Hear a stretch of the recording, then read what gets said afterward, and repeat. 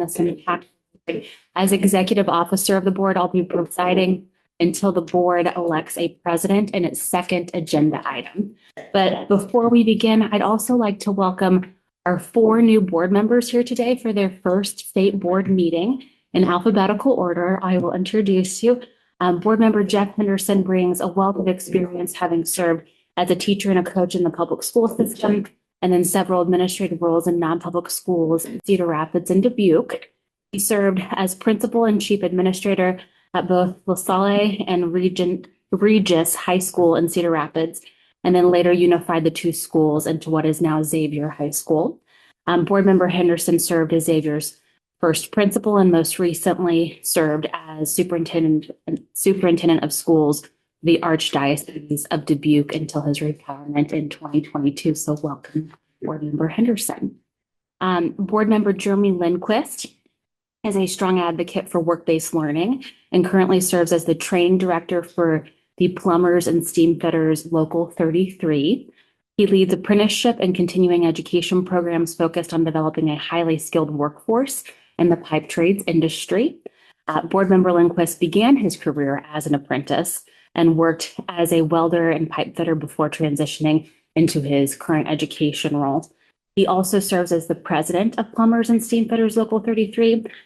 He is a board member of our Iowa Apprenticeship Council and is the chairman of the Central Iowa Apprenticeship Coordinators. Welcome, board member Lindquist. And then board member Erica Roth is the director of talent acquisition at Interstates, based in Sioux Center, where she helps lead recruiting for the organization to create innovative solutions for industrial manufacturing and processing facilities across the globe. She started her career at Interstates as the first dedicated recruiter, and since has served as lead recruiter, HR generalist, recruiting manager, and now again as the director of talent acquisition. She's previously served on the Interstates Foundation and regularly works with local schools, colleges, and the Sioux Center Chamber of Commerce to provide students opportunities to explore future career paths with local business community stakeholders. And she also contributes to leadership development initiatives through Interstate's Excellence in Leadership, or EIL, program, and the EIL for Nonprofits program that facilitates portions of the Leadership Sioux Center program. Welcome, board member Roth. Thank you. And then finally, our new student board member, Cecilia Harris, is with us. Cecilia is finishing her junior year at Spirit Lake High School, where she participates in a number of activities, including on the student district cabinet, as well as National Honor Society.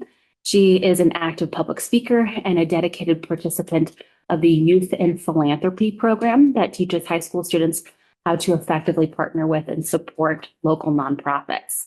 She's also very interested in science and has already interned at her local hospital to explore career pathways in healthcare. So please join me in welcoming board member Harris.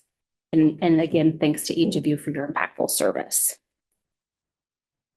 Our first order of business is to approve the agenda. Is there a motion?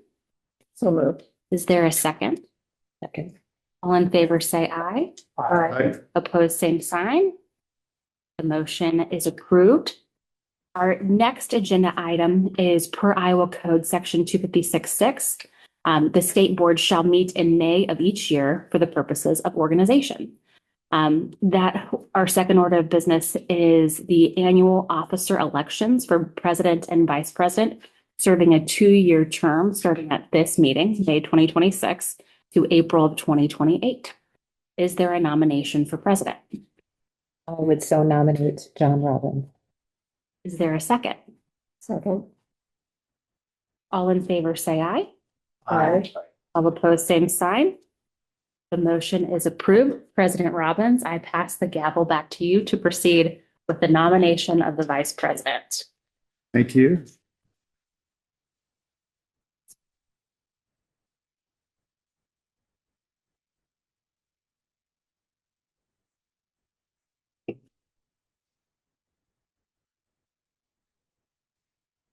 Good job.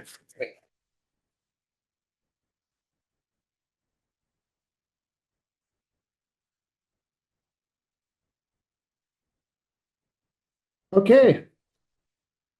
Next item on the agenda is the election of vice president. Do we have a nomination? I would so nominate Mary Meisterling. I'll second it. Thank you. Move to nominate Mary for vice president. Any further discussion? Hearing none, those in favor indicate by saying aye. Aye. Opposed, same sign. Motion's carried. Thank you. Congratulations. Thank you. Next item on the agenda is to fill the state board education appointments. We have a non-public school advisory committee, and this would be for the chair position. I have looked at and hereby appoint Jeff Henderson to that spot. Thank Jeff for filling that role. Thank you. We do have one appointment for the Iowa Public Broadcasting System Board. Information has been shared about that position. Is there anybody interested in fulfilling that position?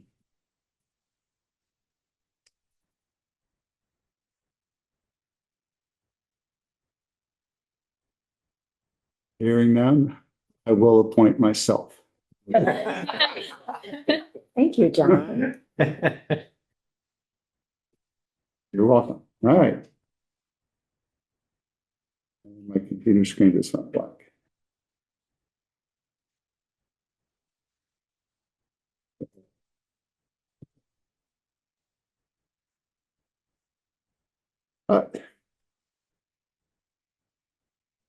Item 4 on the agenda is communications. We'll be starting with public comment.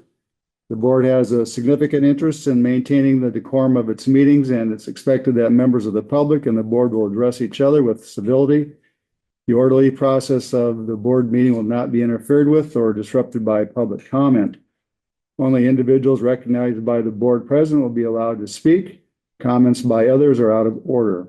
If disrupted, the individual causing the disruption may be asked to leave the board meeting. Abusive, disruptive, or defamatory comments will not be permitted.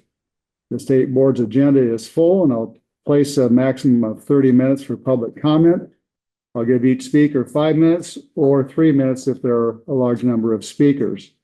At the end of your allotted time, I ask you to conclude, and the board will move on to the next speaker. The department will not respond to public comment. Aside from requesting clarification, the department may place a topic raised in public comment on a future agenda. The topic from public comment that is not related to an item on today's agenda will not be addressed at today's meeting. Do we have public comment today? If you wish to address the board, please use the raise hand feature at the bottom of your screen. If you're calling in, please press *9 to raise your hand.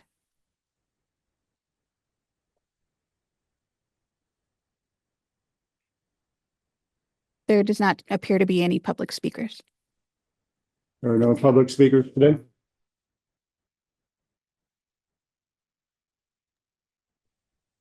Okay, we will move on. We have the Community College Advisory Committee update. Yes. Yes, we met yesterday as a committee and had a fantastic meeting. A couple of things that we want to celebrate immediately. We have 3 promotions that have happened in the higher education and post-secondary readiness division. First of all, we want to celebrate Amy Giske. She is now the division administrator. A little round of applause for Amy. Formerly, she was the Bureau Chief of Community Colleges. And so, Amy, congratulations. And now I want to do my best here with last names. I'm very good with first names, but we have 2 tough last names here. Christina Sabuya is now the Bureau Chief of Post-Secondary Community Engagement. She was formerly the Section Chief of Community Engagement. And Ryan Zand. Tough last names. He's now the Bureau Chief of Financial Aid, State Authorization and Evaluation. He was formerly the Section Chief of State Financial Aid Program and School Authorization. So excited to have team advancing here. The department has also been engaged with supporting a lot of grant applications, which is exciting. I'm sure the director will touch on this a little bit as well. The state TRIO talent search application was submitted May 1st. Strengthening Community College Training Grant is due in 1 week. And the Workforce Pell application is due this Friday. Workforce Pell is an incredible opportunity here within the state. We are first in the nation to be eligible for programs here through the U.S. Department of Education. But it is a tremendous lift here within the state of Iowa, and there is a lot of work happening behind the scenes. A little bit about how this process will work for us. The colleges are working to submit applications to the statewide implementation team. The team will review those applications for eligibility, which there are a lot of rules and regulations in order to be eligible. The State Workforce Development Board will review those applications and make recommendations to the governor. So it's an incredible partnership, not only between the Department of Education, but also with Workforce Development. The governor will approve programs and submit those to the U.S. Department of Education, and then the U.S. Secretary of Education will provide the final approval. So again, just cannot thank the team enough for the amount of work underway to be able to launch these pilot programs and see the impact it will have on the work here in Iowa. Other notable points that we have underway: we will appoint a student representative to our advisory committee. Our process will mirror very much the effort that we have here at the board table. Our goal is to have our student representative starting in October. So trying to align with students coming into the college in August, and then being able to run the application process and have them in their seat in October. Keeping in mind, we meet 4 times over the course of the year, and having some flexibility with student activity and aligning with their course of programs that they're participating in. And then we did also take a look at the new return on investment dashboard.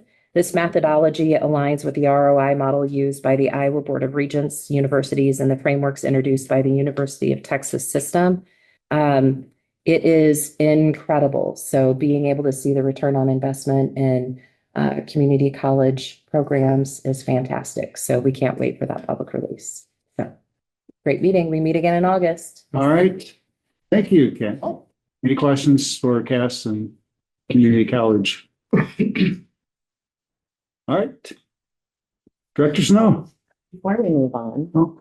the non-pub had a meeting this week too. Oh, I I didn't know don't see it on the that. agenda, but I wondered when this to report out now or at our next meeting. It's up to you. Let's do the next meeting since it's not on the Absolutely. agenda. We'll just add it for That next. sounds great. Then I Thank can you. prep. Yes, Mhm. because it's on him. That was the thinking. Yeah. Wonderful. Thank you. So shifting it into the director's report, the 2026 legislative session, as you know, concluded on May 3rd with many of the department's legislative priorities gaining the support of both chambers. As a reminder, the Pathways Matter bill establishes and formalizes common course numbering, a general education framework, co-requisite remediation, a statewide H3, high skill, high demand, high wage definition, and then also helps align our state expenditures and our state programming to that H3 definition. Specifically in code, aligns the expenditures of our regional planning partnerships or our RPPs. Also administratively, for example, we are already aligning our industry recognized credential list, our IRC list, to that H3 definition and tiering the IRCs based on their alignment. And then it also has an administrative update to ensure that we're aligned to the National Career Clusters framework that was recently updated, as opposed to the legacy framework that was in our code. The instructional quality legislation supports existing district plans and high quality, gifted and talented student identification and services. It also provides for automatic or presumptive enrollment in accelerated coursework with the ability for families to opt out. It also supports advanced math pathways beginning in middle school with a focus on successful completion of Algebra 1 by the end of 9th grade. It allows students to take the assessment aligned to their coursework if they are in advanced coursework, which might not necessarily be their age of if locally chosen. And then it also responds to feedback throughout the science standards revision process to align the administration of the assessment to when the standards are completed. So it was in grade 10 and will shift to grade 11. And then our educator quality bill helps support stronger preparation across our teacher prep programs and supporting students who are English learners and students with disabilities through differentiated instruction. It adds a course requirement for educators obtaining a special education conditional license. Our Division of Teacher Quality and Innovation and our Division of Special Education are both collaborating to develop now. And then it provides for an end of program assessment that is utilized to improve preparation. As a reminder, it's not a requirement for licensure. It's not a requirement for graduation, not a requirement for educators in the field currently, but that assessment instead ensures that any knowledge or skills gap that a future teacher might have are supported while they're still in their teacher prep program. And then it also helps the department inform its continuous improvement efforts across our teacher preparation programs and target our supports appropriately. And then the last component is the anti-grooming legislation developed in partnership with the Office of the Attorney General that strengthens protections against grooming in the BOE Code of Ethics that was first introduced in 2025, passed one chamber, and is now before the governor for signature. There are 3 legislative proposals from the department that will be continued legislative discussions. They all gained very significant bipartisan support of the House. And then we'll continue to engage on them moving forward. The first is leading on Workforce Pell and recognizing Iowa's leadership in the implementation of Workforce Pell through enhanced wage data, unit level wage data, the statewide ROI indicator, and then reporting efficiencies, which are actually focused on some of our K-12 reports, modeled after the modernization of our Condition of Community Colleges report. And then our House File 2545 recommendations, which focused on intentional career and academic planning, expanded summer concurrent enrollment opportunities beyond CTE, and then improved transferability of CTE credit across our public institutions. And then finally, another administrative technical clarification around career academies.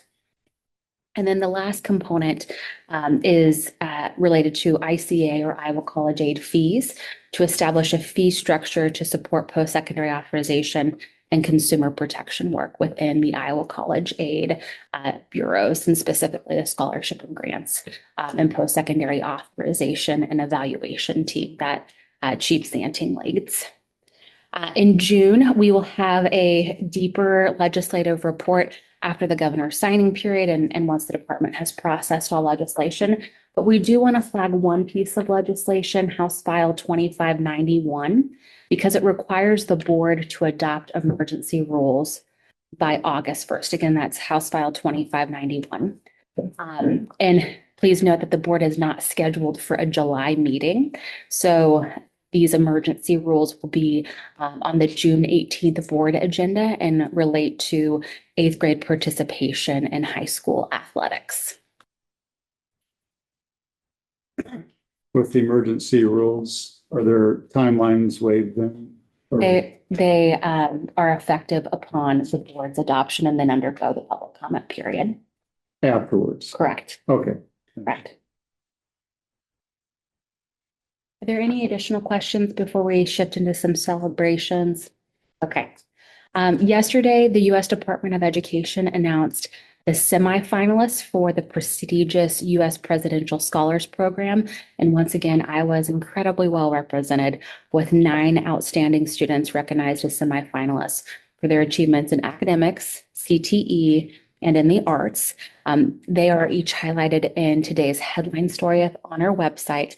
And then the finalists will be announced later this summer, and we'll look forward to sharing that then. And of course, the department was proud to join the nation in celebrating our outstanding educators here in Iowa during Teacher Appreciation Week last week. This year, we shared a video featuring students thanking their teachers on our social media platforms and profiled teachers across the state for a headline series of Q&A teacher profiles. And as you show and continue to show your appreciation for the teachers in your life, we also invite you to read those Q&A profiles in the headline section of our website and view the videos shared on our different social media channels. Additionally, National School Nurse Day was on May 6th, and this year we featured our 25-26 Iowa School Nurse of the Year, Lori Van Pelt of Clark Community School District, as well as our 2025-26 Iowa School Nurse Administrator of the Year, Laura Mears of West Des Moines Community School District, in headline stories celebrating our school nurses. And then additionally, the department recently launched a new resource on our Iowa School Nurse Toolkit to help assist nurses in training others to meet student health needs. May is also the month to celebrate the class of 26's accomplishments and their post-secondary plans. So each year we support schools and students in advancing their next steps, whether that be employment, apprenticeship, military service, or a degree program. And we're celebrating Decision Day season throughout May, and we'll soon be sharing videos of events hosted by participating schools across the state, highlighting seniors' post-secondary pathway decisions, specifically during the week of May 18th through the 22nd. And of course, invite our students, our families, and our schools across the state to share in that celebration. And then tomorrow we will be announcing the winners of our Iowa America 250 student contest. As a reminder, that challenged students in grades 3 through 12 to reflect on the American founding, Iowa's important role in U.S. and world history, and how they live our founding principles today. And we received over 180 submissions across different mediums, essays, poems, or videos.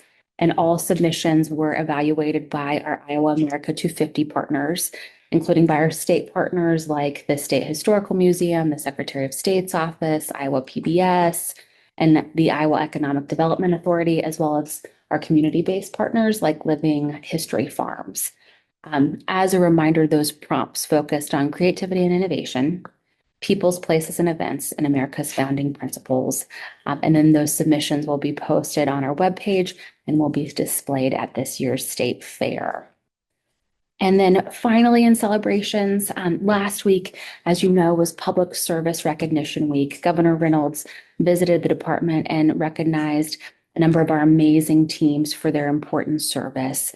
She met with Iowa College Aids Scholarship and Grants Administration team, as well as our agency finance team, to personally thank them for all they do in support of our students, our families, and our educators. And I ask that you join me in thanking our dedicated public servants here at the department and across Iowa schools for last week's Public Service Recognition Week. Yeah.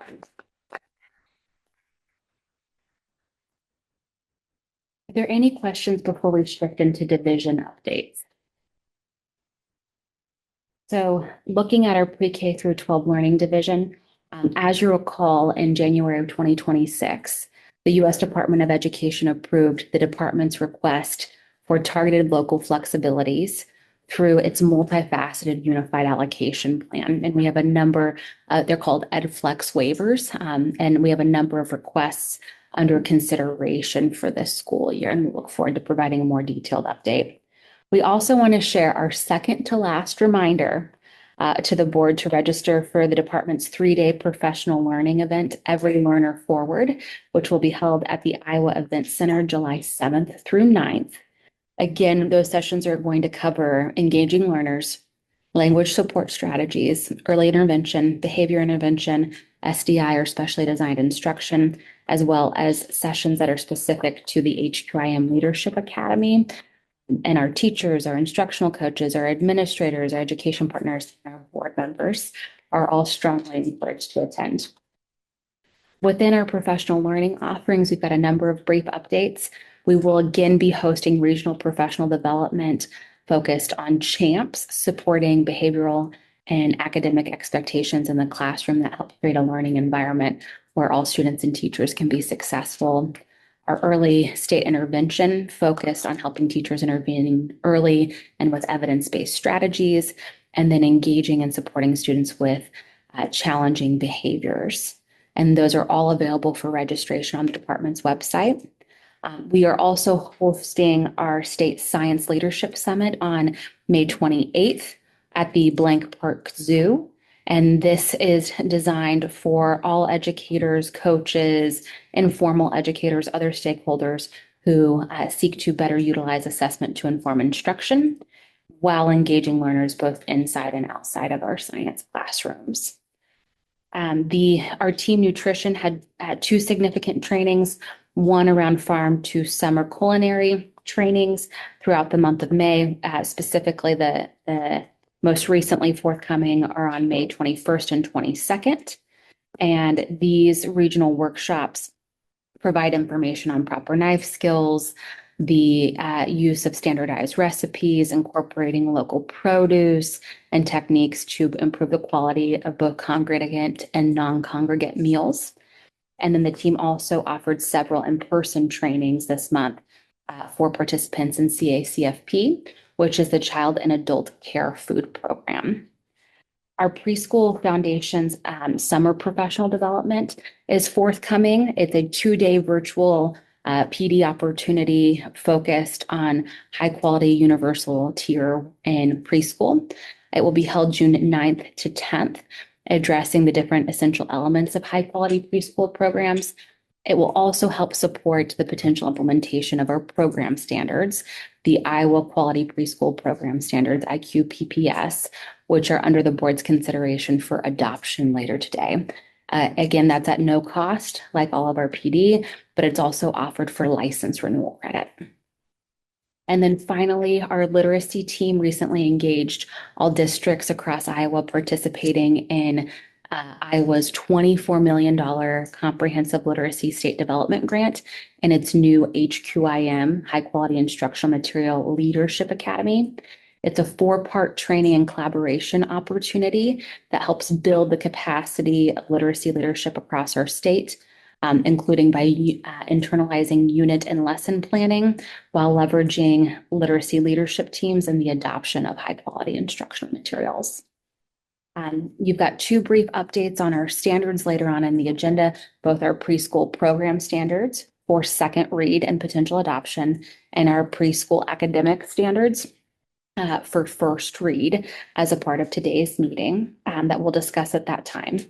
And then finally, the department recently received a competitive farm to school grant through USDA, the U.S. Department of Agriculture, in partnership with the Iowa Department of Agriculture and Land Stewardship and Iowa HHS, Health and Human Services, to implement its joint project, Cooking Up Connections, Iowa Farms, Food Hubs, and Land Stewardship that helps improve access to local foods in Iowa schools. And then notably, it will allow the department to expand its very popular Farm to School virtual field trip video series, which explores different produce grown on local Iowa farms. And then the last update in the division of pre-K through 12 is focused on the Dyslexia Specialist Endorsement Stipend to support Iowa educators who have earned this critical endorsement. This was established back in 2025 through a department proposal and House File 890. And the program offers educators a one-time stipend of $2,000. Educators can apply through June 30th. So we look forward to providing an update there as well. Any questions before a couple of updates in the Division of Teacher Quality and Innovation? The department has been seeking public feedback on proposed updates to the PLDs, the performance level descriptors that will set the new achievement levels on the new state summative assessment. As a reminder, the board adopted new academic standards in ELA, English Language Arts, and math back in 2024. So now the department has worked to create a new state summative assessment that's aligned to those new academic standards. It was first administered in the spring of 2026. Our PLDs, or our performance level descriptors, are descriptions of the knowledge and skills a learner must demonstrate to be classified in one of Iowa's achievement levels. Simply put, that helps bridge the test score to what a student knows and can do. Currently, student performance on our state summit is scored at 3 levels: advanced, proficient, and not yet proficient. And then the proposed performance levels are across 4 levels: below, approaching, meeting, and exceeding grade level expectations to ensure clarity to parents and community members. And then that statewide survey seeking feedback opened last month, but it closes today. We've already received over 300 comments from Iowans across the state. And then the department's also excited to be partnering with national research experts to investigate different literacy tutoring models. It will examine how high intensity human tutoring compares with AI supported tutoring, and will continue to support our ongoing efforts to advance literacy and ensure students become strong readers. It also works with our university partners to engage future teachers as tutors, which is a purposeful design to impact both striving readers and future teachers. So specifically, it will compare AI only tutoring, AI tutoring plus classroom teacher support, human only tutoring, and then a control group across multiple districts. And about 1,000 additional students will receive additional supplemental tutoring through this grant funded research. I like that a lot. Thank you. Would you be able to report back on the results of those? Absolutely. Great. Absolutely. We plan to. But we're currently seeking participants in the process. As a voluntary. Absolutely. Both across our teacher prep programs and our schools and districts. Thank you. Any questions before we shift to the Division of Special Education? We have new Special Education Directors Learning Series underway, held in July and August, that are designed to provide special education administrators with essential tools to lead successful special education programs in Iowa. They specifically focus on 4 main topics: state and federal special education finance, Achieve, which is our first in the nation special education system that provides every Iowa parent and guardian of a child with a disability with real-time 24/7 access to their child's progress. Teacher rosters, licensure, and district developed service delivery plans, and then child count and assessment, specifically our Iowa alternate assessment, the DLM. And then we recently released a new technical assistant document on supporting expanded work-based learning attainment for students with disabilities. And that's on our secondary transition webpage, as well as our career connected learning webpage. And then we'll engage in professional learning and webinars to support continued understanding of that information. And then our special education policy and practice webinar series continues. Just yesterday, we had a webinar focused on dispute resolution that covered mediation, state complaints, and due process dispute resolution options, and really focused on empowering schools with practices to support strong family and parent partnerships. And then our next session is on June 10th, focused on end-of-year program evaluation and year-to-year data comparisons. And then our non-public school and special education webinar will be held on May 20th, focused on discipline, behavior, and manifestation determination. Any questions before we conclude with the Division of Higher Education?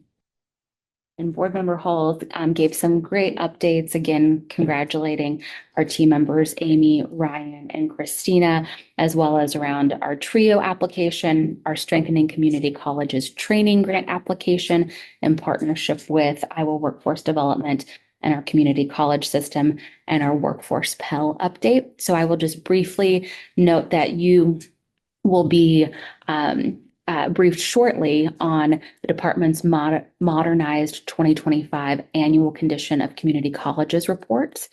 And Division Administrator Giske will go over some of the main takeaways from this report later on our agenda.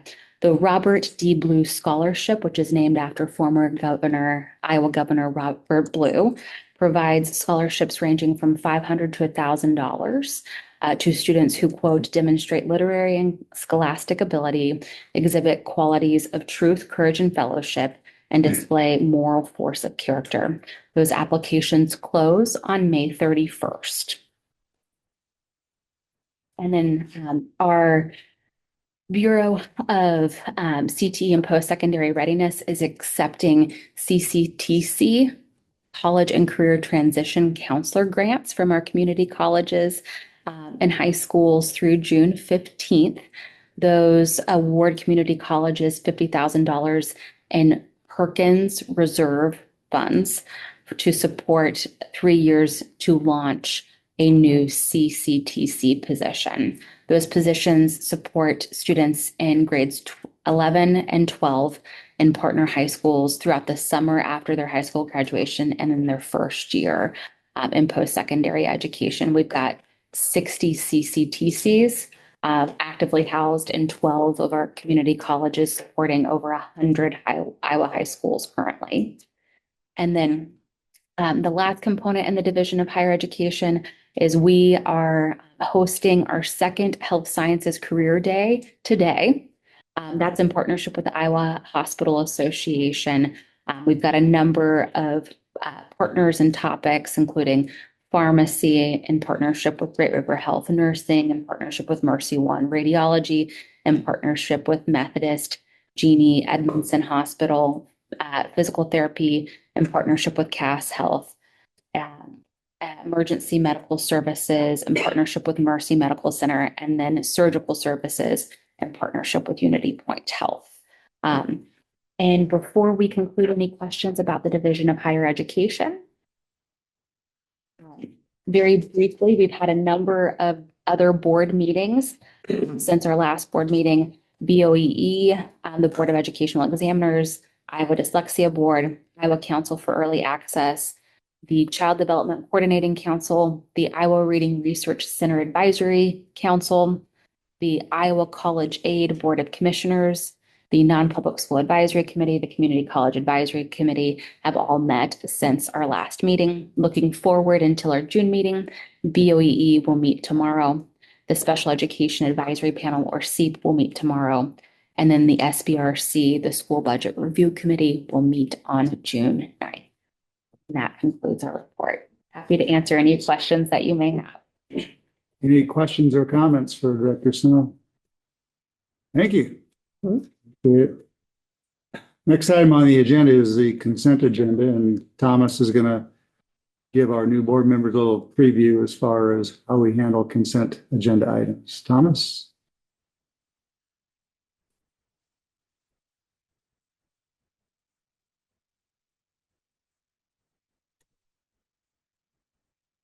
Newly elected President Robbins, members of the board. We have several new board members, so I thought I'd go over the parameters for contested cases when there's no appeal of a proposed decision. When there is an appeal of a proposed decision, there will be some action item for you to discuss and deliberate. There may be oral argument. The parties or their attorneys may present their arguments that they made before the administrative law judge to you and tell you why the administrative law judge was right or kind of right or completely wrong. The 4 items before you today, there was no appeal of the proposed decisions. So if there's no appeal of the proposed decisions under your board rules and the Administrative Procedure Act, you adopt those proposed decisions as written, regardless of how you might feel about them. If the parties did not care enough to appeal, that tells you how the parties viewed the cases that actually affected their lives. So that's the frame on consent agenda. If there's appeals on your consent agenda, there was no timely appeal of the proposed decision. And so that's the frame, at least for the 4 contested cases on your consent agenda. Okay. Do you have any questions? All right. Thank you for coming to my TED Talk. Thank you, Thomas. The consent agenda includes the appeals that Thomas just alluded to, and also our meeting minutes from April 16th. I would take a motion to approve the consent agenda. Make a motion to approve. Okay, thank you, Jeremy. Is there a second? I'll second. Thank you, Cass. Any further discussion about the consent agenda? Hearing none, those in favor of approval indicate by saying aye. Aye. Opposed, same sign. Motion's carried. Consent agenda is approved. Moving on to item 6 on the agenda, which is the petition for rehearing regarding Appeal 5232. Thomas?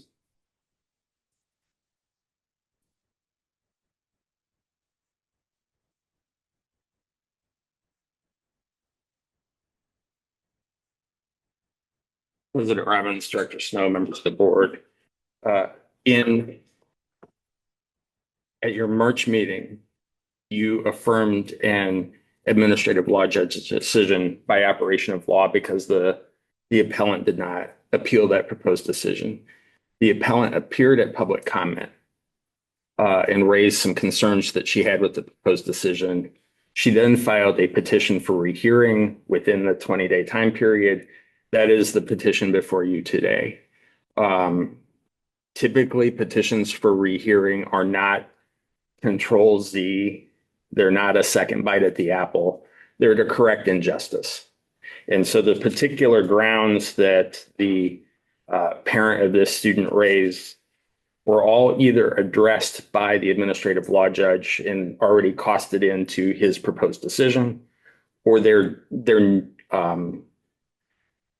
newly raised for the first time, which is inappropriate on petitions for rehearing. It's not a chance to raise new evidence. One of the issues raised concerned that this child is an individual that could be an individual with disability. And that should have been a factor in the decision.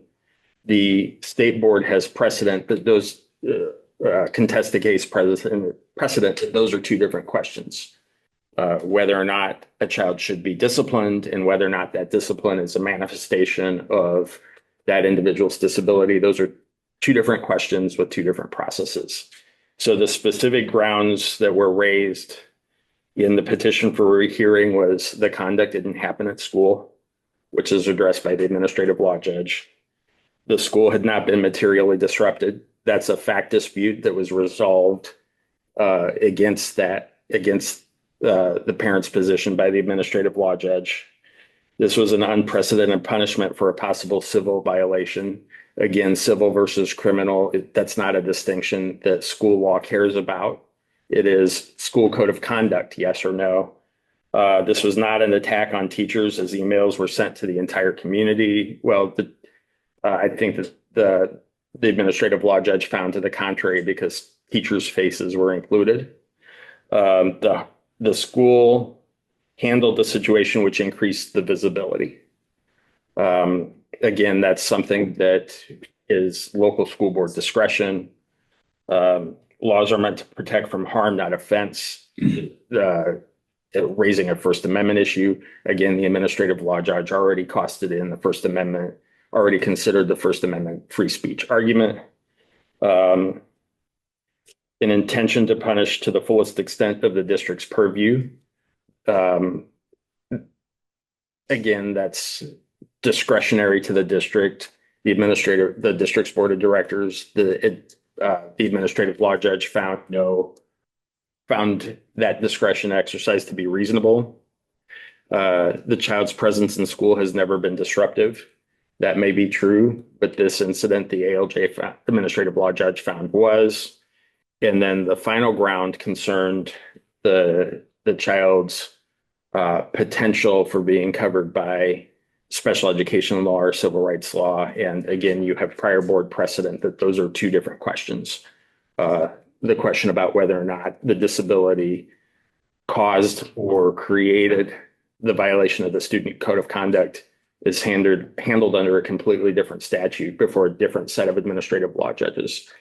And for that, given the high standard for granting a petition for rehearing, the recommendation from the department, this is this is probably painful to all involved, including the child and the family, but the recommendation from the department is to deny the petition for rehearing. That would exhaust the family's administrative remedies, and they could then go to state district court. So questions about the brief synopsis. The particular case that set forth the proposition that the disability law question is handled in a different process. That specific case, longstanding precedent, INRI TM, TM is not me, INRI TM decided by the state board in 1998. And that was cited to the parties. I asked them to react to it in their written filings. And there was no persuasive attempt. There was no persuasive distinction provided by the parent to this case. I feel sorry for this young lady, but feeling sorry is not the legal standard. Questions for Thomas regarding this matter? Without getting too specific, in this situation, these kinds of situations, if I understood the ALJ ruling and your response, the student has not, at least at the time of the filing, have not been identified as a special ed student. Correct. Okay, so if in the future, if the student is identified, then you're saying is it is handled by a different set of rules and regulations, as I understand it, versus what the student went through. Okay, thank you. So the process one, which is the process before you today, is did the infraction occur and what should the punishment be? Process two, which is an entirely separate process, is did the violation of the student code of conduct, was it caused by or did it have a substantial relationship to the child's disability? And there's a whole nother administrative framework to address that second question. Other questions for Thomas?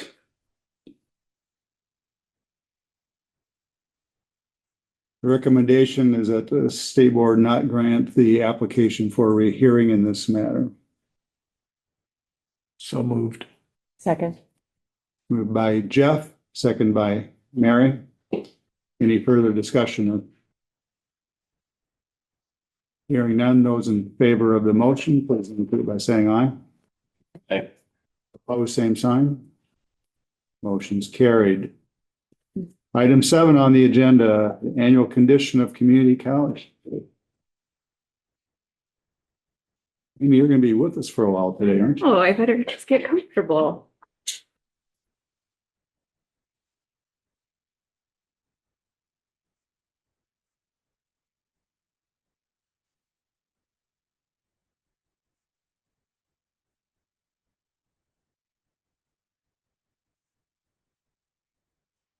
Well, good morning. It's really good to be with you all today. So I'm here to give an update on the annual condition of community colleges report for AY 2025.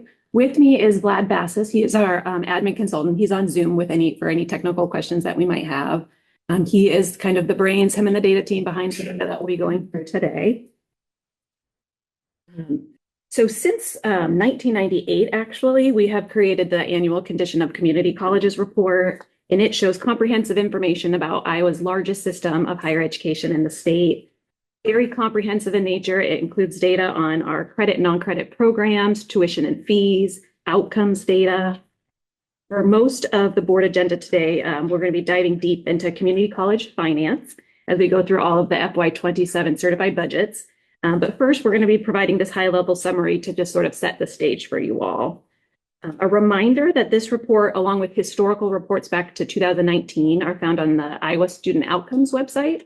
If you're not familiar with that website, it's a wonderful website with a great deal of data, but the condition report is now there.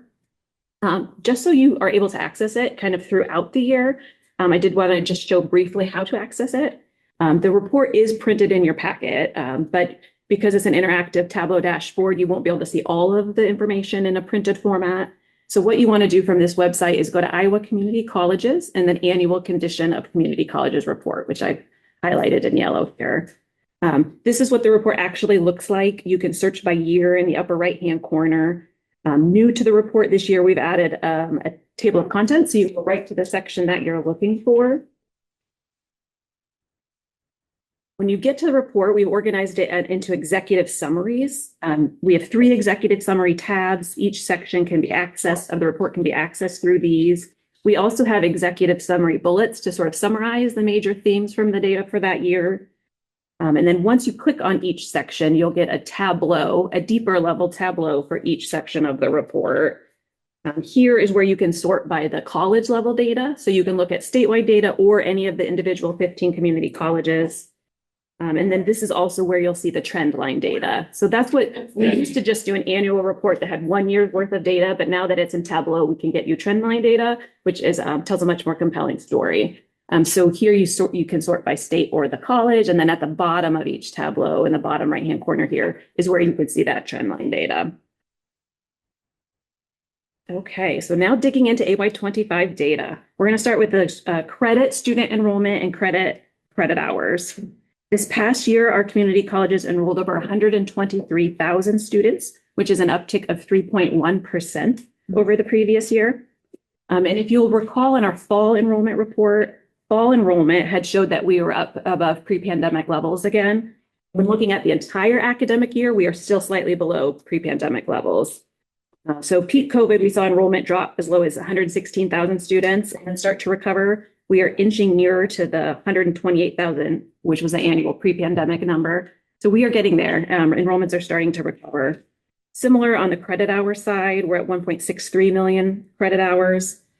So we're nearing the 1.7, which was the number pre-pandemic. And it was also a 3% uptick over last academic year. So we're starting to see some growth, but still enrollment is a primary concern for our colleges. So you'll still see a lot of talk about enrollment. This slide details information on our credit programs by program type. 5-year trends show declines in both developmental education as well as declines in the general Associate of Arts, Associate of Science degrees. We also see 5-year increases in joint enrollment, online enrollment, and transfer major types. And those changes are largely due to really intentional programmatic shifts at the state and local level.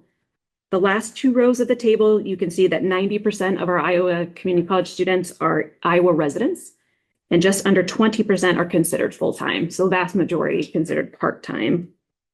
AY25 data shows that of our top 3 credit programs, health sciences is the largest, which is nearly double the second most popular program of business management and administration, followed closely by law, public safety, and security.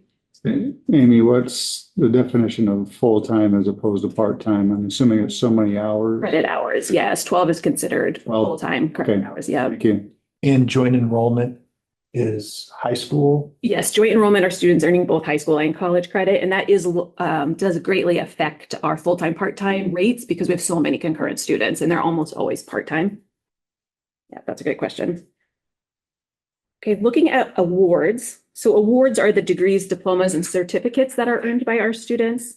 In AY25, our colleges collectively issued a record high 21,367 awards to over, nearly 18,000 students. And that's nearly a 9% increase over the last year. So we are seeing our colleges issuing a higher percentage of awards each year. Interestingly, 13.3% are earning those awards in smaller degree types like certificates and diplomas versus the full associate degree. And we're seeing this number break our records each year. So increasingly, students are wanting shorter, smaller degrees and credentials to get into the workforce more quickly. When looking at online enrollment, we see this year over 75,000 students were enrolled in at least one credit course. It's a 4.8% increase. We know that 60% of all community college credit students are in at least one online class. So participation in online is certainly not in the minority, it's in fact in the majority. And the joint enrollment we will look at next, but I wanted to talk a minute about joint enrollment as it relates to online. That's been a topic of interest this legislative session. Our data shows that of all joint enrollments, 51% occurred face-to-face in the high school, 16.4% face-to-face at a college campus or location, and 32.6% occurred online. So not an insignificant portion of our joint enrollment is occurring online. In total, joint enrollment students earning credit at both the high school and college level comprised 47% of all headcount enrollment at our community colleges. So that number is also increasing each year. Last year was 45.8%, and this year 47% of all enrollments. At 5 colleges, joint enrollment is over 50% of their total headcount. 1 college is over 60%. 12 colleges have total headcount enrollment over 40%. For the headcount enrollment, doesn't matter how many hours they take, it's just Exactly. they take one class, they are counted. They are counted. Okay. So that's very important to consider because when you look at credit hours, that number is much less. Total credit hours is only 32% of statewide community college credit hours are joint enrolled. So the rest is traditional students. So the headcount number makes it seem more than if you were to look at it on the credit hour side. When we're looking at the type of joint enrollment offerings, we see a split of approximately 67% arts and sciences and 33% CTE. And then at the last year's board meeting, there was a question around what percentage of high school students are participating in concurrent enrollment. And that number is 33.5%. So I wanted to bring that this year. So of all high school students, 33.5% are taking some joint enrollment. Do we know, and I tried to find it and couldn't, but it could be in the big report. Do we know how many high schools themselves are participating? And it looked like not every community college has a program for joint enrollment. All community colleges are participating. Okay. We actually have a map to show you here in a second. We do have that data. So I don't have the number, but it's the vast majority. I saw that. Yeah. So But that was impossible to figure out. Yeah, no, absolutely. That's a great example of a question we can kind of follow up with you on and get you the I'd be specifics. curious. Yeah, I would be really curious. Yeah. I'll flag that for Vlad. All community colleges have to participate? Actually, concurrent enrollment is optional for both the school district and the community college. It's not mandatory. Okay. This slide shows historic trend data for joint enrollment from 2010 to 2025, starting with just over 38,000 high school students participating in 2010. And now we're at nearly 58,000. And that is a jump from 25.7% of all total community college enrollment to now 47%. So interesting to see that trend line data from 2010. In joint enrollment, we track closely student demographics and how they compare to student demographics of the overall high school population, so we can identify potential participation gaps. Starting at the top of this chart, we see female students are overly represented and male students underrepresented in joint enrollment. Also underrepresented as compared to the overall high school population includes students on an IEP, students that are eligible for free and reduced lunch, and English language learners. This map that we were just discussing is where you can see participation by district for each community college region. With this map, we see that even within a particular community college region, there's wide variety in terms of the percentage of high school students participating. If we look at Southeastern, for example, in their region, we see participation rates ranging from 72.4% of all high school students in the Central Lee District to 18.8% in the Burlington District. So that's just one example, but in the actual tableau, you can click into each and blow up each community college region and look at the specifics. So very helpful data for our colleges to have to see where folks are and are not participating. I'm sorry, just a couple of questions, because I was involved in the development of the one at Kirkwood, so Okay. quite a bit of knowledge about this, and it kind of scares me. The knowledge is bad anyway. What is done to promote these programs? Because I know that there are some school districts and some non-pubs that are reluctant to participate for reasons only known to them. What do we do to promote this incredible opportunity for the students? Much of that promotion happens at the local community college regions. So they almost all have an office of high school partnerships, concurrent enrollment with individual relationships with each of their district partners, where they are looking at that participation data, who is and who is not participating, and trying to encourage participation rates. But much of it is really a local promotional. So was there promotions to like guidance counselors and high school principals? Yes, from mostly community colleges to the high schools. Okay. Yeah. If I may add, at my school, I think a lot of the kids in my grade are very academically driven. And so because of that, our school counselors really do try and promote us to take classes through Iowa Lakes Community College.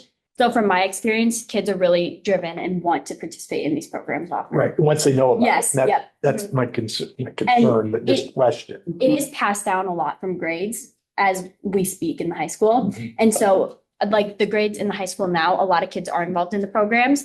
So when we're younger, they kind of pass down that knowledge and they say, oh, this is a great opportunity. You should take this class. So that's where a lot of it happens too. Now we'll look at data on the non-credit student enrollment and contact hours. As a reminder, non-credit programs are those offered by the college that do not offer academic credit toward a degree.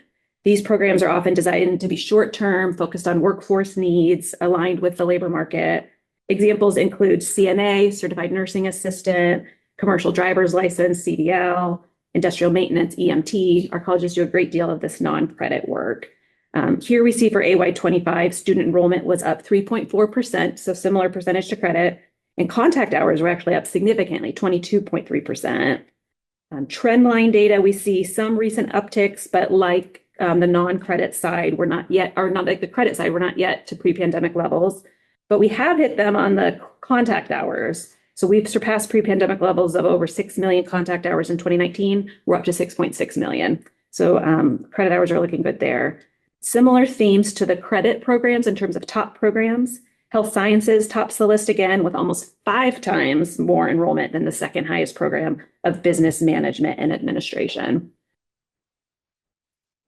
Many of our college's non-credit programs are linked to industry recognized credentials or IRCs. And this year we saw a significant over 20% increase in the number of IRCs that were awarded through these non-credit programs. In 2019, these programs were offering nearly 34,000 IRCs compared to over 50,000 in the last year. This has been an intentional priority to make sure students are getting more of these credentials. Again, top programs, health sciences, tops the list with over 72,000 students earning 31,000 health science credentials. This slide shows the 3-year graduation, transfer, and success rate. So this is our outcomes data. Success rate includes those students who have either graduated, so they've completed their course of study, or they've transferred to another institution. So that 55% success figure for academic year 25 is all students from the fall 21 cohort, so we go back 3 years, that have either graduated or transferred within 3 years. So numbers are mostly even compared to last year with success graduation, but trend data shows significant growth over the last 6 years. If you look back to 2019, graduation rates have jumped from 37% to 44%, transfer from 17 to 27%, and success from 42 to 55%. So we're going in a good direction as a state with our outcomes. Are your transfers going to 4-year? This is all transfers, so mostly 4-year, mostly public, but it would include a lateral community college transfer as well, or private transfer. And when looking at outcomes data, we not only benchmark against other community colleges within Iowa, but really importantly, we also benchmark against community colleges nationwide. National benchmarking is really essential for informing practice and policy at both the state and local level. So this past year, our data team has moved to 2 new national benchmarking products, the National Community College Benchmarking Project, and then the Richmond Fed, which I've highlighted here. What's important about the Richmond Fed data is that it calculates success rate differently than other national benchmarking products like IPEDS that are more traditional student-oriented. Richmond Fed success methodology includes a success students that either earn a degree or a smaller credential. That's also considered a success. It includes students who transferred either with or without a degree. Generally, they just look at transferred with a degree. And it includes students who persisted to, who maybe haven't graduated yet, but they're still enrolled because they're taking a bit longer to enroll. And then it looks at success 4 years out instead of a typical 3 years out. So this methodology was really designed based around the fact that community college students are different. They enroll at part-time rates, they take longer to succeed, but it's a more accurate methodology for community college student success. And when you look at the Richmond Fed cohort, we see that Iowa's success rate of 54.3% tops all other states in the cohort, in some cases by more than 15%. So very helpful to see how we're doing compared to other states. Is this just full-time students or is this all students? Well, so that's what's interesting. IPEDS only looks at full-time students, but Richmond Fed said that's not a good measure for community colleges because we know 80% are part-time. So it looks at all students. And then how does joint enrollment students affect all of this then? With the success, so it would be matriculated students. Okay. Yeah. So cohort formation for these things is so important. Who is included and who's not included. That's why like our success rate is 55. It's slightly different. We define our cohort slightly differently.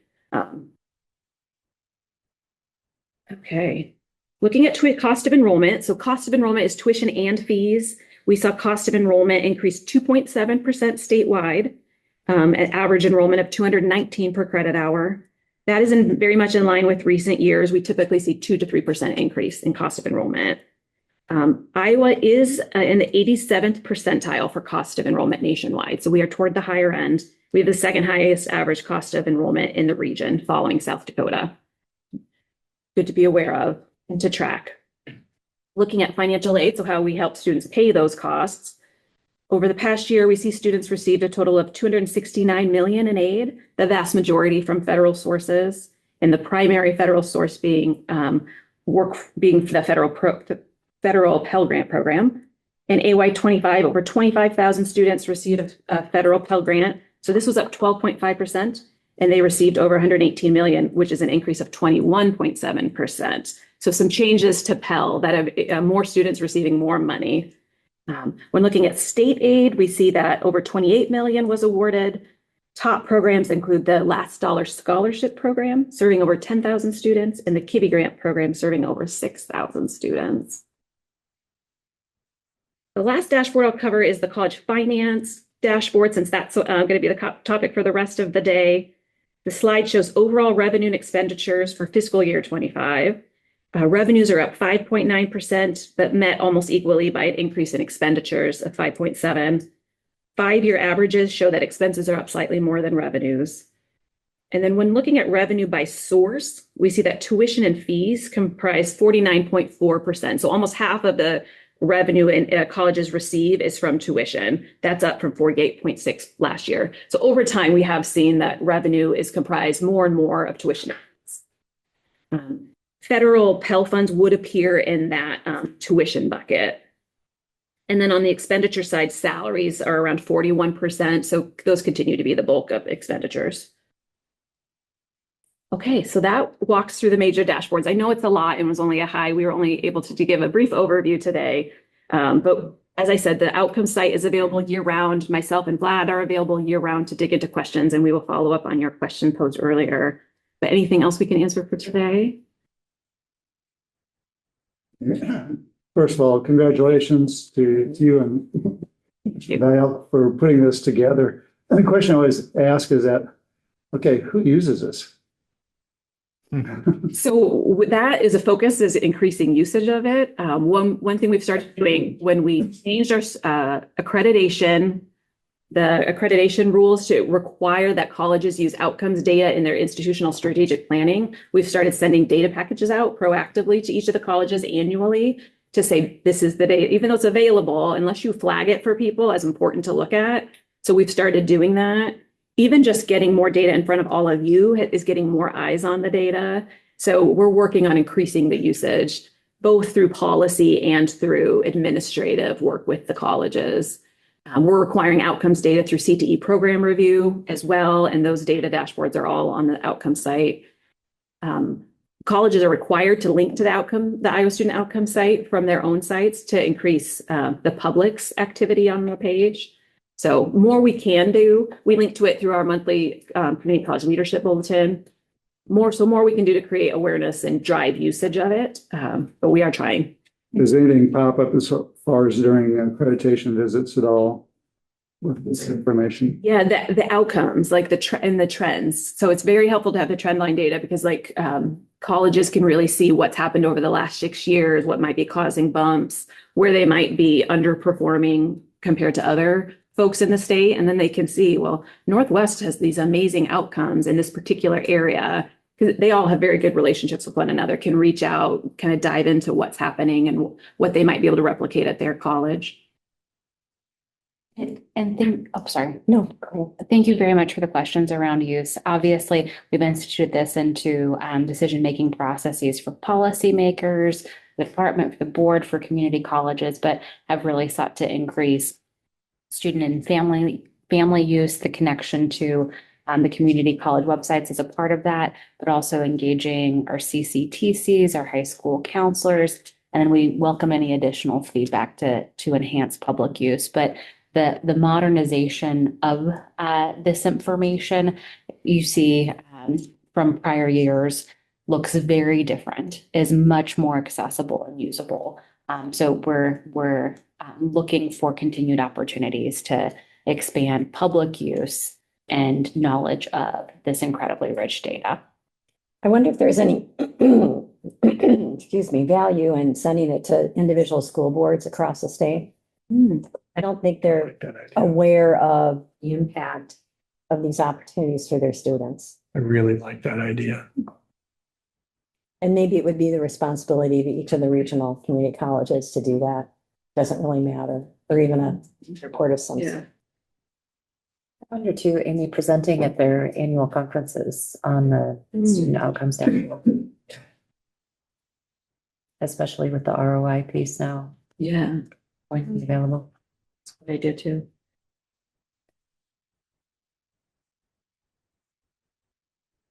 Getting back to a previous topic as far as being required or not required in Iowa. Isn't there a requirement that school districts post this information? Yes, that the Iowa Student Outcomes website is specifically in code. Post that the high school students can take college courses. Oh, I believe that's a mandatory, because we were always told that we always had to too. post that. Anyway, Yeah. so there is information that's out there. It can be improved. Of course, everything can be improved. And we have started auditing the school district's concurrent enrollment policy manuals to make sure the extent to which that's all being implemented according to code varies across the district. Sometimes districts are inadvertently implementing joint enrollment in a way that's not allowed. So we're trying to provide more oversight and technical assistance to make sure there's equal access given in law to school students across the state to concurrent. All right.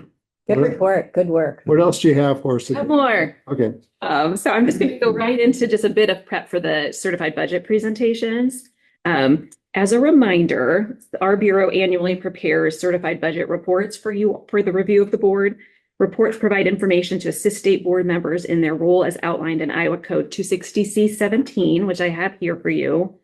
In accordance with code, each community college projected budget, so these are projected budgets for next year, shall be reviewed and approved by the state board on or before June 1st. That is why we are here at your May meeting. The Bureau has prepared a summary sheet for each community college. The summary provides additional institutional context as you consider your approval of the budgets. Across the top, you'll find key points of interest about each college. The table on page 1 that's titled 2024-2025 Student Profile provides overview information on students served, as well as key outcomes toward the bottom. And then the table at the bottom titled Credit Program Completion details completions over a 5-year period for both transfer programs as well as for the college's top 10 CTE programs. And this is just informational context for you so you can better understand the budget that you're looking at. At the top of the second page, you'll see a short snippet of the college best practice highlight as identified by the college.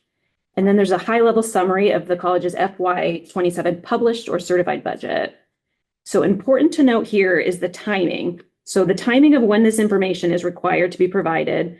At that time, state general aid, tuition revenue, employee salaries might not be finalized for next fiscal year. So this really is a best estimate by the college for revenues and expenditures. And the intent is really to set the tax levies for next year. So, but they have to do this prior to some big decisions being made. So that's just important to keep in mind. When you look at the table, the first 4 columns relate to the estimate FY27 certified budget, with the total appearing in column 4. And then just for comparative purposes, the FY26 re-estimated budget is provided in column 5. And then the actual budget, audited budget for FY25 is in column 6. So this is just a high-level summary. The report includes the detailed tables. And then we'd also asked the college to provide any important budget context that might be helpful for framing the conversation, and that's included on the summary page. I think, unless there are questions, we can move to our first. Indian Hills is our first college. for certified budget reports. All right, just a heads up, we will hear from Indian Hills and we're going to be taking a 10-minute break after. So, all right. So I see Matt's with us this morning.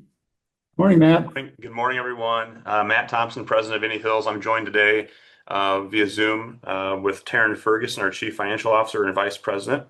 And we're going to try to keep you on track here. Our highlight this year, one of the things that we had seen over a course of a number of years is our bad debt write-offs were going up. And so we focused as a college this year on implementing a payment plan process and deadlines for payment.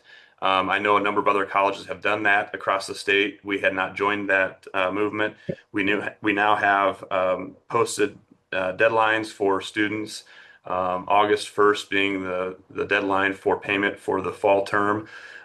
What we have seen with that process is really some improved communication across campus. So our team can generate who's paid and who is not, and then we're working with our admissions office, financial aid, some of our academic program directors that are making phone calls and helping support students getting in to develop a payment plan. We've seen a decrease in student receivables of 83% from the prior year. It's definitely helped our institution's cash flow this year. We've had a slight decrease, 4.5% of students withdrawing or failing classes. And we're going to do a deeper dive and have more data available when we wrap up this academic term here for the spring. And we shared out with our board some of this information. We'll give them updates as well. But the biggest thing I think that we have seen as a benefit is just the communication and the problem solving between different departments. Students that maybe qualify for PACE funding or need scholarships from the foundation to help get them over the top, to have their payments in place on time. It's also given us an opportunity to really educate students on the costs of education and making sure that they're making the right decisions and choices for them. And so that has been a highlight that we've seen this year that has been beneficial both to the institution and to our students. I'll shift gears to strategic priorities.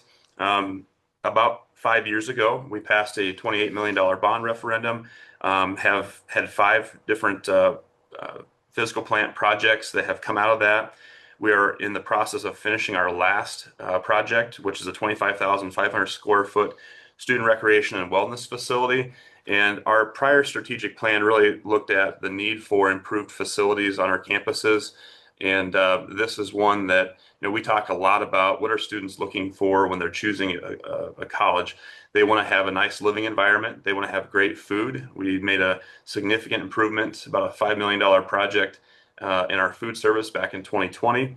And then what are they going to do? And so we felt like we had an absence of a place for students from a recreation standpoint after hours. And sometimes that is maybe the more beneficial part of their experience on a college campus, is learning how to work with others and socialize and enjoy campus life. And so we dedicated this space to that purpose.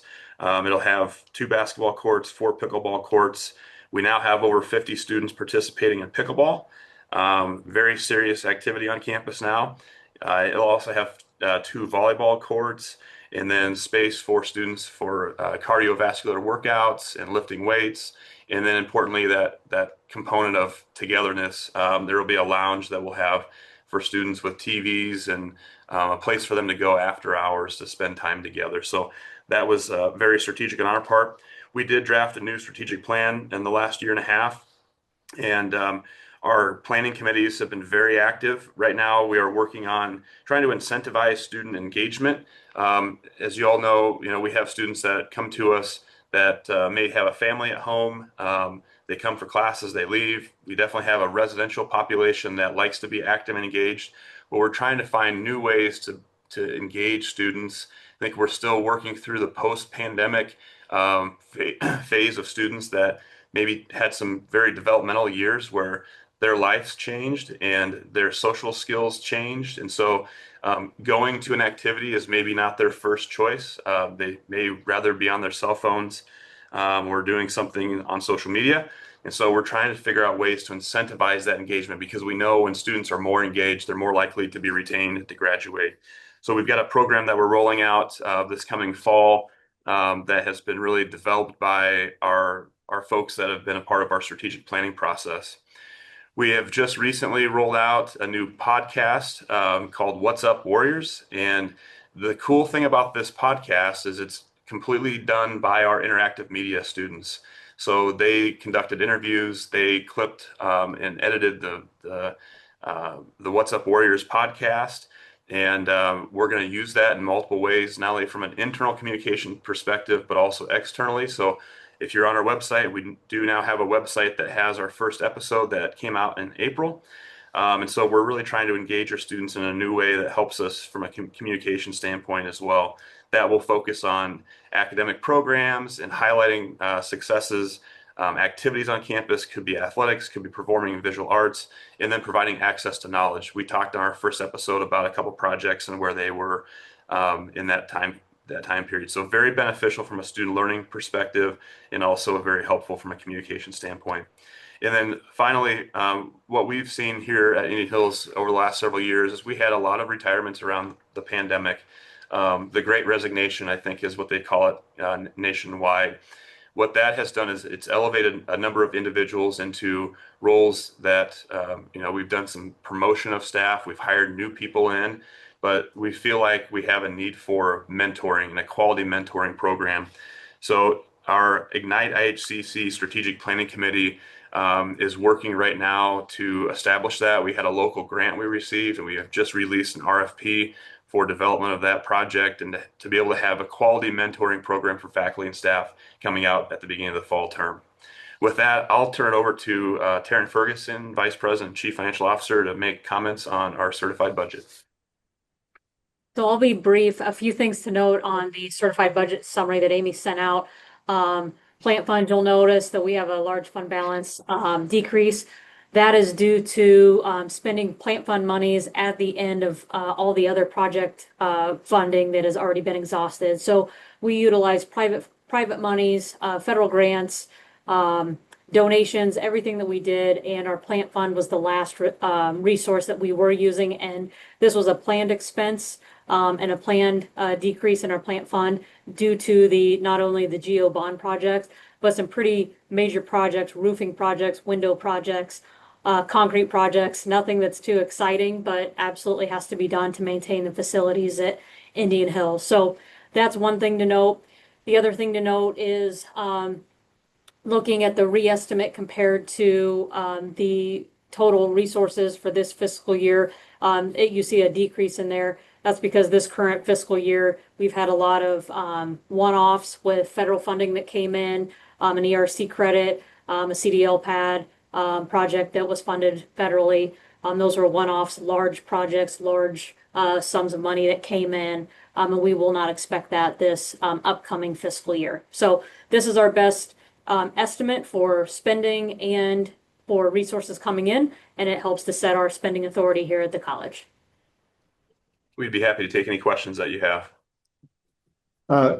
Question for either Matt or Taryn. Just looking at your general fund, which is this first column of numbers, you have I'd say a healthy balance in there, even though you're going to be spending down a little bit, which is understandable. Does your board or do you have a target number or target percent as far as what you want to see in that? Has there been any board discussion around that number? Yeah, so that general fund, that is not only our general fund one, it's our restricted for our grants and our self-funded health. So we have a large self-funded health program that lives in Fund 2 that would be a part of that balance. That balance is about $4 million.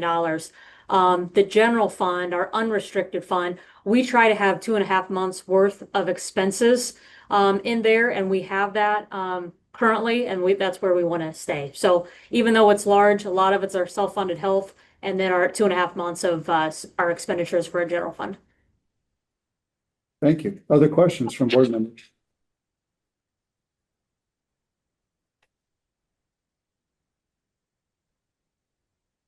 Hearing none, the recommendation is to approve the certified budget for fiscal year 2027.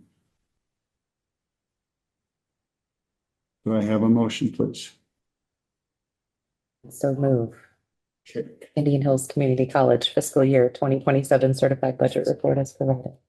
Thank you. Is there a second? Second. Moved by Cass, second by Erica. Any further discussion? Hearing none, those in favor indicate by saying aye. Aye. Opposed, same sign. Motion's carried. Thank you. Thank you. Indian Hills. Thank you. All right. We are going to take a 10-minute break and we will return at 10:40. Excuse me, 10:36. 10:36.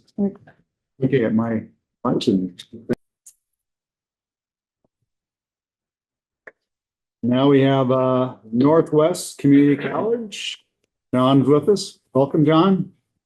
Thank you, and looking forward to this interaction.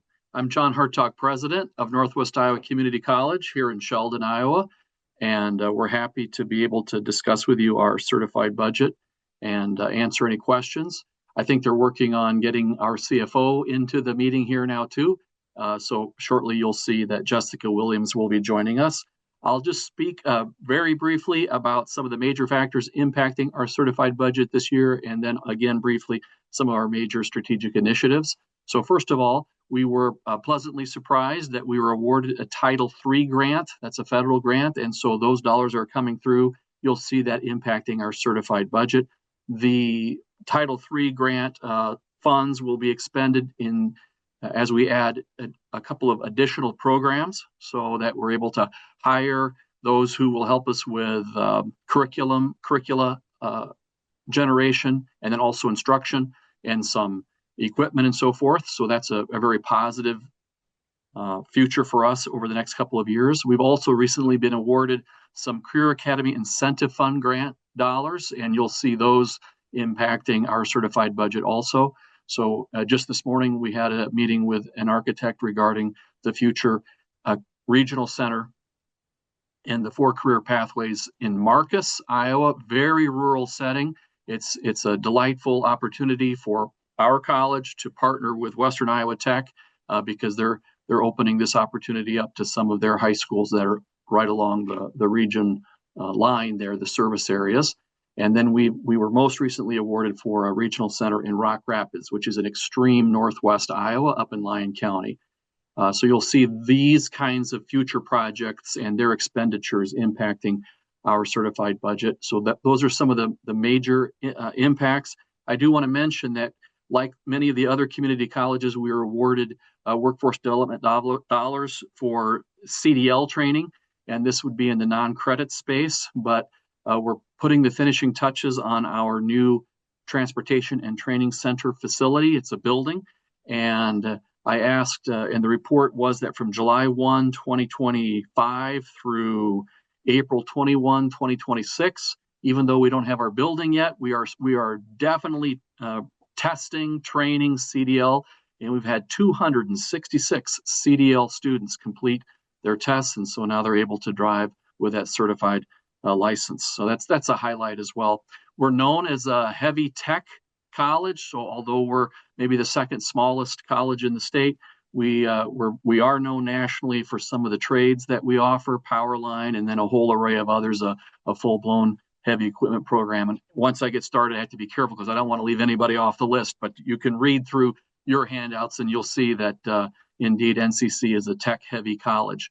However, we're also a comprehensive community college. And so when it comes to strategic improvement in the future, we are much more intentionally working our transfer results so that those who come to us for their general education coursework and or their Associate of Arts or Associate of Science degrees, we are strategizing and working very hard, even though we're in a rural setting, to be able to enable our students to succeed at an even higher rate. And they do well, but we want more of them to do well when they transfer to a 4-year college. So I could speak more, but I know you're on a time frame, and things are looking good here in Northwest Iowa as far as enrollments. We had the highest enrollment official count day last fall, and those numbers keep going up. I see that this past Monday we had 2,862, and we'll be able to continue to grow that. One day maybe we'll break 3,000 which would be great for us. So I'll stop there and ask if Jessica's on, if she'd like to say a word or two, and then we'll field any questions that you may have. Jessica? Absolutely. Can you hear me okay? Perfect. So as John said, when you're looking at our budget numbers, you will see an increase in. Excuse me, Jessica. Uh-huh. We're having a little trouble with volume. That's on our end or? It's probably my end. I'm sorry. I have Okay, struggling with some computer. Can you hear me okay now? that's much better. Thank you. Okay. So as you can see with our budget numbers from the 25-26 to 26-27, you're going to see, because of those things John mentioned, increases in not only the revenue side, also the expenditure side. Because of the Title III expenses, the new programs that we're adding, which means new staff, new equipment, the TTC building, or the Transportation Training Center, which will house our CDL. We're working on finishing that up and also purchasing the furniture and equipment to go in that building, and various things like that.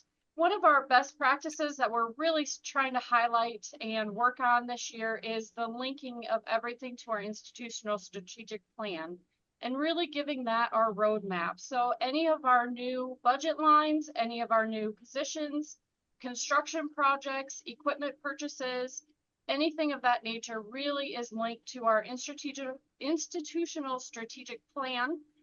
We've changed a lot of our request forms that employees requesting any of these items need to do linking to that so that we can prioritize our purchases based on that. And it's really helped people and helped us as administrators drive the vision of the college. It's our roadmap. That's what we want to try to follow. We do update that and periodically, but it's really trying to drive everybody to have the same vision, and our budgets are really based off of that. And we've done a really good job in having a lot of success with people understanding it better and budgeting appropriately. With that, I think we've covered most everything, but if you have any questions, I welcome them and I'll answer them as best as I can. Questions or comments for Northwest? No question, but I just would simply applaud you for having a strategic plan that actually has life.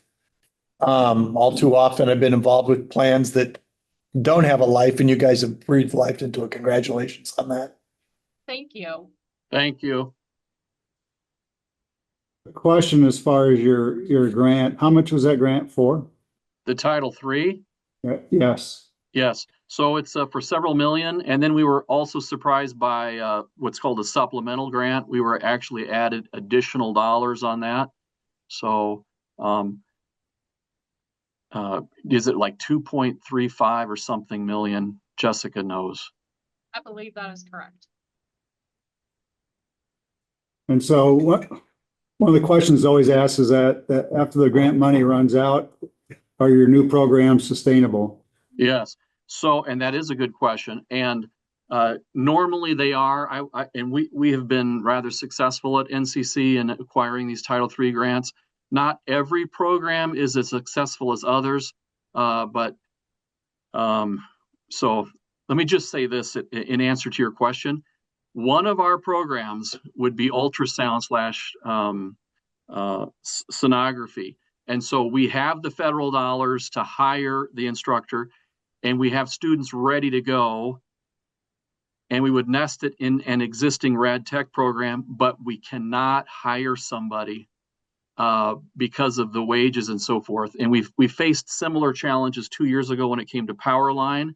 Thankfully, we're fully staffed there, and I am happy to report that every single one of our full-time faculty members signed a contract to continue with us into the year ahead. But when you operate a tech-heavy college, salaries is a very important point of discussion, especially in the rural setting. So, sir, thank you for asking that question.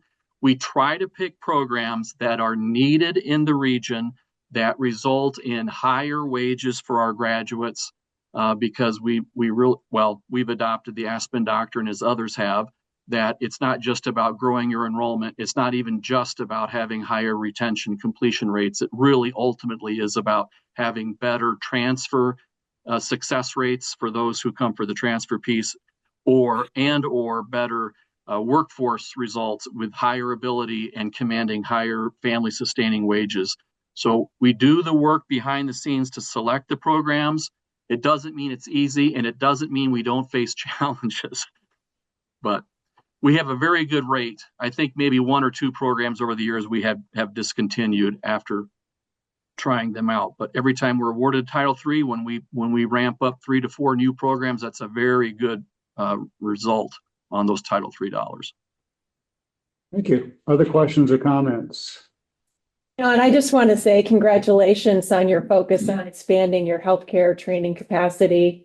We are so desperate for healthcare workers in the state of Iowa. We need it to be a focus of all community colleges and all education programs, because that is our highest need. So thank you. And then also the CDL completers, also a very high demand occupation. So well done. Thank you. If you were to do a heat map on our website, actually the CDL, people searching for CDL at NCC, it's the #1 search. And thank you for the reminder on healthcare. Our voters supported in 2018 at 74% a general obligation bond, so that we could, among other projects, we could have a new healthcare training facility. And we've been able to ramp up nursing, rad tech, health information technology, EMT, paramedic, and so forth. And we would love to offer ultrasound. So if any of you have an ultrasound instructor, please send him or her our way. We would like to do that. And the other thing is that we will be offering MedLab Tech as a standalone program. We've been in partnership with Kirkwood Community College up until this year. We are parting on very good terms. Kirkwood helped us to start this program, and now it's time for us to take the training wheels off and to pedal on forward on our own.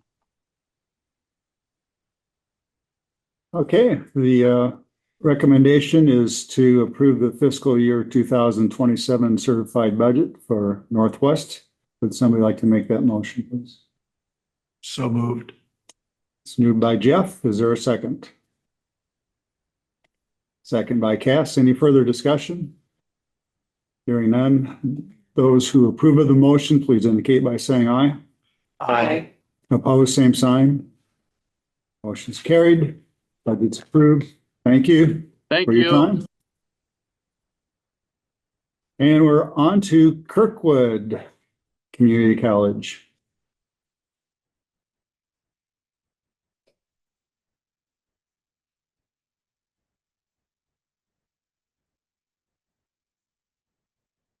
Kirkwood is in the waiting room. If they could raise their hand. We should be expecting Christy Fisher and Casey Dunning. Christy Fisher is president and Casey Dunning CFO.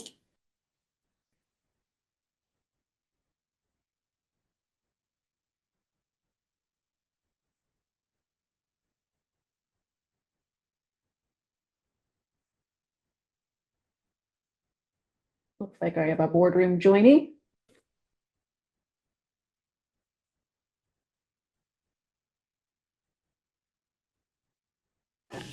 Hello, can you hear us now? We can hear you. Sorry about that. This is Christy Fisher from Kirkwood, and I'm joined by Casey Dunning, who's our CFO here. And I have just a few comments before I turn it over to Casey to talk about the budget. Our budget reflects our priorities, and those priorities are always addressing student and community and workforce needs. This year, one of the things we highlighted was our Skills 2027 report. Every 3 to 4 years, we do a report where we talk to our employers across our 7 counties, and we had over 150 this year to find out what they're thinking about and related to workforce. So that added extra richness to the data that we had in preparing our budget this year. In addition to that, we always focus on student success. I heard the question earlier about who uses the data that Amy and Vlad were sharing. We use that data extensively, so thank you to Director Snow and her team for providing that data to us. So we use that student success data. We also use program review data, so we look at our programs every year, and that often leads to some closures so that we can open new programs. You can see in the report that we've closed a couple programs in the last 2 years, and that was so we could open really critical programs and free up those resources to do that. And then we've also been working this last year on a facilities master plan, so we can think about both predominantly maintenance on existing structures that exist and then needs for improvements in labs. And so with that, I'll turn it over to Casey to talk about our budget, and then we'll take any questions. Just want to say thank you all for having us. My second year attending this, and my pleasure to be presenting to this board. So just some financial highlights from our FY27 budget that you have in front of you. In regards to our unrestricted operations, Kirkwood very fundamentally has a balanced budget with revenues equal to expenditures. That budget's built around an assumption of about 2.6 decline to our regular enrollment, and within that, our budgeting strategy is always to approach our regular enrollment credit hours from a conservative approach so that we aren't really getting out over our skis in terms of revenue expectations from the tuition side of the house. It is probably about 40 to 45% of our revenue, so it's one of the hardest ones to capture, so we always want to make sure that we get that correct. So while we've got it budgeted at 2.6% decline, we're optimistic that we will beat those figures within FY27. On the restricted fund side of the house, we do have an increase in both revenues and expenditures. We've got about a $4 million CPF award through Ashley Hinson's office that we're receiving. That's going to be used to relocate and build a new swine education facility on our ag portion of our campus. We're very excited to break ground on that project here this summer, and we're expecting to expend the entirety of that funding that we'll receive through HUD within the fiscal year to get that building constructed and operationalized. Within our plant funds, we do have a deficit budget presented. That is a planned spend down of our plant fund balances. We're between GO bond approvals right now, so we don't have bond revenue to be spending off of for our capital projects around campus and our facilities projects. So this has been something that's been on our radar for a period of fiscal years between those bond offerings, and the funds here are going to really address a few major projects on campus. The highlight of that is a continued build out of our new East Hall facility. We're working on both IT infrastructure in that space, and then starting to get to work on really some of the classroom space that we're going to use for our continuing education department within that facility. So that construction will be starting this summer as well and taking place during fiscal year 2027, which is the majority of the reason for the deficit spend in that fund. And yeah, we welcome any questions. Questions, comments for Kirkwood?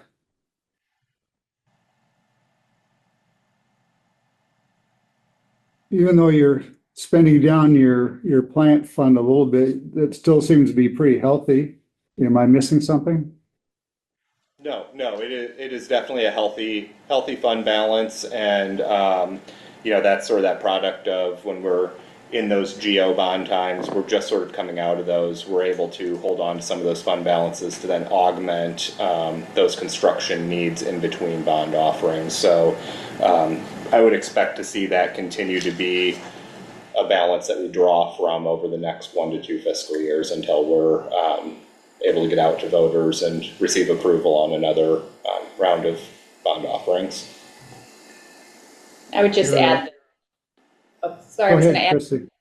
Hall project that Casey talked about, that's actually the building where we are co-located with, I heard Director Townsend in the room before, with IWD, and do great work over there with the Iowa Works office. We're going to be, what we're adding there is going to be classrooms to serve some of the folks who are coming through those other programs.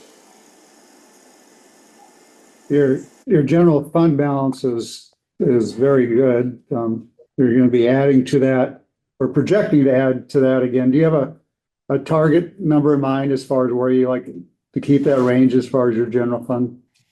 Yes, yeah, we typically like to keep the general fund at between 20 and 25% fund balance. We have a cash balance target that we report out to the board monthly, where in our cash driest month, we want to be above 90 days of cash on hand. So that's about 25% of the year cash that we want. So we always target a fund balance to be fairly in line with that. The addition to that fund balance that you're seeing in the general fund is actually from one of our restricted funds. We're on our way out of a deficit balance in our early retirement levy from some of those larger than expected years, from higher retirement volumes than we had levied for, and we're slowly chipping away at that. So that's why you're seeing a contribution to that ending fund balance, is really addressing that deficit that we're should be out of here in the very near future in that area. Thank you. Other questions or comments for Kirkwood?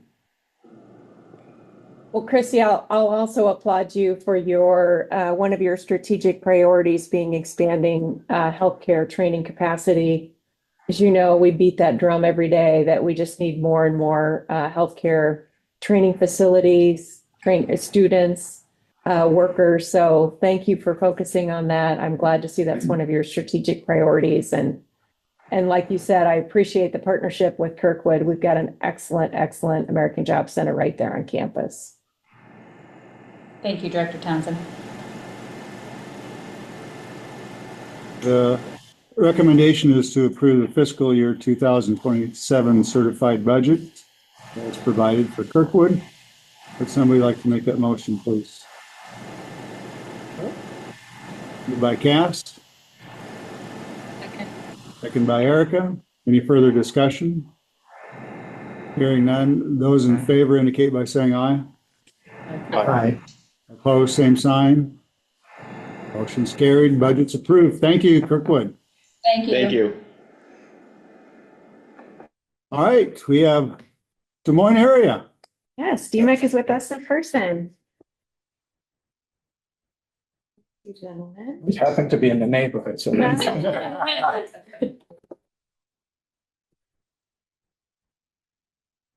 Well, good morning, everybody. I actually bring a word of gratitude to everybody. And because our budget is not just a number, our budget reflects the partnership that we have been able to cultivate and continue to enjoy over the years. And definitely Director Snow, Director Townsend, throughout the agency we have worked with throughout the years. Allow me to show you, share with you how those numbers translate into lives impacted. May 20th, for example, I'll be going to jail. Newton specifically. It will be my second time going to jail. And it's because we will be there to celebrate folks who will graduate with a high school equivalent. And so every day we have colleagues who are in there. And I've been to Metroville as well. So during my brief 4.5 months at DMAC, I would be in jail 4 times. And I can tell you that besides high school equivalent, some of them actually also finish 2-year degrees with us. And data shows that when they're able to do that, they don't come back to reoffending at a higher rate. It's actually lower. So we committed to doing that. So again, I want to thank our correction facility, and definitely all the agency allow us to have that partnership. So that's one. Last week, we were able to confer award credentials to over 4,300 people. And that is amazing for us. And I want you to know that these families, for many of them, that's the first time they're celebrating somebody. And out of 100 students when we work with, almost 30 of them will go to either the Regents institution or the private institution in Iowa. So many of our students go on to more training. And of course, many of them, they are good to go after they're with us, they go into the workforce. So again, I appreciate the families supporting the venture. We can't do it alone. And of course, programs cannot be stand alone, we need facilities. If you saw this past Monday, Congressman Nunn was on our DMAC campus announcing a $2 million federal support for our Trades and Industry Center. And that particular building will house building trades, HVAC, diesel, bioscience. So the Des Moines Fire Department is involved in that. And the Iowa only Ford training program. We already have a GM, so now we're going to have a Ford. We would not be able to do that without partners again, both locally and also federally. And definitely the county supervisors have been very supportive. And I would be remiss not to share that before that, we also received $1 million.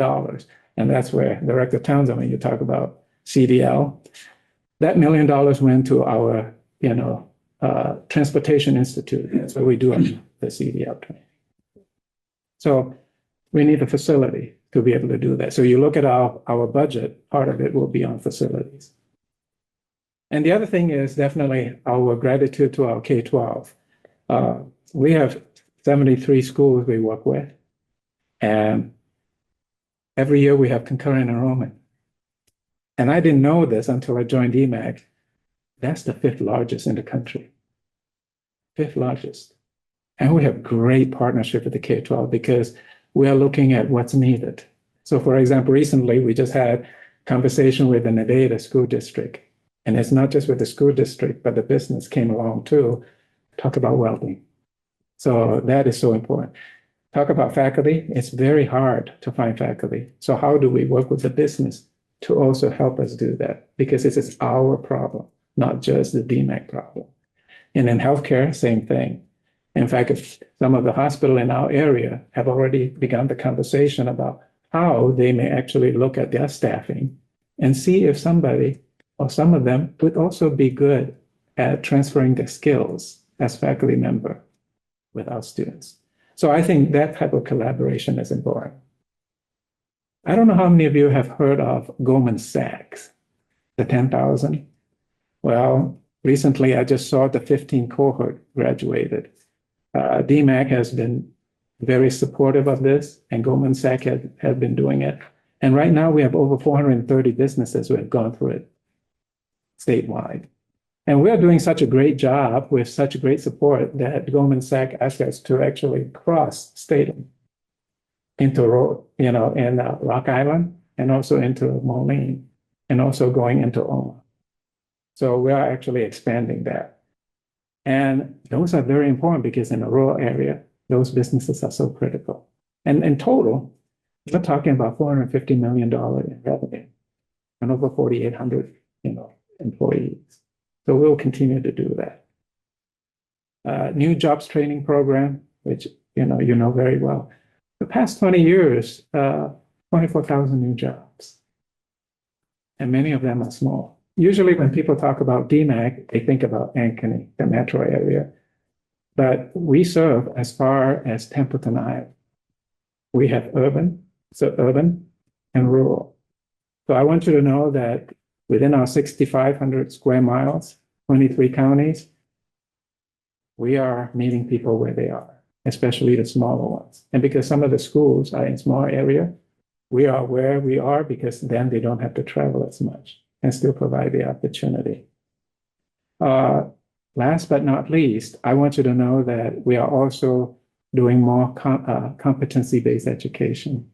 We started with industrial maintenance. We're going into robotics. We're going into welding. And I can't remember the last one, but there are 4 of them. What that means is instead of welcoming people coming in the fall, in the spring, in the summer, we actually are allowing people to join us, welcoming to join us almost every month. Because when people are ready to go, how do we meet them where they are? So we will have about 4 programs going on, and we will continue to do that.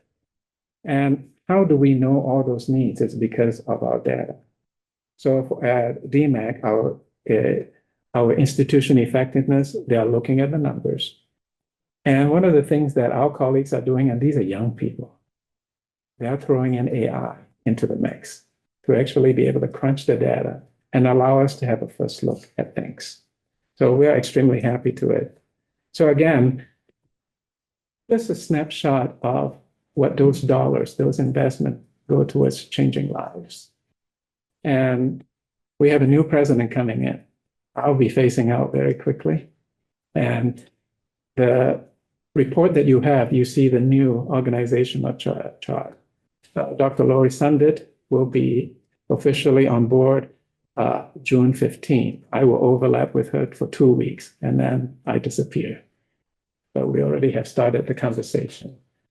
With the other 14 community colleges, DMAC is so proud to be part of a system that serves all 99 counties. And so I want you to know that being good steward is so important. So with that, I'm going to stop and let the person to my right who knows more about the numbers than I do.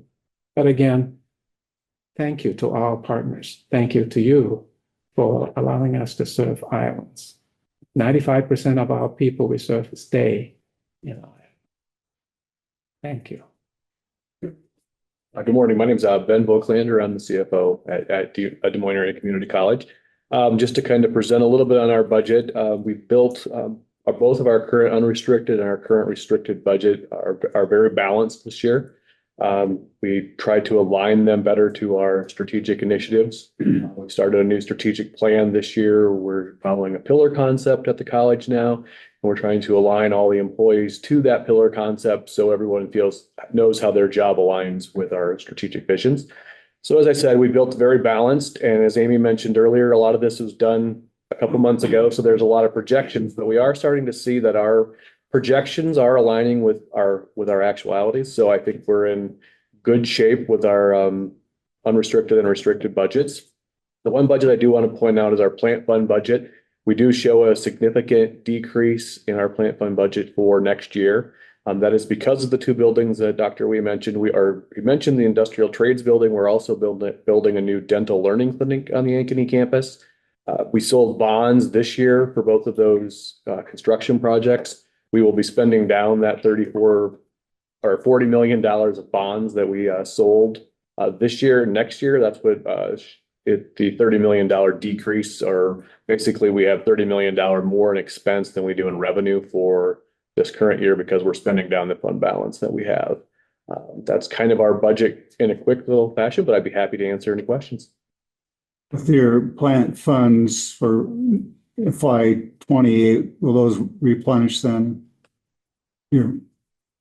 Our plant fund, I mean, you can see there, we'll go down to about $2 million on our fund balance at the end of the year. We'll start to see that increase, but we will also have to pay our debt service. At DMAC, we don't typically do bond referendums where we take it out to vote. We use our plant fund levy to pay our debt service.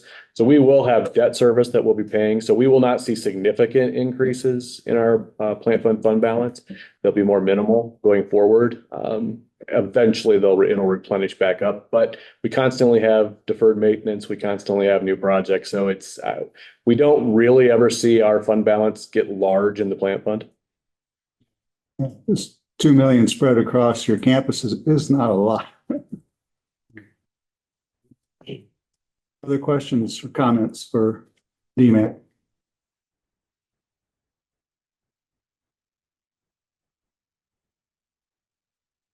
Hearing none, the recommendation is to approve the fiscal year 2027 certified budget as provided. So moved. Moved by Mary. Is there a second? Second.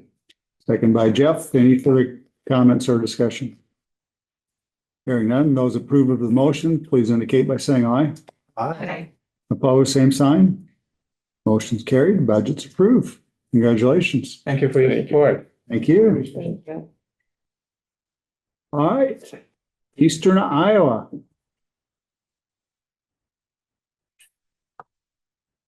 We're heading to Eastern Iowa next. With us will be President Brian Renfro and Chief Financial Officer Paul Eisenmenger.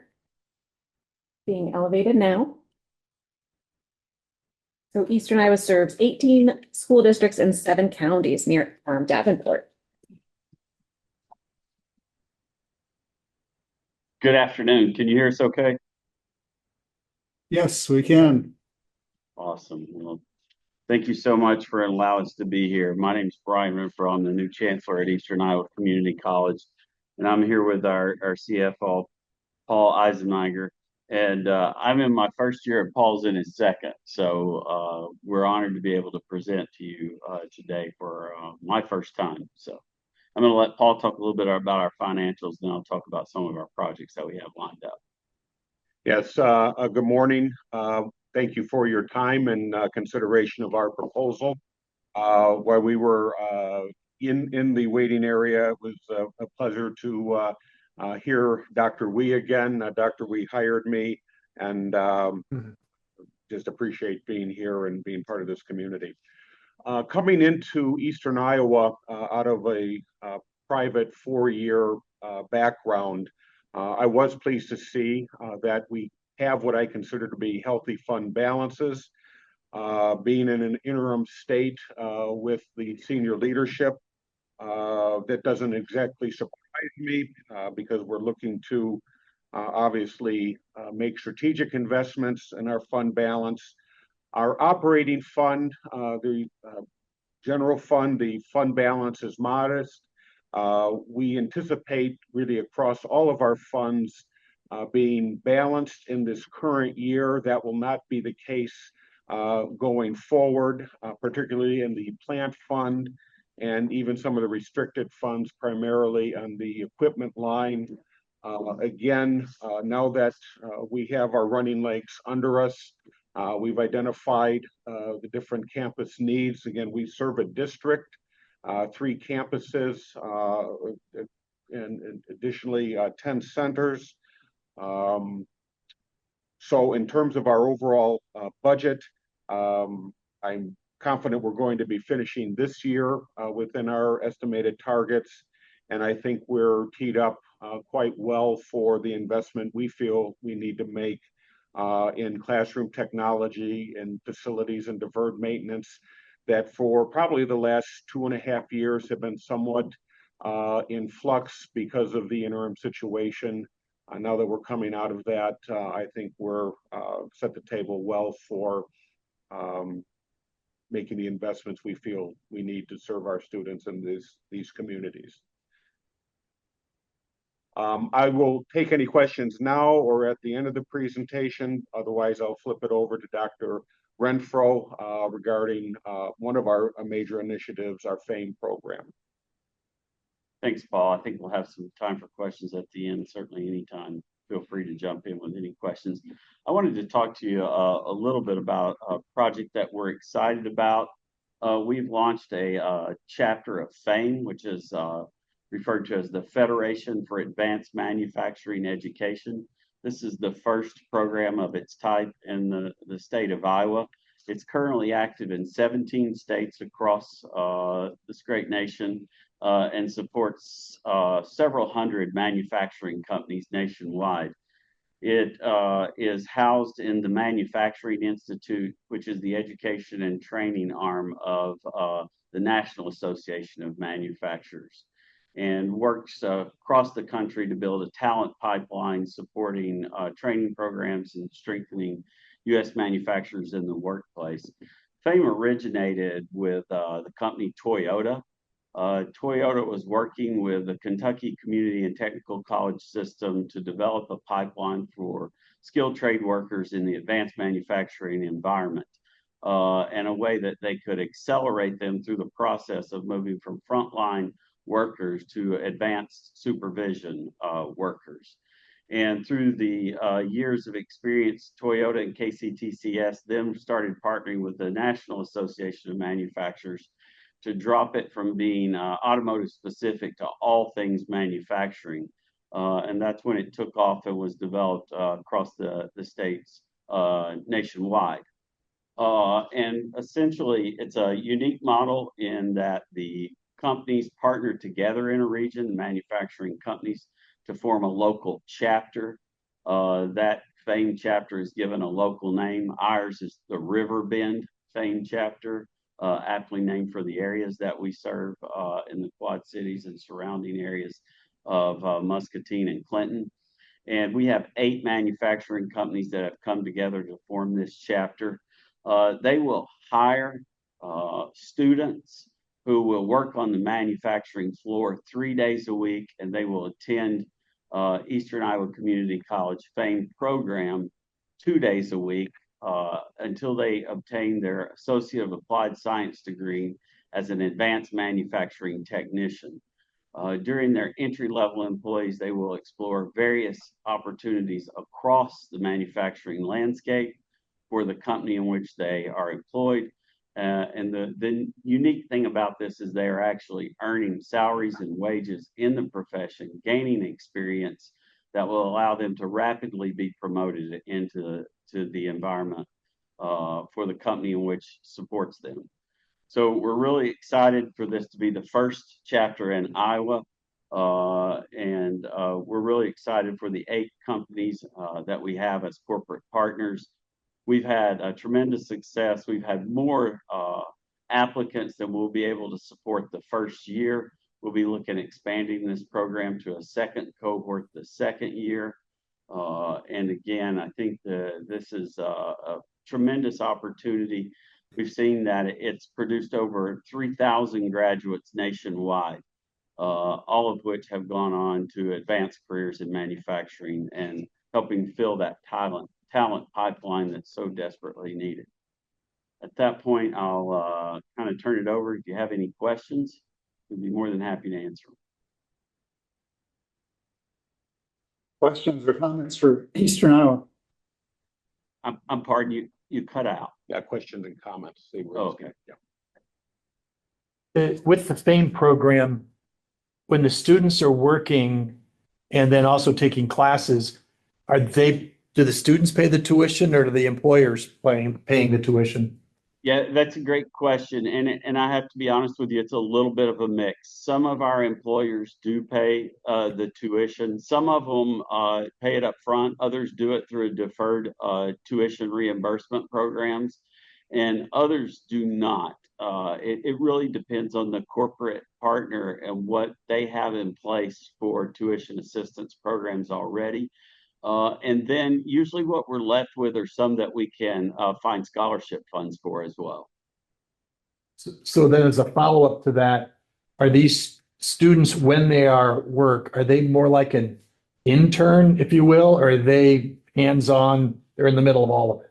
They are hands-on in the middle of all of it. And they're earning a salary, an entry-level salary of anywhere from $21 to $24 an hour. And then upon graduation, the salaries range anywhere from $63,000 to $84,000 a year, and that's with benefits, full package. Excellent. Thank you. Yeah. I have a good question about your general fund. Your projected balance is about 46% of your total resources. That seems a bit high to me. Am I missing something? No, you're not. And again, I think there was a hesitancy to commit to any major initiatives from primarily the Fund 2 or the restricted portion of the general funds. You'll note that our equipment balance in the more detailed material has grown. I'm all for healthy fund balances, but we're here to stretch our balance sheet. But prior to Dr. Renfro's arrival, there was some work done on a strategic plan, but not enough, and rightfully so, to really commit to some of the initiatives without having the ability for a new chancellor coming in to speak to those. We've identified several classroom technology initiatives, as well as some of the infrastructure for the FAME program and deferred maintenance at our other facilities. We're not going on a spending spree, but you will see our fund balances at this time next year, even though we've got money coming in and we're projecting some stability. Once we get the architectural renderings and some of the contractors lined up, we're looking to spend these balances towards the initiatives that we've identified. But no doubt about it, it's a heavier fund balance than it would be necessary, and that what we plan on carrying. Thank you. Part of the recommendation is to approve your budget. That's contingent on submitting your outstanding fiscal year 2025 audit. How's your audit coming along? The audit is with the auditor in the final draft form. There were some fixed asset reporting matters that we were working through from, going back to 2015, 2016. That, the lease reporting changed in the early 20s, I guess. And some of that hadn't been reflected in the financials, and we wanted to go into a deeper dive as to why that is occurring. We're confident that the audit report will be issued within the next 4 to 8 weeks. Thank you. Any other comments or questions for Eastern Iowa? One, related to the summary page and the percent of concurrent enrollment at about 37.6%. We just had the overview of the condition of community colleges. And obviously this is a significantly lower rate than our state average at about 47. Can you speak to why you believe that is? I believe some of it is just, boiling down to the demographics. I think it also, has to do with some of the interaction that we've had with the superintendents in our district and trying to foster, relationships that are trying to meet more common goals. But again, the concurrent enrollment, we have some initiatives that we're going to try to increase our matriculation. I'll say that 10 times. And so we would look to, again, try to. Yeah, and I think one of the things that we really want to be more cognizant and focus on, not just in the percentage of dual credit students or concurrent enrollment students that we have, but in the way that those courses are structured to benefit them. So whether they're career and technical education courses in our career academies that are setting them up to go into the workforce or come to us and finish their associate's degree, or perhaps more importantly, we're making sure that those courses that they're taking on the arts and sciences side, whether it's in an AA or an AS, are structured to maximize transferability. And so I think as we work through those to ensure that our students are taking the right courses, not just courses, I think it's expected to see some fluctuation in those numbers. Thank you. I would want to draw, not to cut any additional questions off, but we're in the process of issuing certificates for the 260E program that required a evaluation by Moody's of our bond rating. We received yesterday that our bond rating remains at AA1, which is a very strong rating. They're aware of the audit delay as well, but we were encouraged by that continued rating. Yeah, thank you. The recommendation is to approve the fiscal year 2027 certified budget contingent upon their submission of the outstanding fiscal year 2025 audit. It's moved by Mary. Second by Katz. Any further discussion? Hearing none, those in favor of the motion, please indicate by saying aye. Aye. Opposed, same sign. Motion's carried. Congratulations. Thank you very much. Again, thank you. We really appreciate your time and value your work. Thank you. All right, we're on to Southeastern Community College.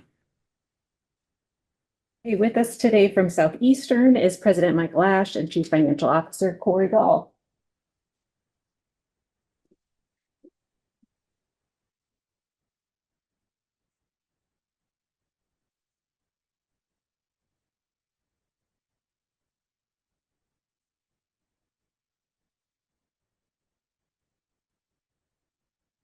Okay, I think I'm in. Amy, can you hear me?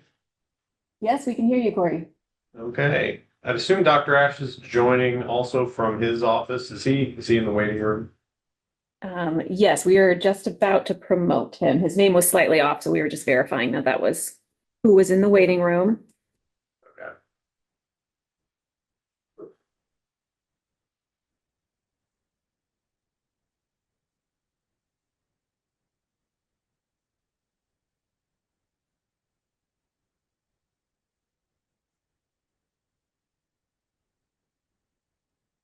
Looks like he may have declined the being promoted. So let's get, if you want to kick us off, Corey, we'll work on getting Dr. Ash in. Sure. Yeah, not a problem. So the big story for SCC this year, especially from a financial standpoint, is that we have reached an agreement with the private developers of our dormitories to purchase those dormitories from them. It's not necessarily fully reflected in the fiscal 27 certified budget because it's largely a balance sheet transaction. Cash and debt coming on, real property coming on. So you don't necessarily see big expense here because we're not going to see a big expense. We already account for the revenues and expenses for those dormitories in our auxiliary fund. We take in all of our student rents and then remit them to the existing developers. So there's a handful of expenses sprinkled through the general fund, some additional utilities and things like that. That will change a little bit from that. But that's definitely our major focus right now. Overall, the general fund for fiscal 27 is balanced. The plant fund, we do show a $1 million deficit. We received not quite $1 million in ERTC, employee retention tax credits, last year and plan to expend those on capital improvements, mostly office renovations, classroom renovation, things like that, here in fiscal 27. So that's the reason for that intended deficit there. Fiscal 25, all the way at the far right, was one of the best fiscal years that we've experienced. Overall, credit hours were up by a little over 13%. So we really had tremendous financial performance, mostly on the back of that increase of credit hours. So I don't expect, of course, an increase like that to continue, but that's the reason for kind of a big addition to fund balance there in fiscal 25. I'm happy to answer any other questions, and I can see if Dr. Ash plans on joining here.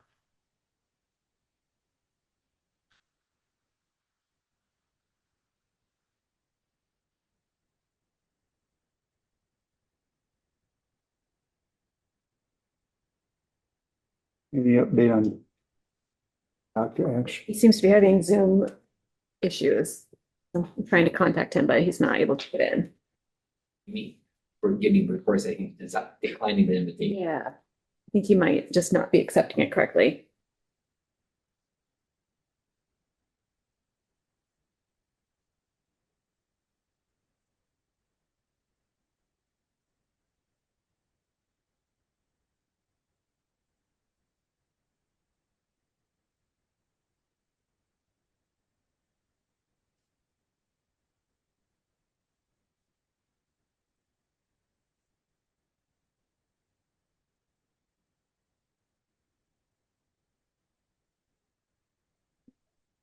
Just proceed without him. I'm happy to answer any questions in his absence.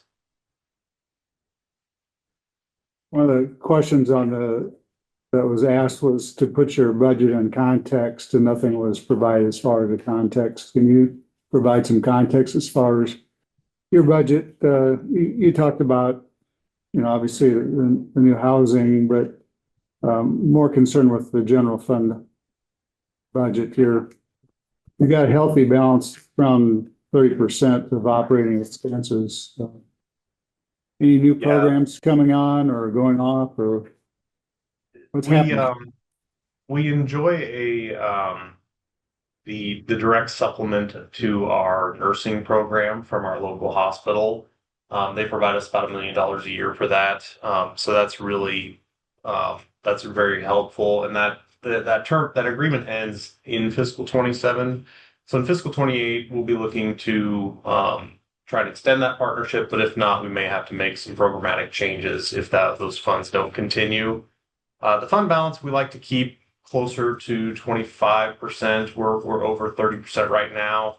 Part of that is due to kind of some historic enrollment increases. Fiscal 25, I mentioned, was very good, but we're on kind of a 5-year pretty significant increase in credit hours, and it really is throughout the board. So that's kind of the reason for some of those balances have crept up a little bit. And as as certainly this kind of enrollment increase for us won't last forever, and as those trends kind of slack off, I think we'll see definitely less fund balance growth and maybe even some fund balance usage as we try to right size some of those programs.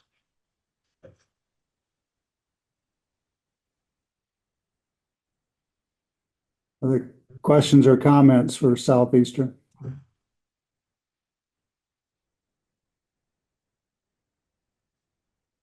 Hearing none, the recommendation is to approve the fiscal year 2027 certified budget. So moved. Moved by Jeff. There a second? Second by Cass. Any further discussion? Hearing none, those in favor indicate by saying aye. Aye. Opposed, same sign. Budget's approved. Thank you, Corey. Thanks. All right. Moving on to Iowa Valley Community College District. All right, greetings from the, oh, sorry, Amy, go ahead. No, I was just going to introduce you. Thank you for joining us, Dr. Ann Hauser-Bland. Yes, and greetings from the Valley. It's wonderful to be able to present again this year on our certified budget. Joining me, shortly joining me is Blanca Palakipicius, excuse me. She is our interim CFO, and Amy, I cannot see her on the screen, but I want to make sure that she was promoted as a presenter as well. Lisa is working on that. Okay, perfect. Blanca, if you declined being promoted to panelist, you have to accept being promoted to panelist. Okay. Yeah. Well, I'll go ahead and get started while we're working through that. So it's a week of celebration at the Valley. Yesterday, we were able to celebrate our board of directors in School Board Appreciation Week. And then tomorrow is graduation. So a great week. And hopefully after this presentation, we'll be able to celebrate our certified budget being approved. So it's great to be here again. So I wanted to share some of the best practices, some of the things that we've been working on this year as far as the certified budget goes, as well as some upcoming projects that we have. So this year we've worked on an academic affairs reorganization, streamlining a lot of those processes. Of course, some physical plant projects. As everyone in higher ed is working on is accessibility and increasing accessibility across all of our platforms. We have also applied for a Career Academy Incentive Fund for Ellsworth Community College. So if anybody knows anybody that can help us with that CAF grant and put in a good word, you let me know. Anyways, we're excited to hear the outcome of that CAF grant. We're also this year are going to work on our enterprise upgrades and improvements and moving to the cloud. We recently moved our Genzabar student information system and ERP system to the cloud and are moving through upgrading some of our modules in that to make really to increase our efficiencies and processes across the district and which directly improve the student experience at the Valley. So some of the strategic initiatives that we're working on, we're tying a lot of our projects to, of course, our strategic plan. We're in year 2 of our strategic plan. So initiative 1.2 is inspire lifelong learning and foster a supportive environment. We are working on some capital projects as far as some academic support, support for academic programs. We're launching a student housing initiative at MCC, at Marshalltown Community College, which will actually be a lot of the construction work will be done by our construction trade students. So it is a win. We need student housing and students are going to get an incredible experience. Of course, working on some deferred maintenance projects. as well. Our initiative 2.1 is empower students for academic success and athletic initiatives. We will launch a robotics and automation program and kind of revamping our electromechanical academic program this fall. We're excited to get that underway. We have also launched a bowling program, and are getting all of the state's high school senior bowling students to come to MCC. So it's great. The third initiative, prepare a future-ready workforce in business and community solutions. We're launching a CDL program, and also have hired a new CNA instructor. So really working to put our resources towards, of course, the overall, but really focusing on some of those short-term workforce needed programming that our businesses and industries really need. With that, I'm going to hand it over to Blanca to talk about initiative 4.1, 2, and 3. Yes.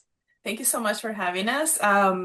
So part of our other initiatives that we have strategically aligned our resources with is to ensure sustainable growth through collaboration and innovation regarding particularly personnel salary increases and addressing some of the fringe benefit cost increases.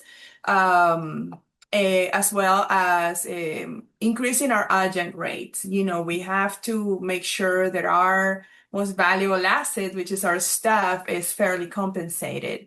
Part of the other initiatives that we're also addressing here are some of our subscription and contractual services cost increases. Those are operating expenditures that inevitably go up in cost every year. So that is also being addressed in our projected operating budgets.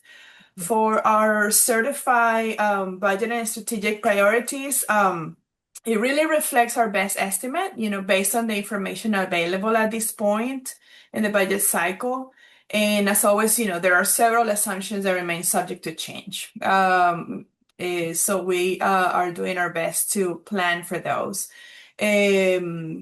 We are also incorporating, as part of our best practices, a layer financial modeling and forecasting. We are trying to move beyond static budget documents and better align our assumptions with our current operating realities, enrollment trends, and our cost pressures. Of course, taking in consideration the broader market affecting Iowa community colleges. Strategically, like I said, we align some of our initiatives to compensation-related adjustment. Some of this investment, of course, supports equity and workforce stability while recognizing our financial constraints. We are also addressing some of the dining contracts, right, to enhance meal service quality, improve consistency across campuses, and better support our student experience. For the FY26 re-estimated, we made adjustments to better reflect the projected outcomes.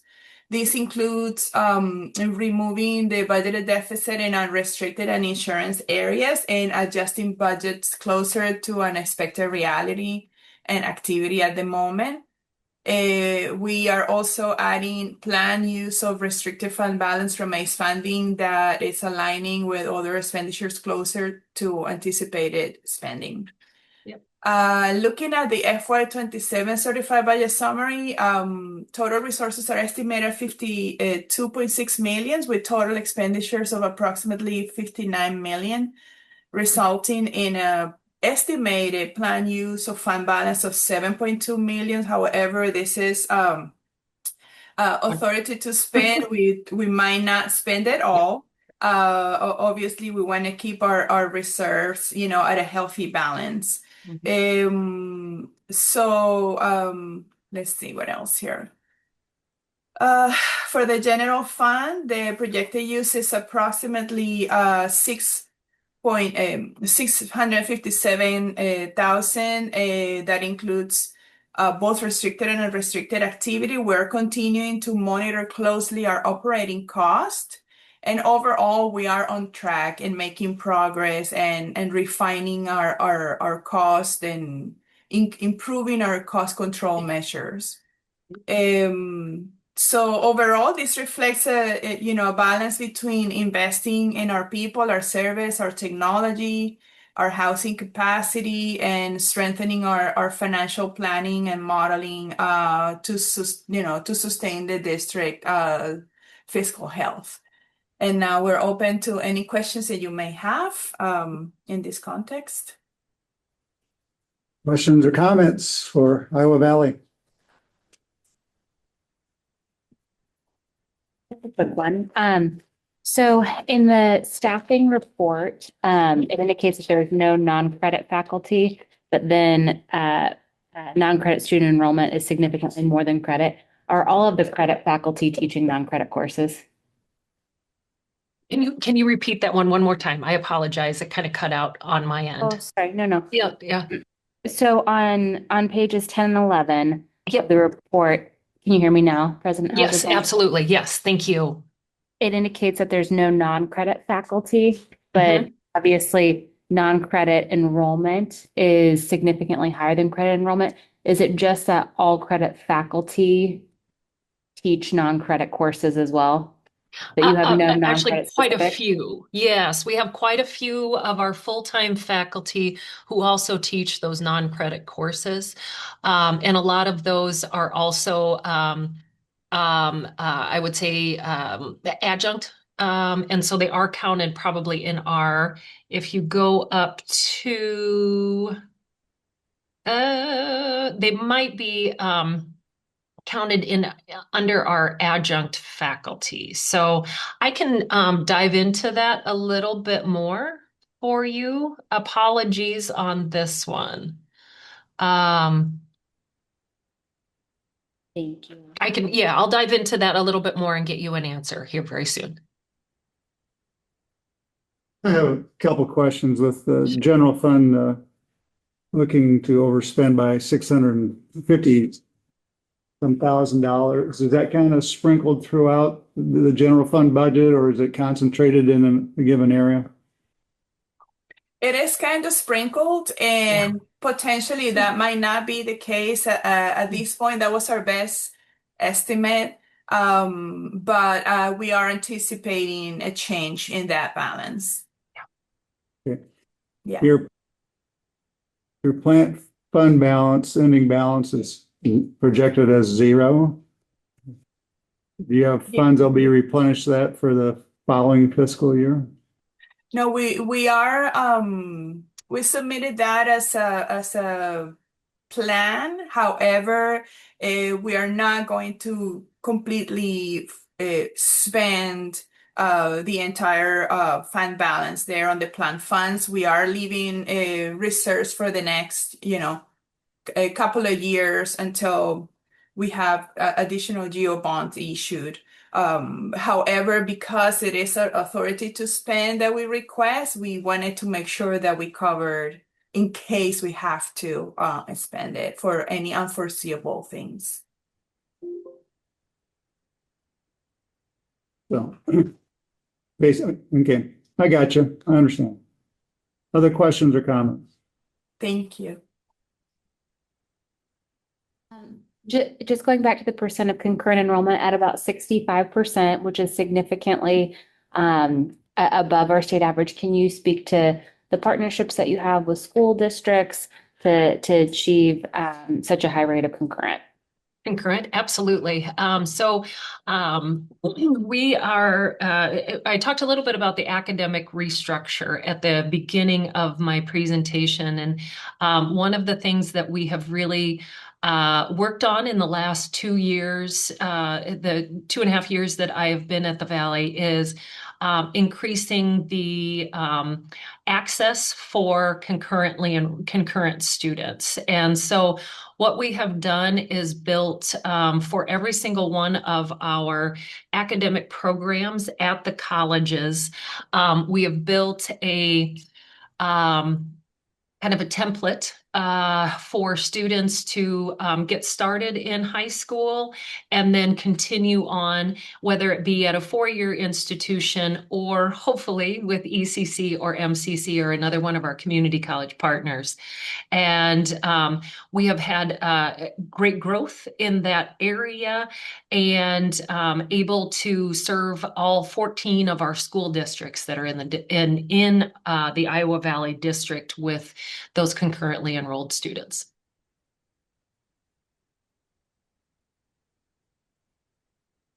Okay.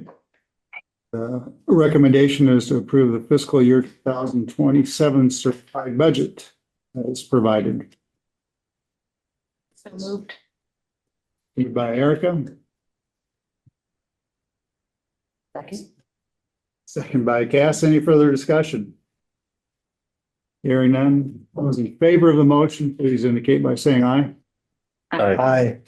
All the same sign. Motion carried. Congratulations, your budget is approved. We'll celebrate. All right. There you Thanks, go. everyone. Have a All right. great afternoon. We appreciate all you do. Thank you. All right, we have Iowa Lakes Community College up next. With us are President Scott Stokes and Chief Financial Officer Jeff Soper. Thank you for joining us. Welcome. Thank you, Amy, and thanks for the opportunity to present today. We'll start off with our highlight for the year and then touch on a couple of strategic priorities, and then I'll turn it over to Jeff Soper, who is our Vice President of Finance, to talk a little bit about the certified budget. So our highlight this year is one that Jeff and his office is very happy about. We made the decision to hire a dedicated grant accountant. So over the years, as you've heard already today from others, John Hartog, grants play a pivotal role for our community colleges in providing funding to help move projects forward that would maybe be impossible without the grant funds. This year alone, we are receiving funding for 13 grants that total a little over $2 million. A number of those grants are multi-year grants, some varying from 2 to 5 years.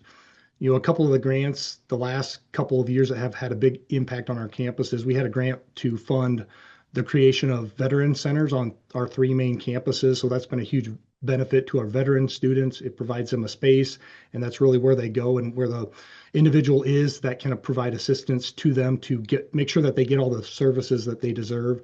The CDL program was a grant that we received from the state of Iowa. That's been huge in helping us get our CDL program going. It's been very successful. We've had a number of completers, and it continues to grow. And then we're on our second year of a grant with the FAA. It's an aviation expansion grant, and the goal of that project is to boost interest and enrollment in the aviation programs and prepare students, including area high school participants, in high demand aviation careers. So this second year, we've been able to expand outside of the Iowa Lakes, kind of 5 counties, into other school districts. And so that's been very good for us. But in order to provide better service, we decided to hire a dedicated grant accountant. This person's really brought another level of service to our grant managers and has helped improve our recording, record keeping that we have. The dedicated account assistant really helps manage and track the revenues and expenditures. In the past, this was something that our normal business office staff helped with, but their office is really busy with all the day-to-day, so it was really hard to help them in a timely manner. So we're super excited to have this person that can really help keep those individuals on top of their expenditures and revenues. So that was kind of our big highlight for the year.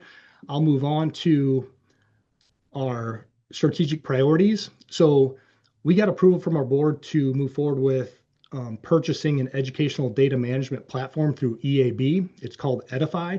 It's really a place where we can integrate a lot of different data sources. So when you talk about Ellucian, our student information system, or Canvas, our learning management system, Dropout Detective, which is our student retention and success tool, there's a lot of data in all of those, and Edify allows us to connect all of those data sources. We're also looking at connecting the National Student Clearinghouse.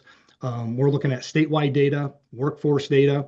One of our big projects that we're working on is a dashboard for all of our programs. Every fall, we have a program viability meeting where we're really looking at what is the strength of each of our programs. And this is where we make the decisions, the tough decisions to end programs if they're not viable any longer. One thing that's come out of that is we really want our program coordinators to have that data year round, up to date in front of them. So we don't want them to be seeing this data once a year. We want them to have it in front of us and know what we're looking at when we make these tough decisions about programs. So this is a tool that we're really excited about. We're kind of on step one, looking at like enrollment. We're looking kind of at the admission funnel right now. And then our next project is to start tying in external data sources to be able to do some of those more advanced program viability dashboards.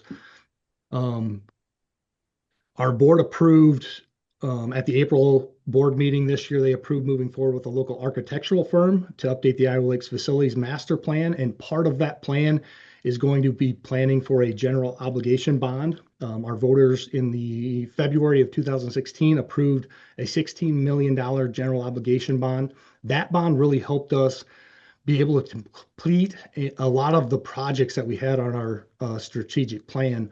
And so we have a lot of projects that kind of tie into what we have already accomplished with that general obligation bond. So as we're nearing the end of paying that off, we're starting to gear up for kind of the next step, to be able to go out to voters to thank them for what we've been able to accomplish with their yes vote and look to add to projects that are really going to complement what we've been able to do already and kind of take that next step. Just looking at providing the best service to our students as they come to the Iowa Lakes campuses. With that, I think I will turn it over to Jeff Soper, our Vice President of Finance, to talk a little bit about the certified budget. Sure. So the certified budget looks fairly similar to past years. We do try very hard to keep a balanced budget. So our revenues and expenses are fairly close to each other for the general fund. You can see our fund balance is just shy of $3.8 million. That's about 8.3%. We try to keep our fund balance between 1 and 2 months of total expenses for the year. So for our unrestricted fund, we're hovering more in the 12% range. Restricted funds tend to be tied to certain things, so needing to have a reserve isn't as important, but they still sit in good shape. For plant funds, we do show a deficit for the year of $1,079,000. We do have planned expenditures for a couple of HVAC units that are running between $400,000 and $550,000, along with roofing projects. That was something we had started in the 24-25 year. You can see the deficit for that year on the certified budget was a result of saving up some funds and then spending them down to repair roofs that had been overdue and needing to be repaired. Scott touched on our bond and interest funds with the bond that we had taken out in 2016. It was originally scheduled to be paid off in 2032, but with us being able to levy ahead, we were able to pay down those bonds ahead of schedule, saving interest expense for taxpayers, and we should be able to get those paid off by the fiscal year 2028. If you don't have anything more, Scott, I think we're probably ready. All right, so we will open up for questions. Okay, questions for Iowa Lakes? I'll go back to your ending fund balance for general fund. You said you like to keep that around 8 to 12%, you said, or? We try to keep it between 1 and 2 months. So that's like 8.3 to 16.5% total for the amount. We're hovering right around that 1 month of total expenses. So right now. The 8.3 is what you're currently at. So you're within the range, but you're at the low end of your range, and that's fine if that's your target. It's just a little bit lower than others, but you guys seem like you know what you're doing. So I'm fine with that. I like to see money invested in the students and programs and not sit in a bank drawing interest type of thing. So yeah, there's been a concerted effort to make sure we're maximizing the use of the funds that we have and coming in, especially with difficulties in hiring faculty or other staff. There's an effort to make sure we have the best people in front of the students that we can. approval of your budget's contingent on corrective action plan, and I'm sure you're familiar with that. Do you feel confident you'll be able to meet the terms of that plan? We do. We've been actively meeting with our auditing firm, along with our previous auditing firm, to have a game plan to meet all the steps necessary to meet that corrective action plan. Yeah, we actually met with our Williams and Company used to do our audits and then decided they weren't going to do community college audits anymore. So we're actually the FY23 audit is actually Wifley's, which is a new company for us. And so things are slower, their terminology on what they're asking for. Some of the things that Williams and Company used to do, they don't do and they expect of us. So we actually met with Williams and Company on Tuesday. They've already started on some of the items that they really have helped us prepare in the past, and we're going to continue to contract with them each year to do those components of the audit and really help us move things forward faster with Wifley's. And so it'll kind of be a team effort with Williams and Company. We'll be contracting with them for parts of the reports that we need to provide to Wifley's to kind of move things forward. And so we're trying to be all hands on deck to get caught up as fast as we possibly can. President Stokes, can you walk through that timeline for the completion of the 23, 24, 25, and 26 audits? Yeah, we sure can do that. So we're looking at right now, we're trying to hammer out the FY23 audit. Our goal is to have that done by June 30th of 2026. And then Wifley's is going to roll right into our FY24 audit.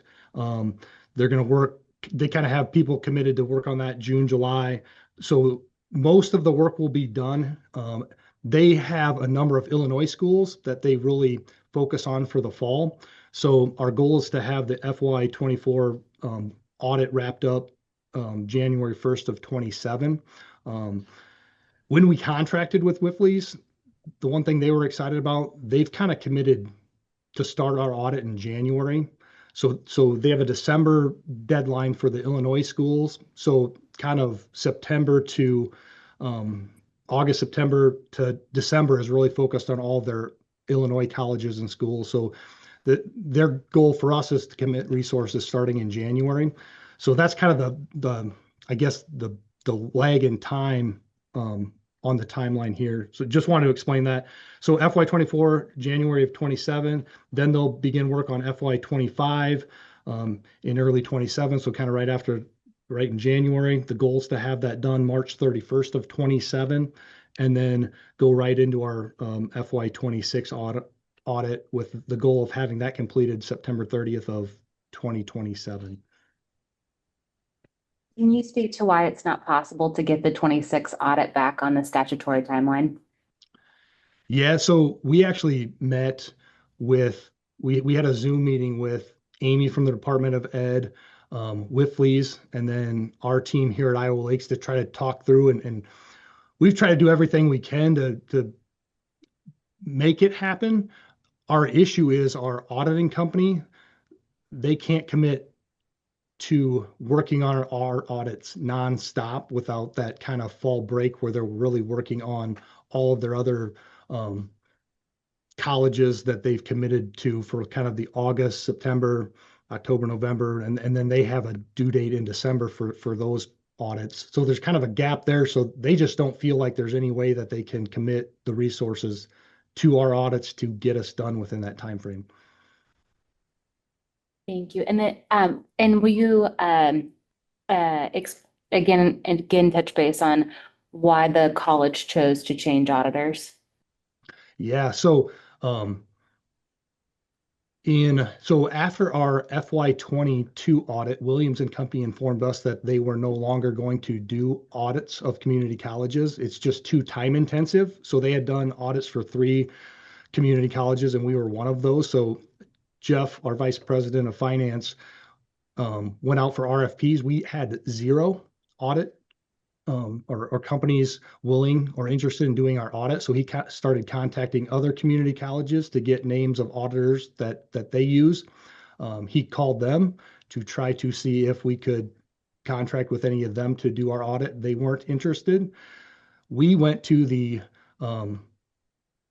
auditor's office for the state of Iowa with the assumption that they couldn't turn us down. So we said we've done everything we can to try to find an auditor, and we do not have anybody interested. They denied us and said they didn't have the staff to do that.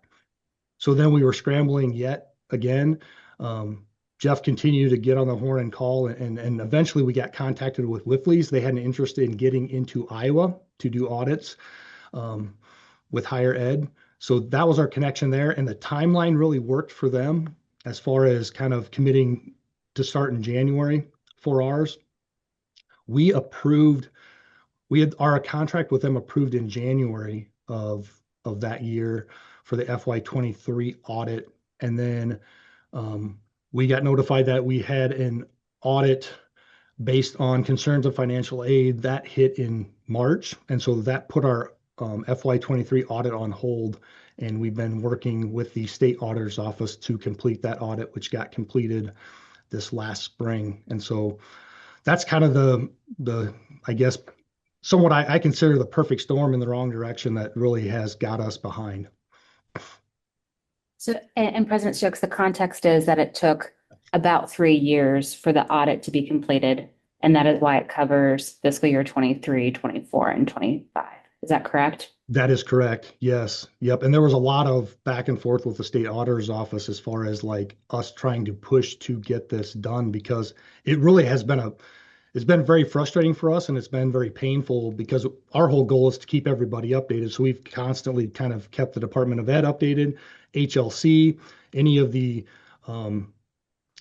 places that we have grants through, we have to keep them updated. It changes kind of how we can request funds for grants. We're kind of at a different level. So it's just made everything harder, and it's something that we want to be caught up with for sure. And we apologize I know for you guys, it's a super inconvenience to not have us caught up. So we apologize for that.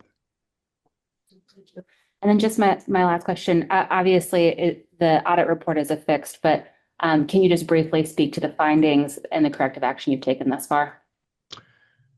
Yeah, so the financial aid audit, I don't know how detailed you want me to be. So originally when they came to campus and they had a list of items for us, they basically said, so two of the big things with financial aid is you have to verify attendance within the first 10 days. And then you have to do recalculations when students withdraw. So when they originally came, they had a list of students that they could not verify had attended within the first 10 days. And it was basically all of our face-to-face classes. So the hard part about this is their understanding of financial aid and trying to get caught up with that, and then understanding our processes. So they admitted to us that our face-to-face classes, they can't believe that we wouldn't have students attending our face-to-face classes, that basically 100% of them, they can't verify attended. So following that meeting, I sent a letter to the state auditor's office to request a meeting and to make sure that we have the right people in the room, because they weren't using the right reports. We use a number of different reports based on whether it's an online class, a face-to-face class, that sort of thing, to verify attendance. So once we had that corrected, their list went way down. And so that was a good thing. When they came back to do our exit interview, our numbers of students that they could verify within that first 10 days was fixed. It was a lot smaller. It was something that we agreed was the case, because we had prior to fall of 23, we updated our processes to verify attendance within the first 10 days. So we knew there were going to be some errors in that. And so their question cost was kind of more in line with like a 16,000, I think, versus a really large number that they had. The problem is then they started considering us a school required to take attendance, which we aren't. So our faculty aren't required to take attendance, so we don't have that information. So what happened in that particular exit interview is all of our calculations when students withdraw were incorrect. So there was a huge question cost regarding that. And so again, I had to reach out to the state auditor's office and have a conversation in regards to that. In the end, in that report, you'll see they have us listed as a school required to take attendance and not required to take attendance, and number of numbers in that, they were unable to get feedback from the Department of Education to make a determination on whether we should be a school required to take attendance or not.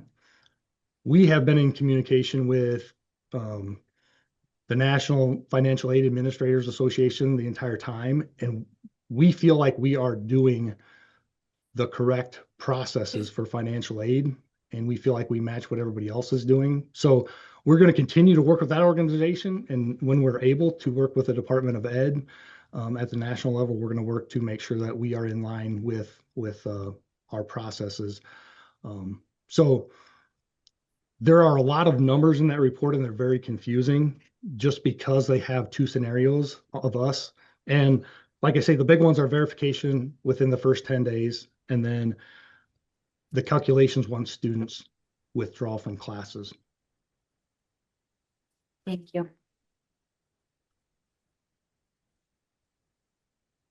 Okay, the recommendation is to approve the certified fiscal year 2027 budget as submitted and contingent on their agreement to comply with the corrective action plan that's included in your board documents, covering fiscal years 2023, 2024, and 2025. So moved. Second. Moved by Mary, second by Erica. Any further discussion? Hearing none, those in favor of the motion, please indicate by saying aye. Aye. Opposed, same sign. Motion carries. Budget's approved with the contingency. Thank you. Thank you. Thank you. Appreciate your time.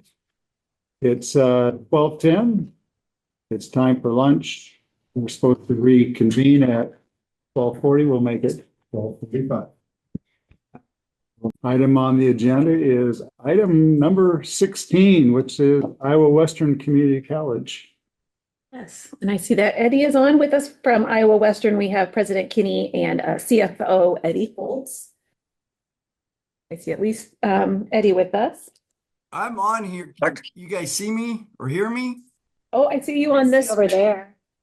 Oh, now we see you. Yeah, and I know we're all over the place. Commencement week this week, just for context for the board. So President Kinney is in pinning ceremonies all day. In about 10 minutes, I've got to be to a dental hygiene pinning today. So we had some of our nursing last night, dental today, another nursing pinning today. So a lot going on. Yeah.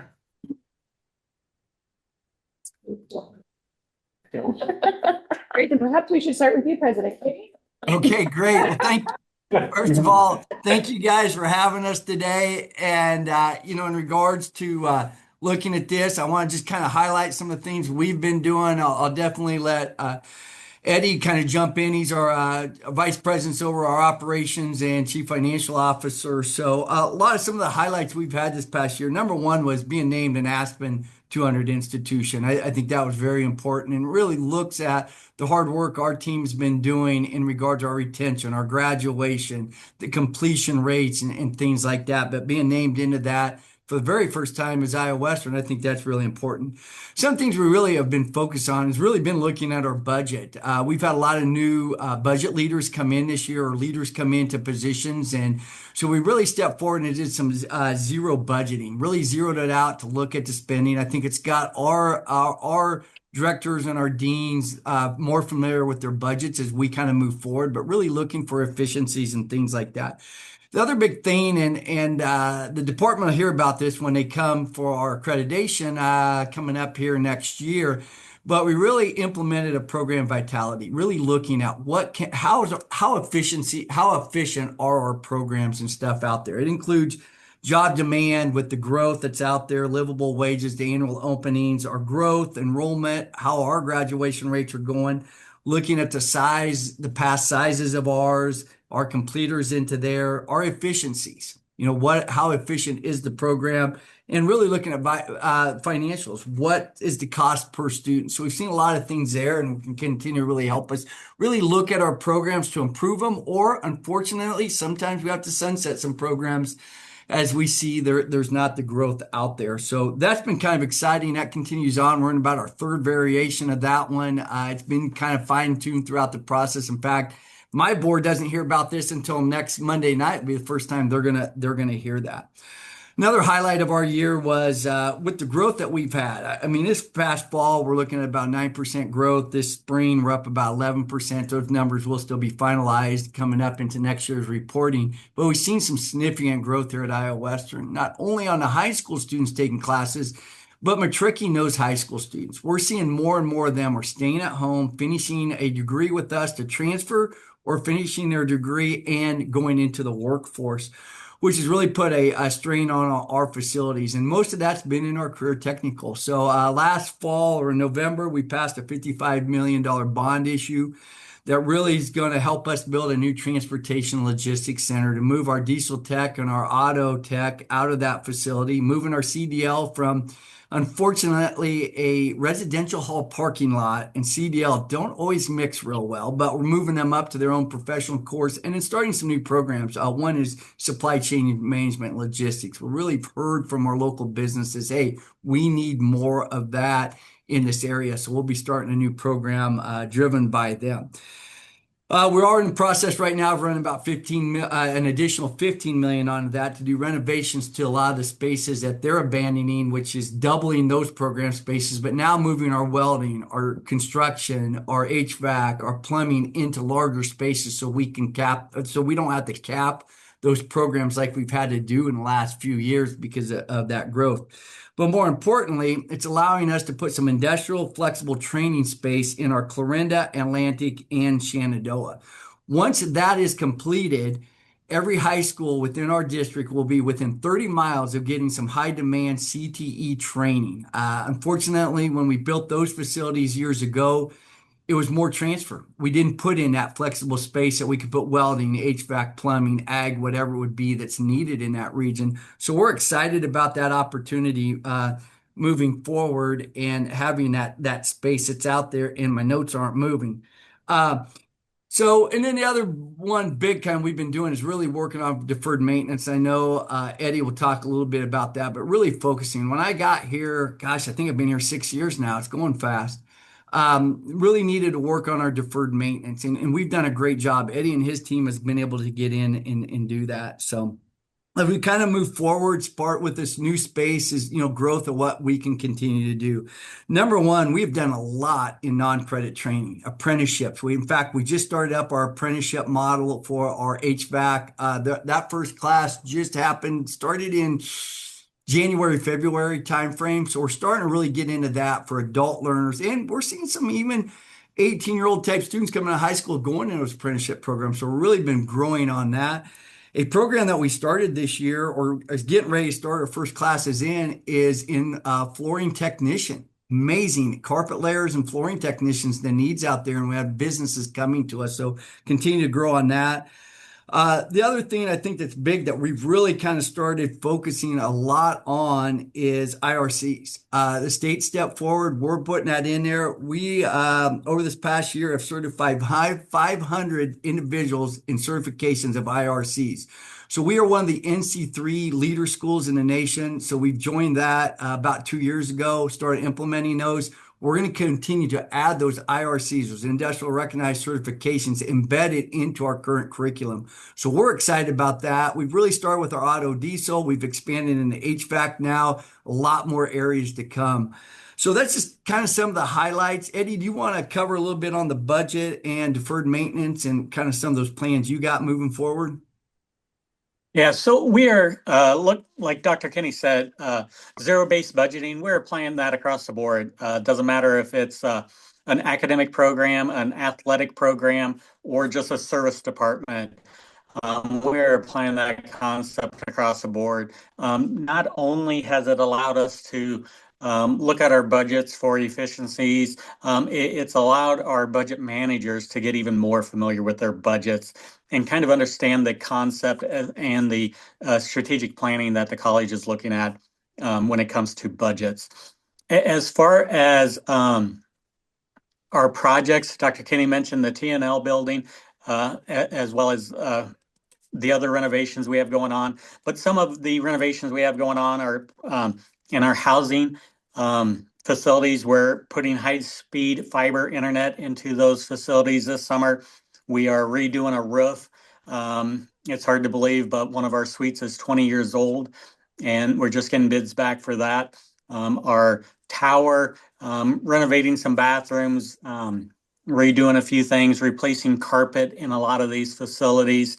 But that's only the housing side. If you look beyond the housing, updating our HVAC in multiple buildings, we've already completed in Lewis Hall, looking at completing it in Clark Hall as well as Dodge Hall.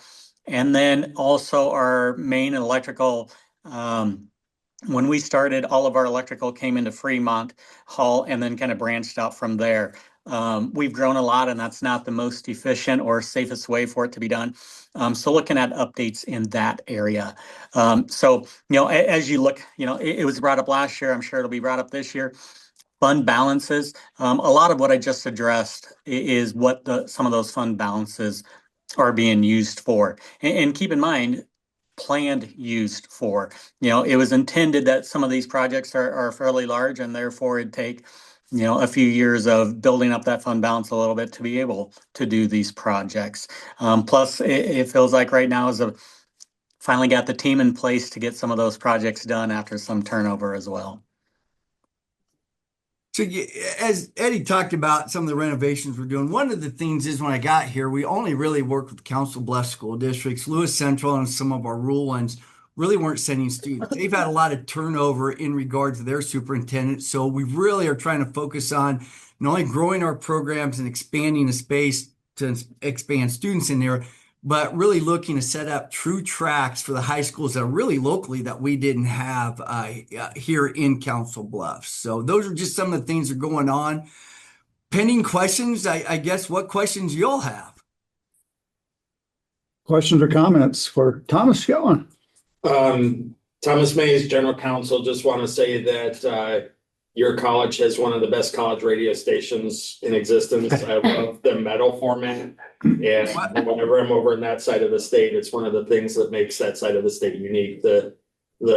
So I really enjoy my time in Council Bluffs and Omaha because I get real metal and not just like the metal. Well, unfortunately, What do you call with that? the CPB being cut, we're kind of struggling with our radio station. In fact, we just had a budget meeting yesterday on it. Unfortunately, since we are an NPR station, we receive federal funds, we can't do advertising on it. So our revenues have gone down when the CPB. So unfortunately, that's a topic that's on probably top of my list right now. Definitely Eddie's list. How do we keep that radio station? Speaking of vitality reports. Yeah, exactly. That's one of them we've gone through. So thank you. You want us to put the budget back to them for revisions? Tough choices, but it's a hidden gem. It's unique to community colleges in state of Iowa. President Kinney, can you talk about your zero-based budgeting process that we have also worked through in the state? Yeah, Eddie, I'm gonna let you. Honestly, when I got here, I was really looking at our budgets. We had a lot of individuals retire, and I said, Eddie, and I told Eddie, I said, this is a great time to start this zero budgeting. So the people who are managing our budgets actually have the hands-on experience, and it's looking at enrollments. If enrollments are going down in an area, why is your budget going up? Maybe we need to move some money and stuff. So Eddie, I'm gonna let Eddie kind of talk a little bit of how he's done that. It's been fun process. Yeah, so number one, to even be able to get started, we had to educate the different departments on it. Academic department is different than a service department. Academic departments, for the most part, are direct expenses that have what I call cost drivers behind them. And, the enrollments in those accounts are the cost drivers. So as a program either goes up in enrollments or down in enrollments, that determines the budget. Now, keep in mind, that isn't always a direct correlation because of, 8 students versus 15 students still need 1 staff member. But take that concept and apply that across the college and educate the people behind it took some time. The other thing that was interesting with it, I got told that we told departments no a lot. Well, honestly, they just didn't even ask the questions because they were afraid they were going to be told no. So by educating the departments and giving them a little more skin in the game, it's done a couple things. They're coming to me with budgets that are lower than what I thought they would be. They've already went through and identified consumables that maybe needs to go into a course fee, or they've identified consumables that they didn't realize were out of control, and they're coming up with ways to control them. So it's been really empowering and kind of fun to do. On the flip side, it's been a lot of work. You know, when you look at a college and the number of different programs we have, whether it's athletic programs, whether it's academic programs, non-credit programs, it's a lot of work and a lot of time consuming. So it's definitely been a joint effort on our part, but we're not fully implemented yet, but we're in a really, really good place. I'm a fan of zero-based budgeting, and I know what you're talking about. Some people don't ask enough, but there are others that ask way too much. Exactly. Which it's good because, you know, at the beginning of the year, if a program came in and say they're going to have 20 students, they're going to build their budget on the needs, you know, consumables and things like that. But 10 days in, I'm like, okay, where's your 20? I see 10. We can go in and say, hey, you know, this program had said they're going to have 20 and have 10. This program said they're going to have 20 and have 30. We can be able to move some money at that time to help cover those type of expenses. So it's been good, but it also, I think some of our enrollment increases, people are starting to say, okay, the college is interested in having more students in programs to balance this. And it has been. And so they've been even more into looking at that. And through our Vitality, we've identified some programs, said, hey, you got a year. You know, we've got to figure this out, which has put some on, and some of those programs grew. I mean, one was Diesel Tech at one time, and my gosh, we went from 30 students to 89 this year. You know, so they really see that. Community colleges are known to be, nimble and be able to adjust quickly, and that takes money to be able to do that. And there's only so much money, so being able to pull from one program and put in another program is extremely important. If you can't do that, you're going to say no to a program that needs the money, and it's going to struggle, or you're not going to be able to start a new program that is needed in the community, in the state. And so it's a vital piece of the process. And it's really helped us add some apprenticeships in some areas, saying, okay, maybe it's not a full program. Let's turn it to an apprenticeship type model. And that's helped us out quite a bit too.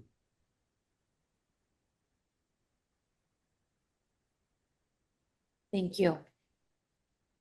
Okay, so we do have a recommendation to approve the fiscal year 2027 certified budget for, let's see, Iowa Western. Right college here.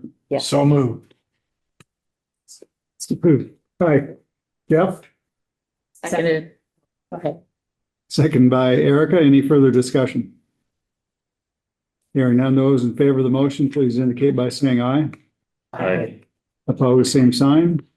It's carried. Budget's approved. Congratulations. Well, thank you. Just real quick, thank you to Director Snow and Amy. And I can't see everybody there, so I'm probably missing all of Amy's staff is sitting in here, but just want to say they do a great job. Enjoy working with them and look forward to doing our accreditation here in about 6 months. Wonderful. Thank you. Thank you so much, President Kenny. Thank you. Item 17 is Iowa Central Community College. With us today from Iowa Central, we have President Jesse Ulrich and CFO Angie Martin. Well, Thanks good for joining us. afternoon, everyone. Appreciate the opportunity to report from the premier community college of choice in the state of Iowa. I know no one else can talk right now, so it's easy to say that. But just a few highlights from the last time you heard from me last year to currently. We launched quite a few programs from last year to this year. One of the most successful programs that was launched was our Vet Tech program. We did not realize the comprehensive accreditation and facility needs that this Vet Tech program would be able to, that was required, but we were able to launch it. We received our initial accreditation in the first year, And then also we have now a waiting list for our vet tech program. So it's always a good program to be able to have. Our second celebration is our public referendum.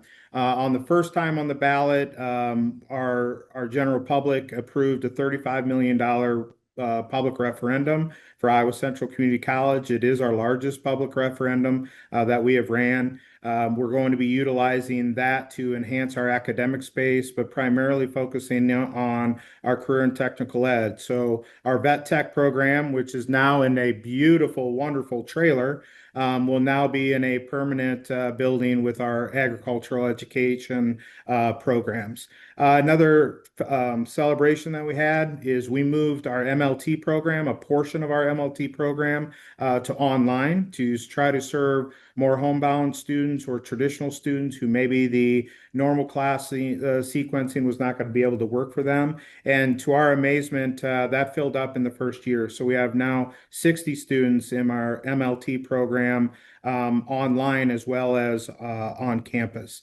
Another celebration was the state's initiative in the Richmond Fed data. Iowa Central Community College can now show with really true metrics that the majority of our students, 56%, find success coming to Iowa Central, which given our demographics of over 90% of our students receiving financial aid, as well as still 30% of them in 2026, hard to believe, are first generational students. So it's a better picture for us to be able to share with our public and also celebrate within our staff. Last year, we talked to you about implementing year-long scheduling as well as beefing up our retention and services for those students. And we're proud to report that we had a 4% increase in our spring semester, but also an 8% increase from a 2-year spring to spring sequencing, which shows one of the indicators that year-long scheduling as well as the increased academic support is helping our students. As a part of that, we also moved to a co-rec model with our math department that aligns with our English department, where we no longer have remedial math, where students are taking courses that are not going to get them to their degree and still not feeling successful. And we are seeing success there. And culturally, we were a top workplace for 4 years in a row. I know that gets used a lot in the state of Iowa, but what we wanted to point out to the State Board of Education is we were the #1 education institute in the entire state of Iowa, and we were actually #9 in the nation. So we were very, very proud of that culture that we're building at Iowa Central. We all have the same purpose, knowing our purpose, which is to bring students to Iowa Central, have them finish their degree or certification in the shortest amount of time possible with the least amount of student loan debt, so they can go on and have a better life. And we truly still believe that education can be that great equalizer. Some of our strategic priorities going into next year is we talked a little bit about this last year, but we continue to evaluate in trying to be efficient on our footprint of our buildings. We have 70 buildings across 9 campuses. And Iowa Central went through a period of time where anyone who didn't want their big building anymore donated it to the college and told them, hey, find a good use for it. And they tried. But now we are in that downsizing phase because it's costly to have big buildings that aren't fully utilized. I appreciate Amy and her team walking through the process to make sure that we meet the state code requirements for selling properties. And kudos to the board for having that courage sometimes to sell a property that everybody would just really love for the college to continue to own. We are going to begin the planning and prioritizing of funds. Inflation is a real thing in construction. Obviously, most of you know that with $5.50 diesel and increased inflation, et cetera, what we were hoping to build is already starting to shrink down a little bit on the square footage that we're going to be able to do. So we're going to go through our regional needs and make sure that those align with what we're building. And then finally, I would just wanted to share our number one priority is going to be implementing our new enterprise resource planning software, which is a fancy name for the everyday software that we use, whether it's to get into an employee file, to register a new student, to pay a bill. We are moving towards Workday. Our biggest challenge is our current system was designed and implemented in 2004. For those of you keeping track, that's before smartphones existed. So we are moving away from a dinosaur server-based system to a comprehensive online platform. So with that, I'm going to turn it over to Angie Martin to give a little brief budget overview. Thank you. Can you guys hear me okay? Yes, we can. Yes, we can. Perfect, great, thank you. I want to also thank you guys for the opportunity to share our story here at Iowa Central. And we appreciate you guys' time today. Our unrestricted general fund for FY25 experienced a slight increase, and we anticipate that same thing for our current fiscal year as well as our upcoming fiscal year. And we have seen that in our fund too, we have been spending down our some of our fund balances, primarily in two areas. It's with our job training funds and our levies. And those, we align the spending in those accordingly to what our service area needs and being good stewards of the taxpayer funds. So those are unrestricted fund balance represents 14.5% of our annual expenditures. And our goal is to be between 11 and 15%. So that's, between 1 and 2 months of expenditures.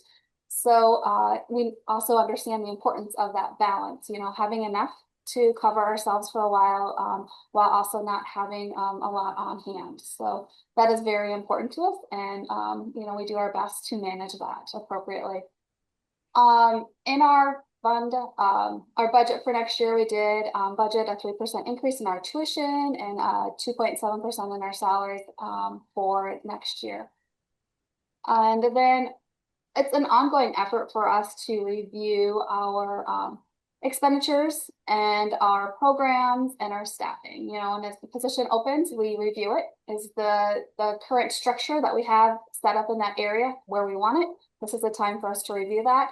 And then tuition is also what we use to balance our budget. Also, keeping in mind that the students that we serve in the area we serve, it's very important for us to keep our tuition affordable.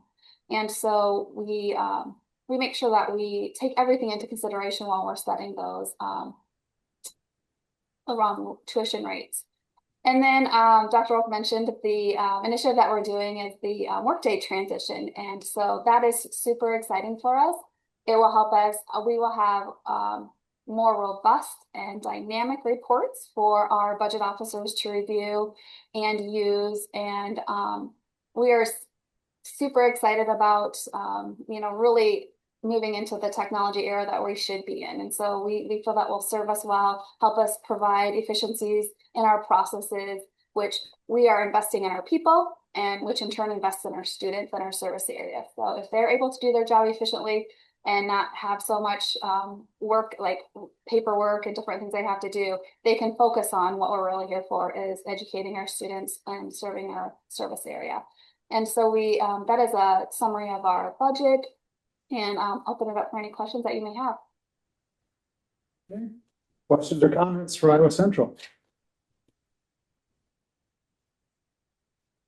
President Ulrich, could you speak to your model co-requisite math program that helped inform the department's Pathways Matter pre-filed legislation that we talked about at the beginning of the board meeting?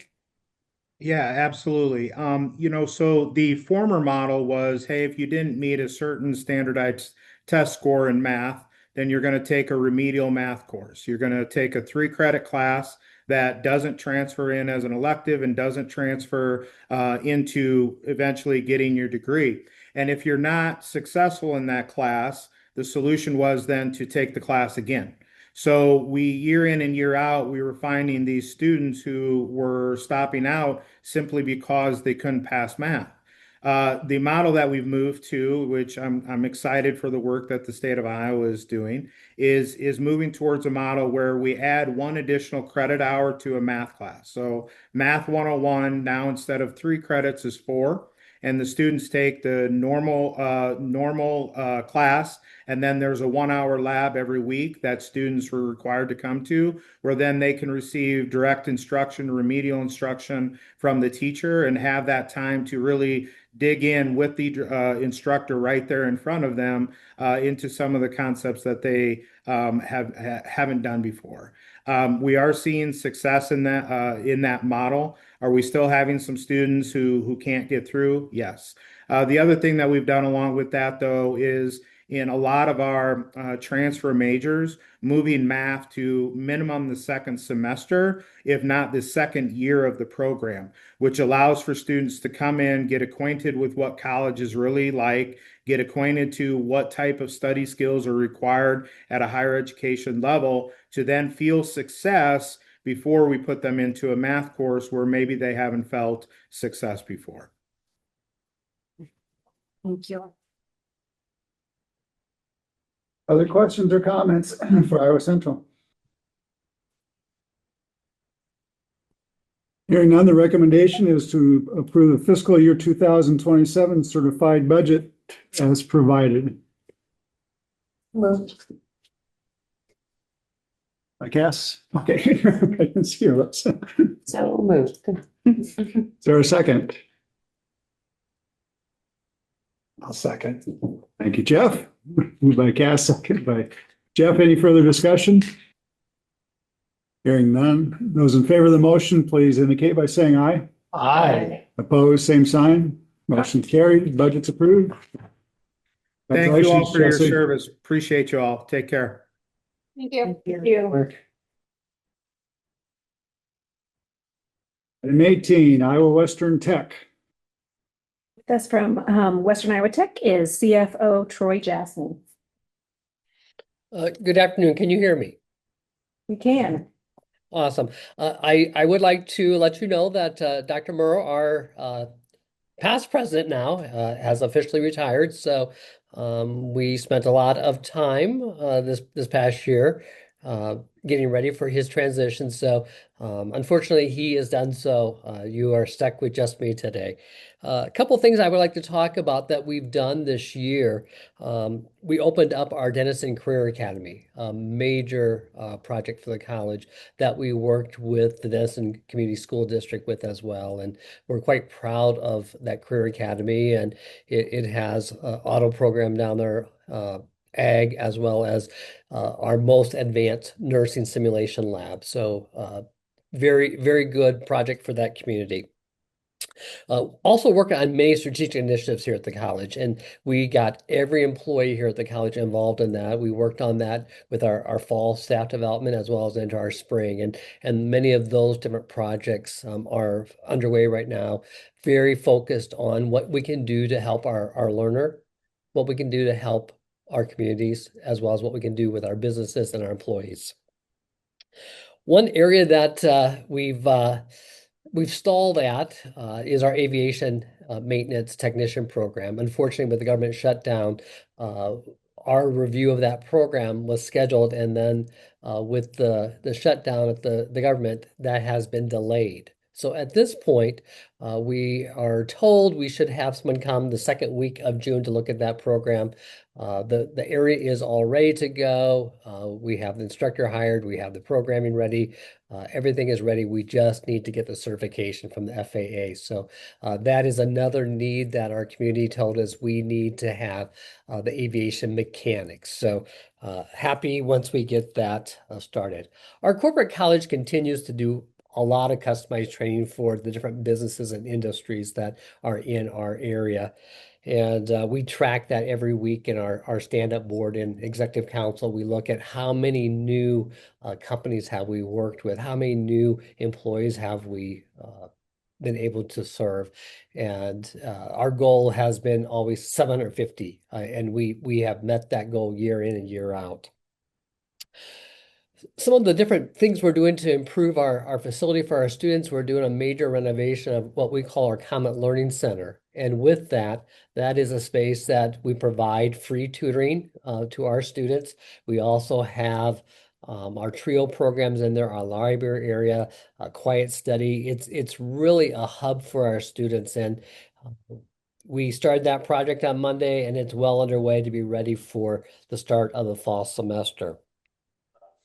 We also are looking at our Beltway Center that's on Highway 75, and that's where we do a lot of our truck driver training. We also do some motorcycle training in the summertime. And that facility is one that the college acquired some time ago.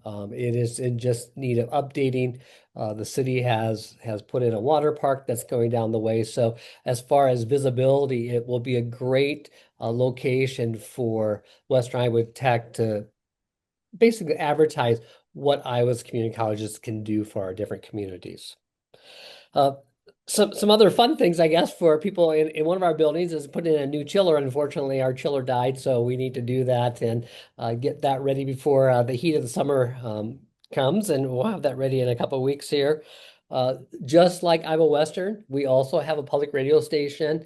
We don't do all the heavy metal stuff that I think some people like, but we do have a great following of that, and we have a great group of, we call them Friends of FM 90, who have stepped up and said, yes, you've lost $200,000 of federal funding for your radio station, but we believe in what the radio station does for the community. So we are willing to pull money from an endowment that they have set up to help. So they are actively working on that, as well as upping what we're doing with our fundraisers that we do each year. As far as budget, I've been at the college for 33 years. We watch the budget very closely. Our executive council looks at the financials each month. We go through that in detail, present that same report to our board. And then we do have an audit and finance committee of our board that will meet and review that as well. So we're meeting on Monday to go through budget at this point. We have not finalized our detailed budget. We're getting close, but our new president also wants to have some input in that, and he will start July 6th here at the college. I think those are some of the main things. Any questions you may have for me? Questions or comments for Western Iowa Tech?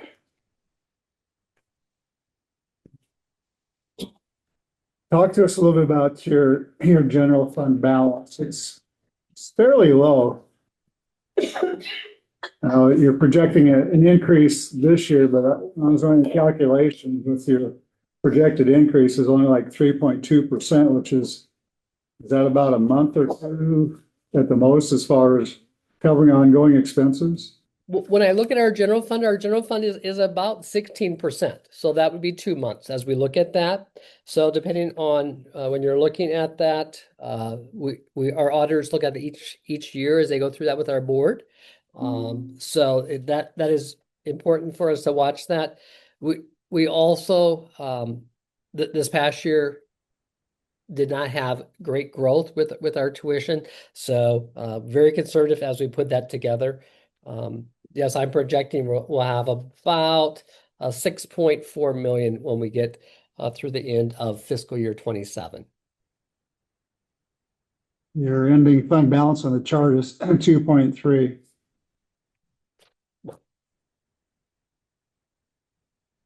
And that would, let's see here, I'm looking at under the restricted or the unrestricted? I'm looking at general fund. It's on the summary page, back page of the summary page.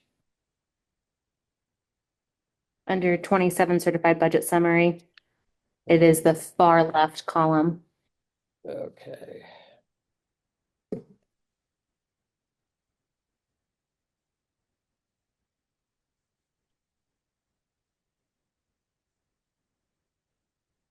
I'm sorry, I don't know if my page is out of order. Is that what's listed as page 13, table 3.1?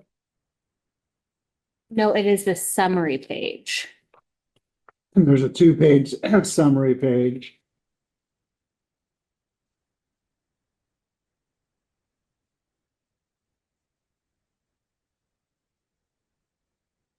Let me see if I can get to that page. I apologize. My pages seem to have gotten mixed up there a bit.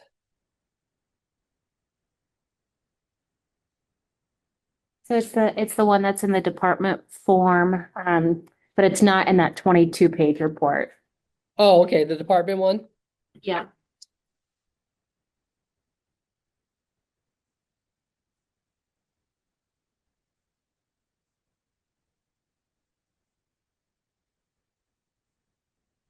And it's a summary of the table 3.9 on page 21, similar numbers. If that's easier for you to find. Yes, so with that also so that general fund column there, yes, that does include in there some of the restricted as well. So if you look at that summary page there, so at the bottom is 2.363, is that what you're looking at? Yes. Yes, so that is not purely the general fund, because it does add in some of the restricted funds as well. So it's a matter of reporting. Is that what you're taking from it, Amy? Yeah, sounds like, and that is consistent with other reports that it's the restricted and unrestricted. Right, you will see in there where on that report under where it says proceeds from certificates, it's line 10 there. It says $12 million. That'd be for our new jobs training. So that does blend our general fund as well as our restricted fund in there. So just our general fund, that's where I was saying we have approximately 6.4 million for that.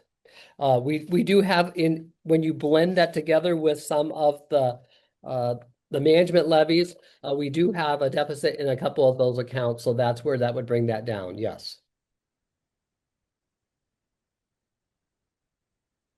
You're shaking your head, yes. Yeah, that makes sense. Yeah. So what is their projected ending fund balance for general fund? Out the deficit unrestricted? Is that what you were saying was closer to the 6 number?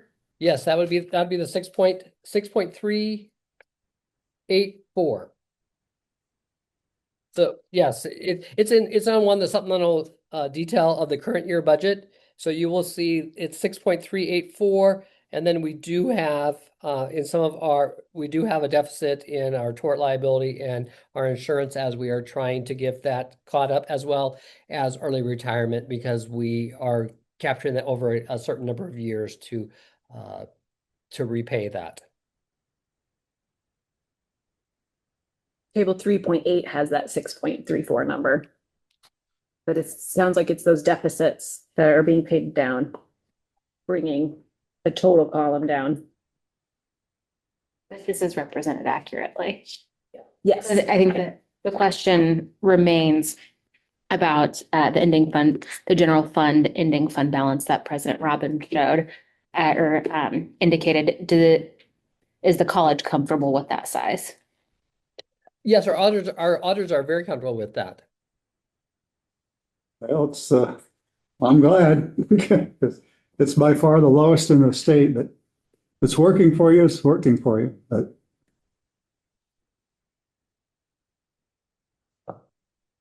that's the only question I have. Any other comments or questions? I had the same question. Pardon? I had the same question. Okay. All right, the recommendation is to approve the fiscal year 2027 certified budget as provided. So moved. Moved by Mary, Seconded. second by Erica. Any further comments or questions? Hearing none, those in favor of the motion, please indicate by saying aye. Opposed, same sign. Motion carried, budget's approved. Thank you. Thank you very much. Have a great day. Item 19 on the agenda is Northeast Iowa Community College. And online with us today, we've got Lexi Wagner and Amy Linsick.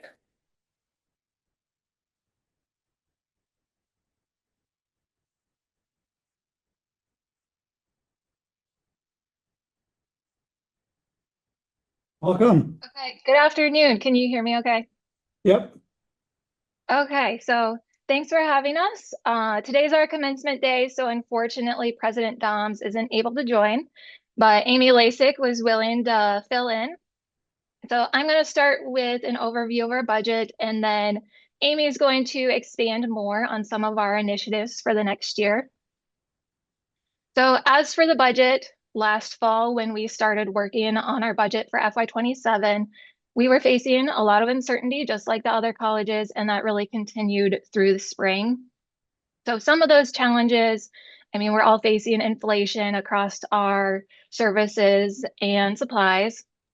Then for payroll, our minimum wage increase for our bargaining units, it's tied to the CPI, which was around 3% when we were bargaining. So essentially that means that the largest portion of our budget has a built-in increase regardless of our state funding levels.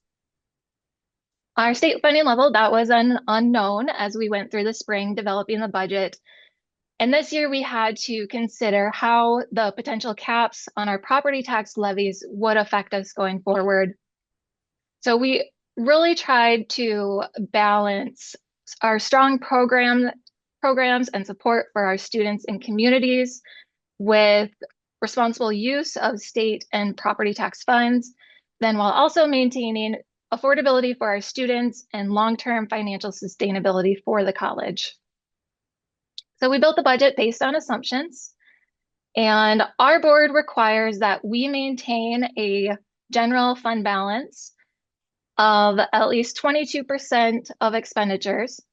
Administration, we try to aim for 28% of our expenditures in the general fund balance. So each year as we work on the budget, that's our goal to maintain those levels at. For FY27, we are budgeting for a balanced budget in the unrestricted general fund. Then in our restricted fund balances, you will see a bit of an increase there. That is to help position us to be able to cover our insurance and tort liability costs. This was especially given the property tax caps that we are facing this year.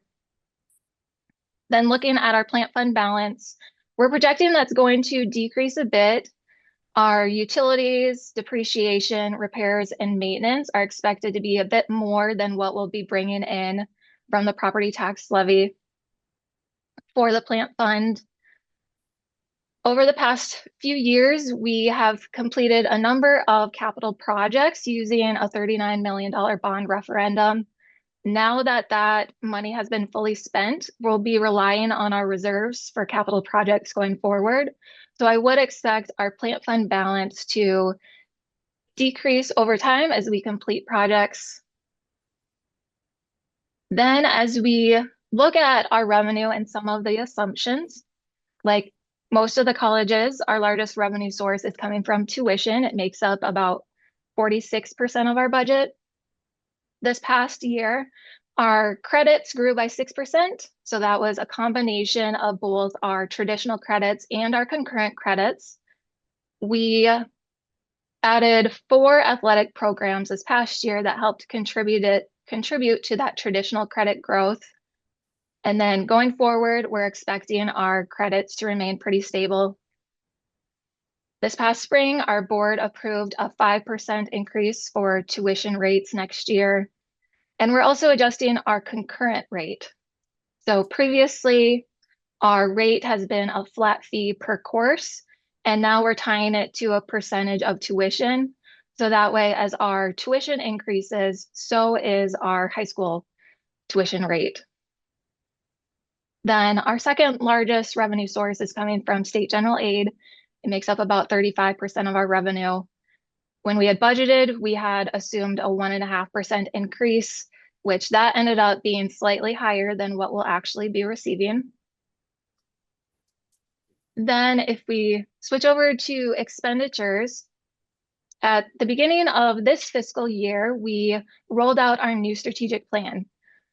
So through the whole budget cycle, we've been very intentional about trying to tie all of our resources to supporting the plan.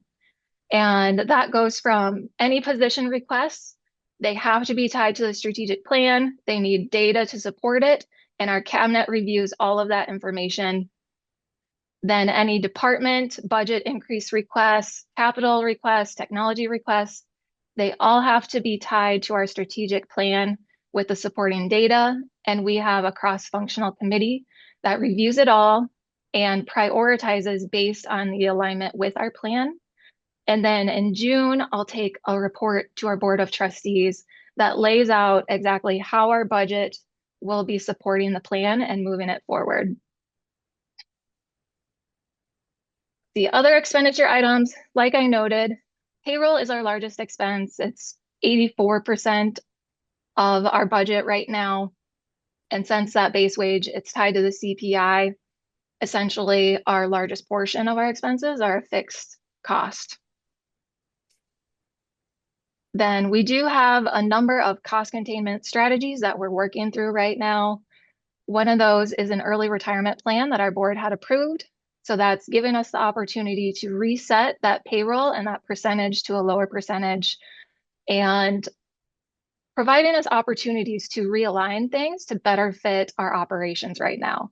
So cabinet is really working hard. Our retirements will be over the next 2 years. So we're assessing roles, seeing where we can streamline things and reduce FTEs where appropriate. Another strategic initiative that we're working on is to streamline our procurement and accounts payable process. And as a part of that, we got the opportunity through some retirements, we're going to move to a centralized purchasing model to help leverage buying power, reduce duplicate spending, and have one person oversee those expenses. Another strategic priority is that we want to make data-informed decisions. So we're implementing a data warehouse and reporting system. And I'm excited, we're almost done with the program viability dashboards. So we'll be able to do detailed program level financial analysis, helping us understand where our costs and the value of our services are, and be able to tie that information into our student outcomes as we evaluate our programs. And then lastly, our notable capital expense for this year is that we're renovating our Dubuque Center. It's a $1.6 million project really focused on expanding health programming in the area. And it also expands concurrent enrollment opportunities for our Dubuque area schools. So I'm going to turn it over to Amy Lasik now to expand more on that project. Hi, good afternoon. I'm Amy Lasik, Vice President of our Business and Community Solutions Division at the college.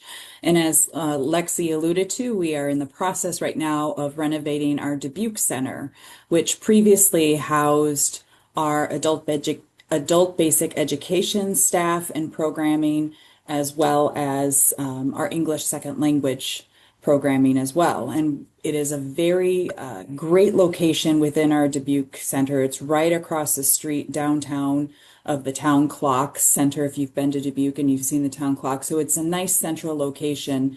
And as we were talking to many of our employers about what sort of needs they were needing in the area, of course, healthcare was something that rose to the top.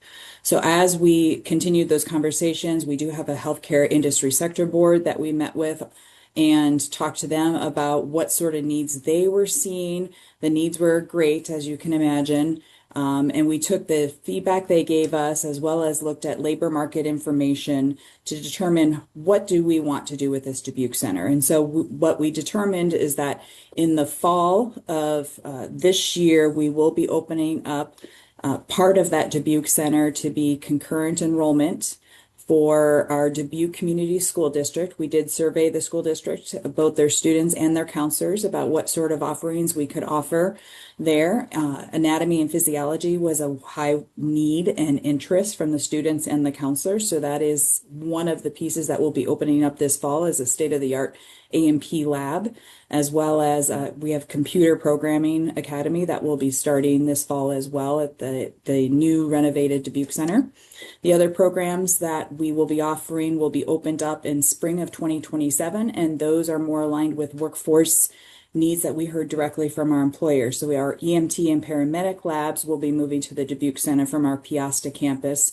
Our CNA labs will be expanded and renovated, and state-of-the-art equipment put into our Dubuque Center as well as things like phlebotomy and medication aid. Those will all be offered from the Dubuque Center. And it will also continue to house our English second language, our high school completion students and programs as well, to also just kind of give them a sense of what sort of opportunities are out there. When they enter the building, they'll be able to see right away some of our labs and get a sense of what sort of things are available to them once they've received their high school completion or continue to move up with their English as a second language opportunities.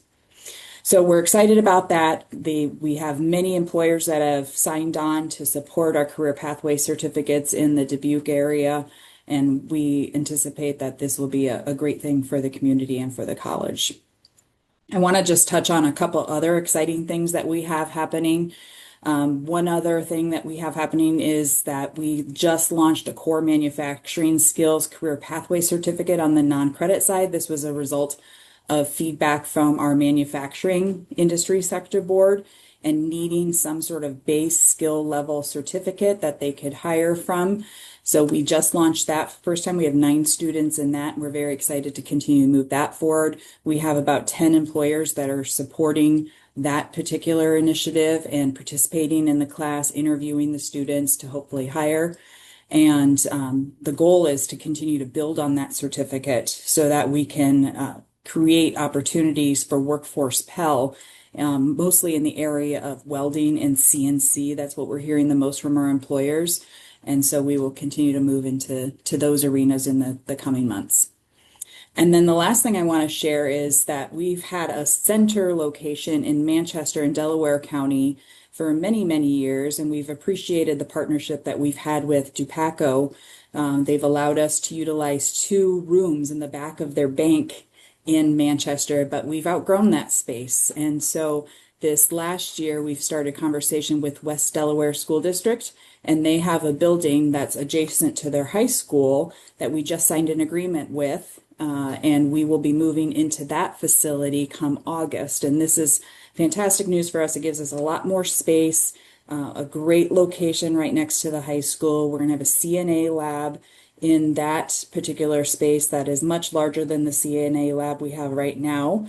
And it'll allow students to come over and take healthcare academy classes over in that new facility. So that will be ready come August, and it's been a great partnership with that school district. So those are just a couple exciting things that we see happening here in the next 12 months. Thank you. Questions or comments for Northeast Iowa? One comment and one question. First of all, the comment, congratulations and kudos on the partnership with West Delaware. I think that's really awesome to get that direct of a relationship going. I'd like to see that statewide even more. Question is this, as it relates to the centralized purchasing model, is the design or the thought process that this is going to end up saving money or being able to move money to where it's more needed, depending on the year or the program? I would say a combination. We're really taking advantage of the opportunity right now. For example, our academic purchasing. We have a number of different administrative assistants that support our academics. I'd say about half of them are retiring. Well, each one of those academic assistants was doing their own purchasing. And we found, comparing what they're purchasing, if we had one person doing it, we could have had more buying power. And then we did the same thing, reviewed all of our Amazon purchasing and the different departments that we're buying. And again, we found we were buying from all of these different places, different quantities, that if we had one person overseeing everything, that we'd get more buying power and be able to distribute our resources across the departments more efficiently. Thank you. Other questions or comments? Hearing none, the recommendation is to approve the fiscal year 2027 certified budget report as provided for Northeast Iowa. So moved. Moved by Jeff, Second. Second by Cass. Any further comments or questions? Hearing none, those in favor of the motion, please indicate by saying aye. Aye. Opposed, same sign. Motion's carried. Budget's approved. Congratulations. Thank you very much. Thank you.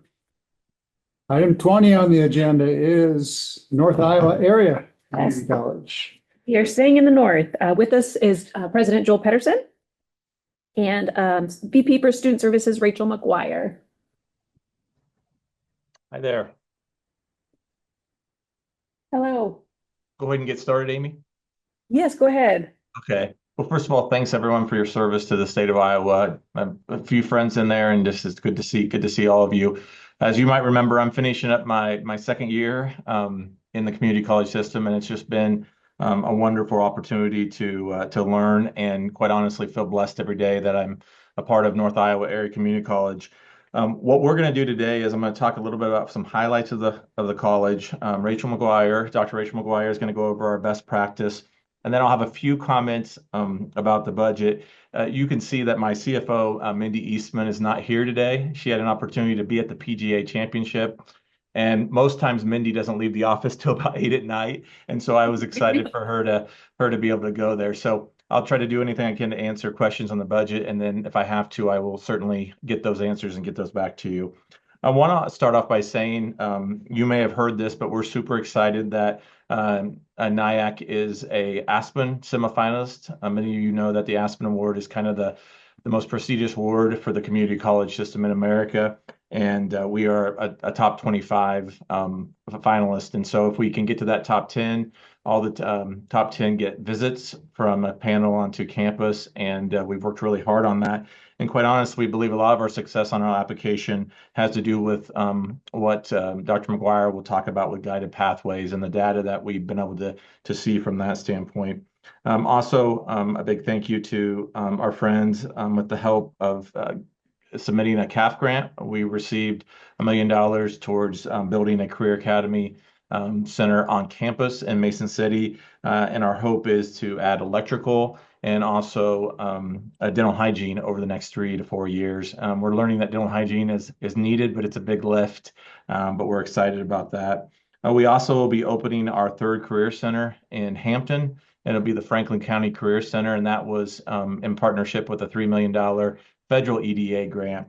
And we've received grants from the CAF grants for Forest City and Charles City.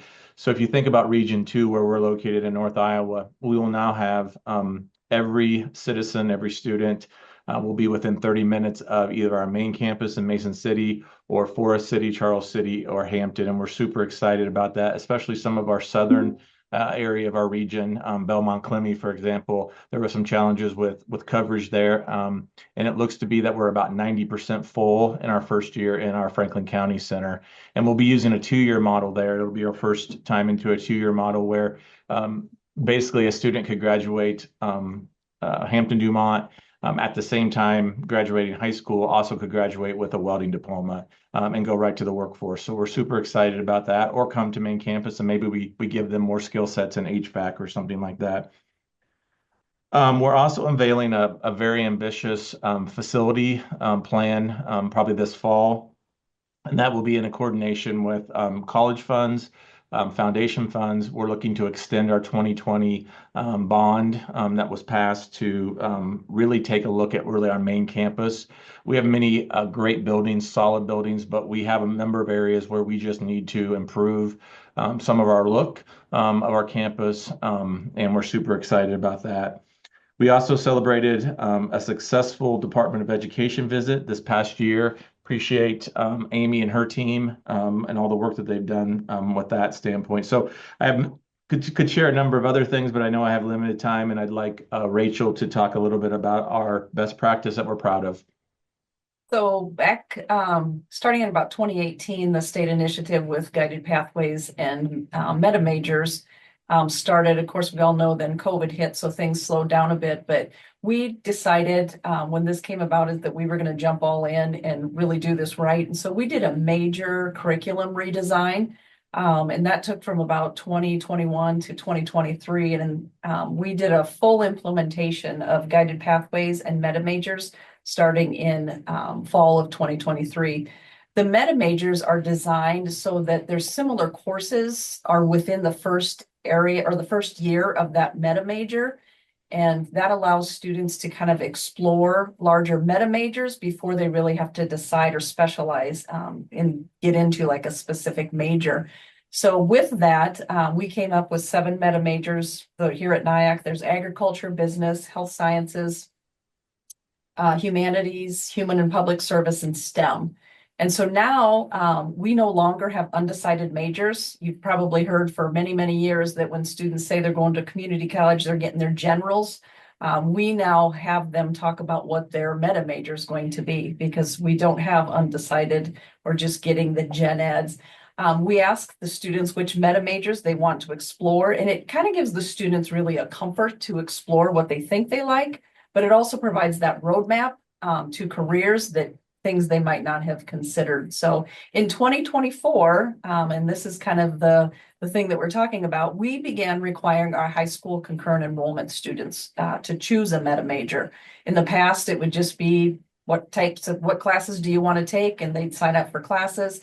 But now basically our high school students are taking more college credits. They're earning more credits as they're in high school and graduating, that we felt we needed to provide better advising to those high school students because we have a high enrollment of our concurrent enrollment. We have about 33% of the concurrent enrollment students that enroll in NIAC after graduation. So we have career and college transition counselors or CCTCs that now provide this roadmap to meta majors so that the students in high school take the courses that they need to transfer or to complete a credential when they're finished with high school. So rather than just taking whatever they want, taking it because their friend is taking it, we show them how to gain short-term credentials and which courses they need to take to make sure that they're successful when they get done here at NIAC. So this approach really provides better guidance.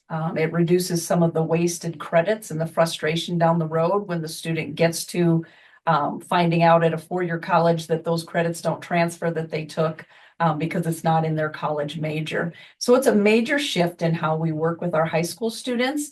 And it helps with, like I said, the transfer planning, but it also provides really fewer surprises. And of course, parents like that as well, because they don't have to retake classes when they get to the 4-year school. So better long-term outcomes in the end. So basically now what we say is we teach our students how to choose college credits strategically. And this results in the students making smarter choices and decisions for later on. And just to kind of talk about, it was 2024 when we did this. Between 2024 and 2025, we saw an increase of 6% in our concurrent enrollment students receiving some type of credential when they finished NIAC, whether they came here or not, or they transferred to another college. It's 6% increase. So over 200 and some students received a credential graduating from high school. So it just, again, it helps our students really figure out what they need to take and make sure that we're reducing some of that waste. Yeah. Just a couple quick highlights. I just wanted to mention that our enrollment has been up the last 4 years. We do most of our budgeting around a 5-year average. And Mindy, if she was here, she would tell you, she just kind of keeps going. Are you sure those numbers are right with your enrollment being up from that standpoint? As noted last year, I think John noted this, and it was an important point that our overall unrestricted fund balance was a little high. It's from this report in last year, about $4 million less. We're purposely, in a way, trying to spend that down. Part of that was just for a lot of years not having much enrollment increase, and that kind of happened at the same time of a number of employees with higher salaries were retiring. So we needed to make that adjustment coming in, and we're going to continue to try to be purposeful to keep that fund balance where it needs to be. We try to stay around that 90 days of cash goal for our fund balance. If we had to, pay our bills for 90 days, that's where we want to be. We're still working on it, but it's something that is a goal and something that we're continuing to work on from that standpoint. The other thing I would just mention, maybe a little different than the other colleges, that we're continuing to try to be more purposeful working with our foundation. One of the great things and unique things about NIAC's foundation is it probably ranks in maybe the top 50 as far as assets compared to the number of students that we have. And why that's great, we've continued to not necessarily have a real strategic plan or a focus on how to use those funds. We do a lot of things with scholarships. So we're working with that foundation, knowing that as resources or revenue is tight, we may have to rethink about not just accumulating wealth, but being more purposeful on how we spend those funds. That could be always going to be scholarships, but that could also be some world-class facilities from that standpoint too. So just wanted to mention that from a budget standpoint too, that we're trying to have a better plan with our foundation because we were so blessed with it, but we didn't necessarily have, I think, great goals or where we wanted to be and what we wanted to accomplish with that. Okay, questions or comments for NIAC? A quick question on page 6 for your total expenditures. Many of the colleges have had in the 80s of their total expenditures for salaries, but you've got a significant amount, about 20% for services. Can you talk through how that reflects your unique operation? Yeah, Director Snow, I probably may have to get back to you on that one because I'm not sure I have that exact knowledge. Just I could say something, but it probably may or may not be correct. So I may need to talk to my CFO and then maybe shoot you a quick email. Sounds great. Thank you. Yeah, sorry, I couldn't answer that. Anything else for NIAC?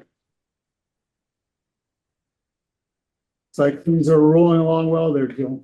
Yeah, John, it really is, and just want to say I appreciate all the support that you give us, and also the support that good partnership with the Department of Ed.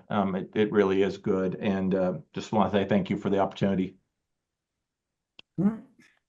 The recommendation is to approve the fiscal year 2027 certified budget as provided. As a graduate of NIAC, I will so move. That's good. I would expect that, Cassandra. You got it. We have an iffy motion. We have a proud motion. Thank you very much. I'm a proud graduate. Any further discussion or confessions to make? Hearing none, those in favor of the motion indicate by saying aye. Aye. Opposed, same sign. Motion carried. Congratulations, Joel. Thank you. All right. Item 21, Hawkeye Community College. So with Hawkeye, we've got President Todd Holcomb joining us along with CFO Laura Druid. Thank you both for joining. You're getting them elevated now.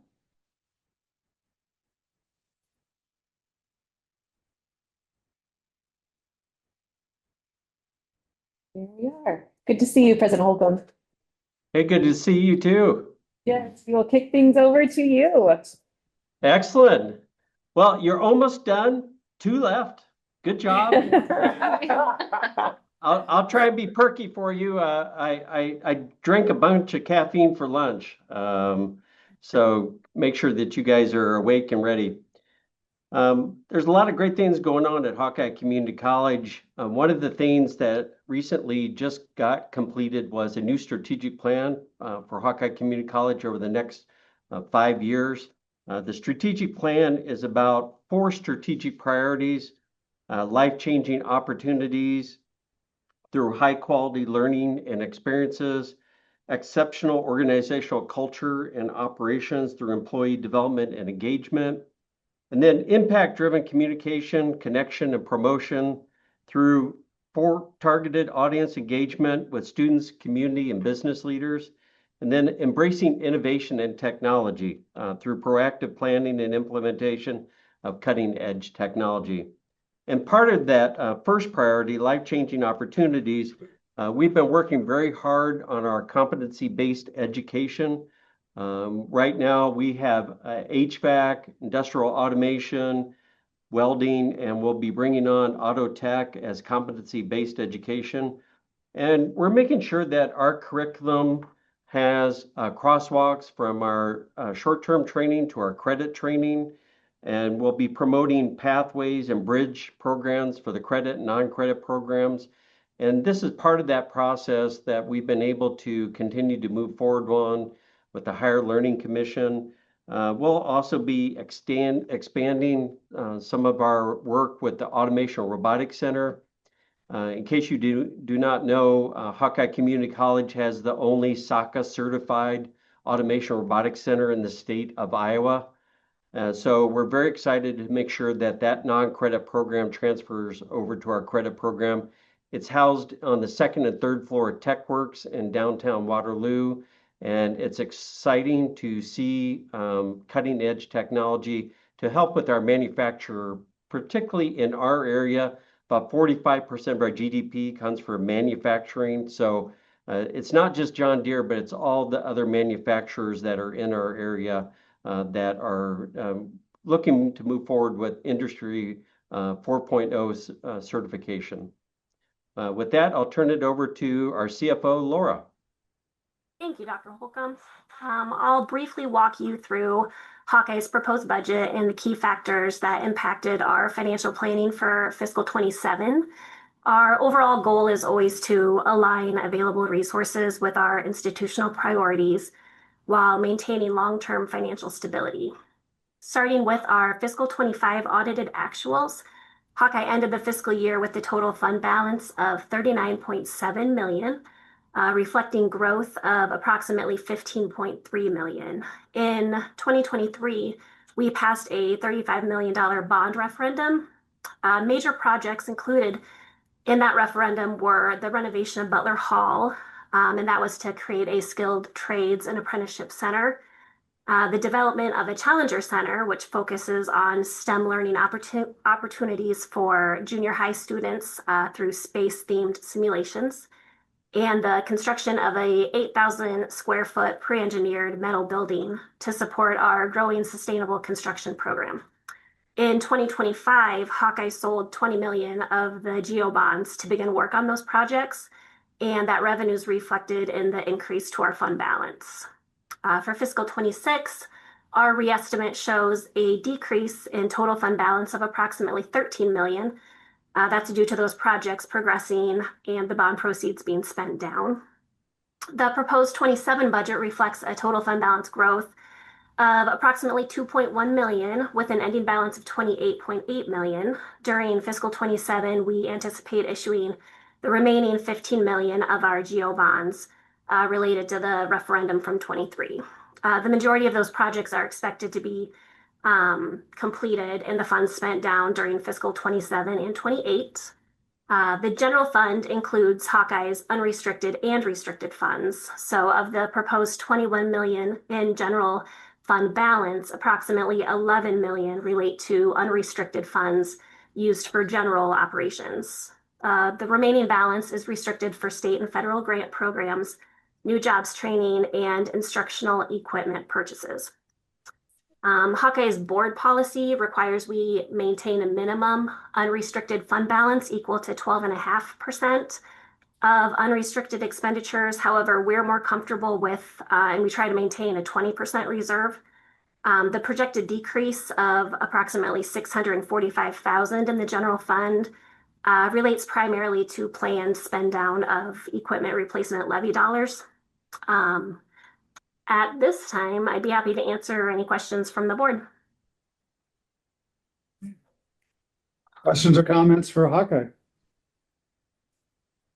Well, Todd, I want to say thank you for your focus on competency-based education and Hawkeye's leadership and apprenticeship model and expanding apprenticeship opportunities in your area, and competency-based goes right along with that. So well done. Well, thank you, Director Townsend. We have worked very closely with your people. Just had a meeting with them 2 weeks ago. In case the board does not know, Hawkeye Community College is a leader in apprenticeships. I think we're the largest apprenticeship provider in the state. We're over 500 apprenticeships now, and we continue to see growth in that area, which is really helping us meet the workforce needs in our region.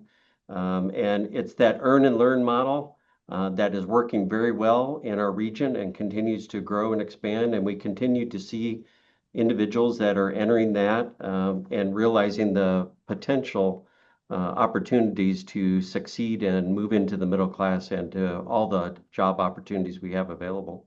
Thank you. Other comments or questions for Hawkeye?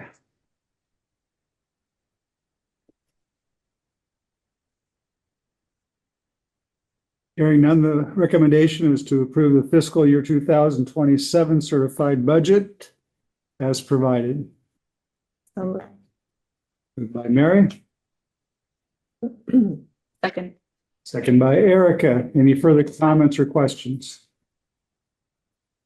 Hearing none, those in favor of the motion, please indicate by saying aye. Aye. Opposed, same sign. Motion carried, budget's approved. Congratulations. Thank you. Have a great day. Thank you very much. Great work. All right, 22.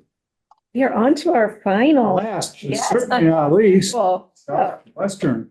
but I know President Stokes and CFO Brandy Shea are online and waiting to be elevated, so we can go ahead and move to SWIC.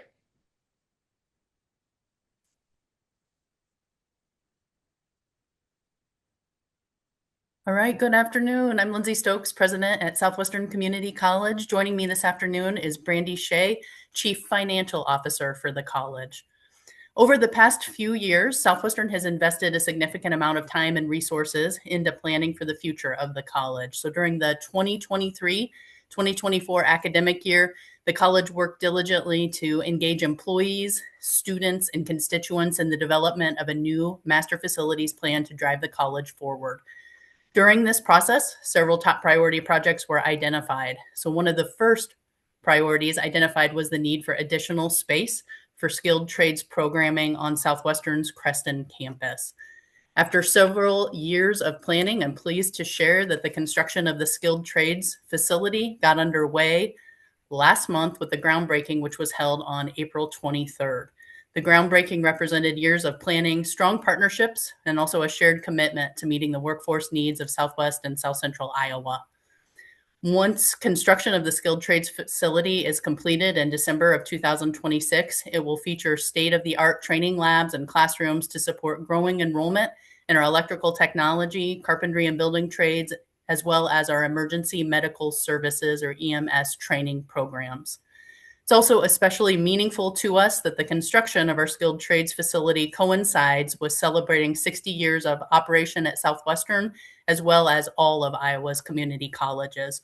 One of Southwestern's founding career and technical education programs, carpentry and building trades, will now have a new home, better equipped to serve the next generation of skilled professionals. Also wanted to share that as the smallest community college in the state of Iowa, Southwestern has braided several funding streams together to account for the construction of our $6.3 million skilled trades facility. These funding sources include funds from the Accelerated Career Education or ACE infrastructure program, a $1 million Career Academy Incentive Fund grant that was awarded to us through the Iowa Department of Education, our plant funds, and also the recent launch of a multi-year capital campaign. We're certainly thrilled to have this project underway, and we look forward to the opportunity to expand our ability to continue providing quality hands-on training. So I will turn things over to Brandy for an overview of our certified budget. Thanks, President Stokes. So Southwestern certified budget is really a reflection of the financial resources that we're using to support the college's strategic plan, master facilities plan, and operational initiatives, such as those that President Stokes spoke about. Our fiscal year 2027 unrestricted ending fund balance represents 1 month of operating revenue, which is consistent with the college's Board of Trustees board policy. The unrestricted revenue is budgeted conservatively based on a flat student enrollment and minimal increases in tuition and state general aid. The fiscal year 2027 budget restricted fund revenue includes the receipt of Career Academy Incentive Fund grant dollars, which will be used toward 2 different projects, as well as other state and federally funded grant programs on campus. We continue to assess our variable levies, particularly our insurance levy. That's our largest variable levy rate. And so we're consistently reviewing the structure of our insurance policies and making sure that we're trying to alleviate the financial pressures of the increasing property and liability insurance premiums. The college's plant fund balance has grown slightly over the past few years in preparation for implementation of the new master's facilities plan, as well as the skilled trades facility construction that President Stokes also spoke about. We've accumulated ACE infrastructure funds in the plant fund for that purpose. In addition to that, we have used plant fund dollars to fund a nearly $1 million HVAC replacement project last fall. And we will be doing a parking lot entrance project this summer. The remainder of those plant fund dollars will be used for general maintenance of our current facilities. So to summarize our FY 26-27 certified budget, it was prepared with estimates of state general aid, tuition revenues, salaries, and benefit costs, and capital project costs, which were available at the time. But our college leadership believes it will support operational and capital project plans for the coming year. So we would take any questions. Okay. Questions or comments for Southwestern Community College? One of the questions that was asked for the community colleges is to highlight the best budgeting practices. Can you share? You left that blank. Can you share what you do as far as best practice with budgeting finance? Well, I think one of the things that we do well is that those plans that we talked about are master facilities plan, strategic plan, operational initiatives. We have found ways to kind of dovetail those into our overall budgeting process, whether we're talking about adopted budget or our operational budget. So when we put together those plans, we have an additional column with an estimated cost and tie those all back to our strategic plan.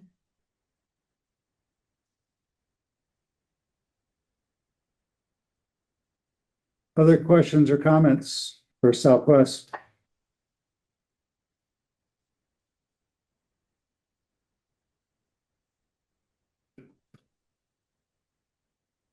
Hearing none, the recommendation is to approve the fiscal year 2027 certified budget as provided. So moved. Moved by Cass. Second. Second by Jeff. Any further comments or questions? Hearing none, those in favor of the motion, please indicate by saying aye. Aye. Opposed, same sign. Motion's carried, budget's approved. Thank you. Appreciate your Thank you time. for your time this afternoon. Thank you. So heads up, we're going to take a 5-minute stretch break and then we're going to finish strong.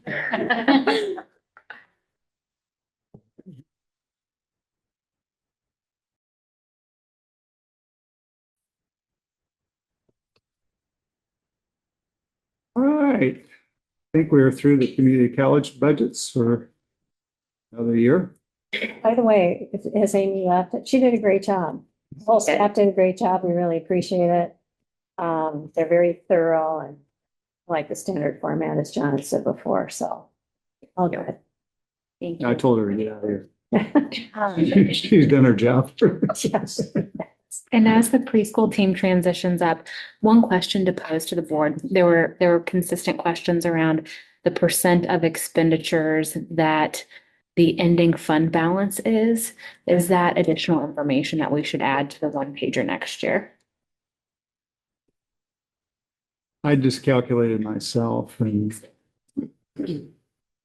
yeah, it's a simple calculation. Might as well. We will do so. It's nice. And then And I put them in rank order. Just to see. Thanks. I don't think we have to add that to the. We will add the respective one pagers. Thank you both. Taxpayer dollars. Well, it's fine. All right. Well, let's move on to something exciting. Yes. Uh, To our youngest learners now, right? That's right. Welcome. And then just a quick note, in your agenda, it indicates that our presenters are Bureau Chief Velati and Administrative Consultant Walker. Unfortunately, they missed a connection and will not be able to be here in person, but we have had our wonderful administrative consultant, Celeste, jump in. So she will be leading our presentation. Thank you, Celeste. Perfect. And the slides, you'll follow along or they'll come up on the screen, or how does that work? I see them on here. Can I make them show? Or someone behind the scenes will make them show? I think it's. Oh, someone's doing it. Never mind. It's the Wizard of Oz. It happened. Behind the curtain. Thanks. Oh, wait, I see it, but you don't. You're up there. All right. Well, the good news is I timed this and it's only going to be under 12 minutes. So hopefully I can get you ahead of schedule. As the director mentioned, I'm Celeste Moore-Tweet, and I'm an administrative consultant in the Bureau of Early Childhood. And even though it wasn't planned, it's my pleasure to be here today to communicate with you about two very exciting revisions that have been in the process in the early childhood space. So thank you for your time. At the April board meeting, the Iowa Quality Preschool Program revisions were presented for their first read. A little background, because I do understand we have some new board members, but the Iowa Quality Preschool Program standards, you might hear them called IQPPS, are a framework for ensuring high-quality preschool programs across the state. They emphasize components related to curriculum, learning environments, health and safety, leaderships, and management. It's really the infrastructure for a quality preschool program. So today marks the second step in the consideration of the revisions to the Iowa Quality Preschool Program standards, which means that the board may consider approving those standards at this time, or may ask questions if you have any. But that's our first item, is the Quality Preschool Program standards.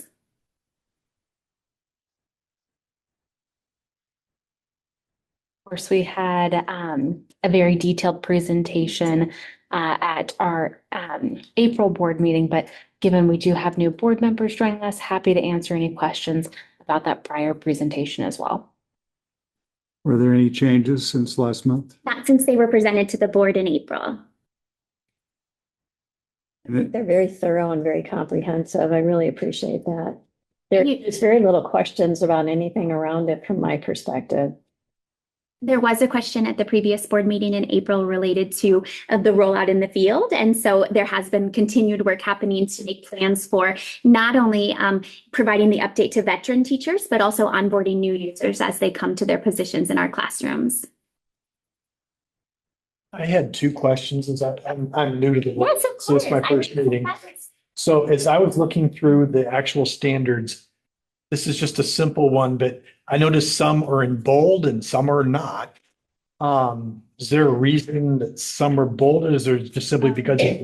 Yes, the bold indicates the required criteria. Is that correct? So when an entity is following the standards, there are certain standards that are sort of non-negotiable, if you will. So those are the criteria that we would expect to be established in each program, almost like priority standards, if you will. Okay. And this, I see to miss, but there's a key on page 7. I must have flew right by that. it's once again easy to do. Okay. And then this is very, very, very specific, and now I got to find it. It's 7.7. I just found it a little confusing, especially now knowing that it's required. That the facility, the outdoor play areas, and the vehicles, which is pretty much everything, is tobacco and nicotine free. That's great. And then it says smoking and vaping is not permitted in the presence of children. Is that, seems a little redundant? I mean, it's not allowed anywhere, so they can't possibly do it in front of the kids. Correct. Is it all right if Amy speaks to that? She was on the revision team. Yes. In our research, vaping does not always include nicotine or cigarettes. That statement was to. Got it. Okay, thank you. Makes sense. Very thorough. I think I've heard from the field is that when there's changes to such a expansive document, that those changes can be somewhat highlighted. So when people are reading through the document, they can see what's changed and what hasn't changed. Absolutely. And I think that will definitely be a piece of those implementation materials as we roll things out to help train the field on the changes and what has changed and what has stayed constant. A very important point to consider. And just to wrap it up, to kind of echo what Mary said, since this is the first time I've really gone through those, really well done. I mean, I think they're almost to a fault detailed, but that's good. Mm-hmm. I completely, as a former administrator, this would have been nice, frankly, Right. to have. And definitely credit to the team that worked on those. And then also, if you're familiar at all with childcare licensing and standards in that space, those tend to be extra detailed as well. So a lot of the inspiration comes from that too. Very well done. Thank you. Any other comments or questions? If not, this month is a vote. So the recommendation is to approve the revised Iowa Quality Preschool Program standards. So moved. Moved by Jeff. Is there a second? I'll second. Mary seconds. Thank you, Mary. You're welcome. We get that on the record. Okay. Those in favor indicate by saying aye. Opposed, same sign. Motion carried. Those standards are approved. Nice job. Thank you. And thank you. We're not done yet. Oh, we've been busy doing all sorts of revisions. And so I'm here to talk with you today about your first read of the Iowa Early Learning Standards. And so we'll be talking a little bit about the history, briefly about how these standards fit in with the Iowa Quality Preschool Program Standards and program standards in general, and then also just the revision process we went through and the next steps. So the work that we've been doing to revise the Iowa Early Learning Standards just illustrates the department's continued commitment and responsibility grounded in the Bureau's work focused on high quality instruction, accountability, and continuous improvement. There's a direct alignment between the work that we've been doing to revise the Iowa Early Learning Standards and the Quality Preschool Program Standards too, and the agency's mission and priority areas. Can see here, especially I just want to emphasize that foundation, right? The vibrant, safe, and healthy learning environments. So in the early 2000s, the Department of Education worked with a federal initiative called Good Start, Grow Smart. And before that time, we didn't have early learning standards for Iowa's youngest learners. And so that work was really intended to prioritize considering development across all areas. So really thinking about more than just math and reading and science, right? We're thinking about their physical growth and their social growth and all of the different areas of development. And so from the first edition of the Iowa Early Learning Standards, which as you can see was adopted in 2006, all the way through this fourth edition draft that you have to review in your packet, we've considered all of the various stakeholders and partners across the state of Iowa. When we think of children from age birth to 5, it's our babies and infants and childcare centers into our community preschools and school district preschools and all the way leading up to that start of elementary school. And so really trying to partner with all of those stakeholders along the way very intentionally and mindfully as we work through the inception in 2006 and now this fourth edition revision. So just briefly, program standards, like we talked about with Iowa Quality Preschool Program Standards, also exist in the form of Head Start Program Standards and National Association for the Education of Young Children Program Standards. But program standards in general, as you can see on the right, really address the infrastructure and how a program is designed, those components that come together to really create a high quality learning environment for children. from leadership and management to the learning environment, both indoors and outdoors, as you noted. Really just thinking about setting the stage for their learning. While the early learning standards are similar to your K-12 academic standards, really thinking about what children should know and be able to do, learning targets, and especially in these early years, their developmental progression from one age to the next and how they grow in all areas. Just kind of to give you some background. I'd also like you to just have a general idea of how many children are impacted by the Iowa Early Learning Standards. So at the top of this slide in the state of Iowa, you'll see that the 3,207,004 number. That represents census data for our children from birth to age 5 in the state of Iowa from the most recent reporting. And then the slide itself shows you how many children are in childcare, Head Start, different types of preschool programs, and the different age breakdowns, just so you can get a feel for how many children this really impacts. The Iowa Early Learning Standards are also interconnected with many different facets of early childhood education that impact both local and federal reporting, state level reporting as well. Those children you saw on the previous slide, just over 7,000 of them receive additional supports through early intervention, which in Iowa is referred to as early access, and early childhood special education. So there's additional layers added on that are connected through the early learning standards to ensure that there's a match between the instruction children are receiving and their individual needs, and that we can then report on metrics that help us speak to the effectiveness of our instruction and our programming.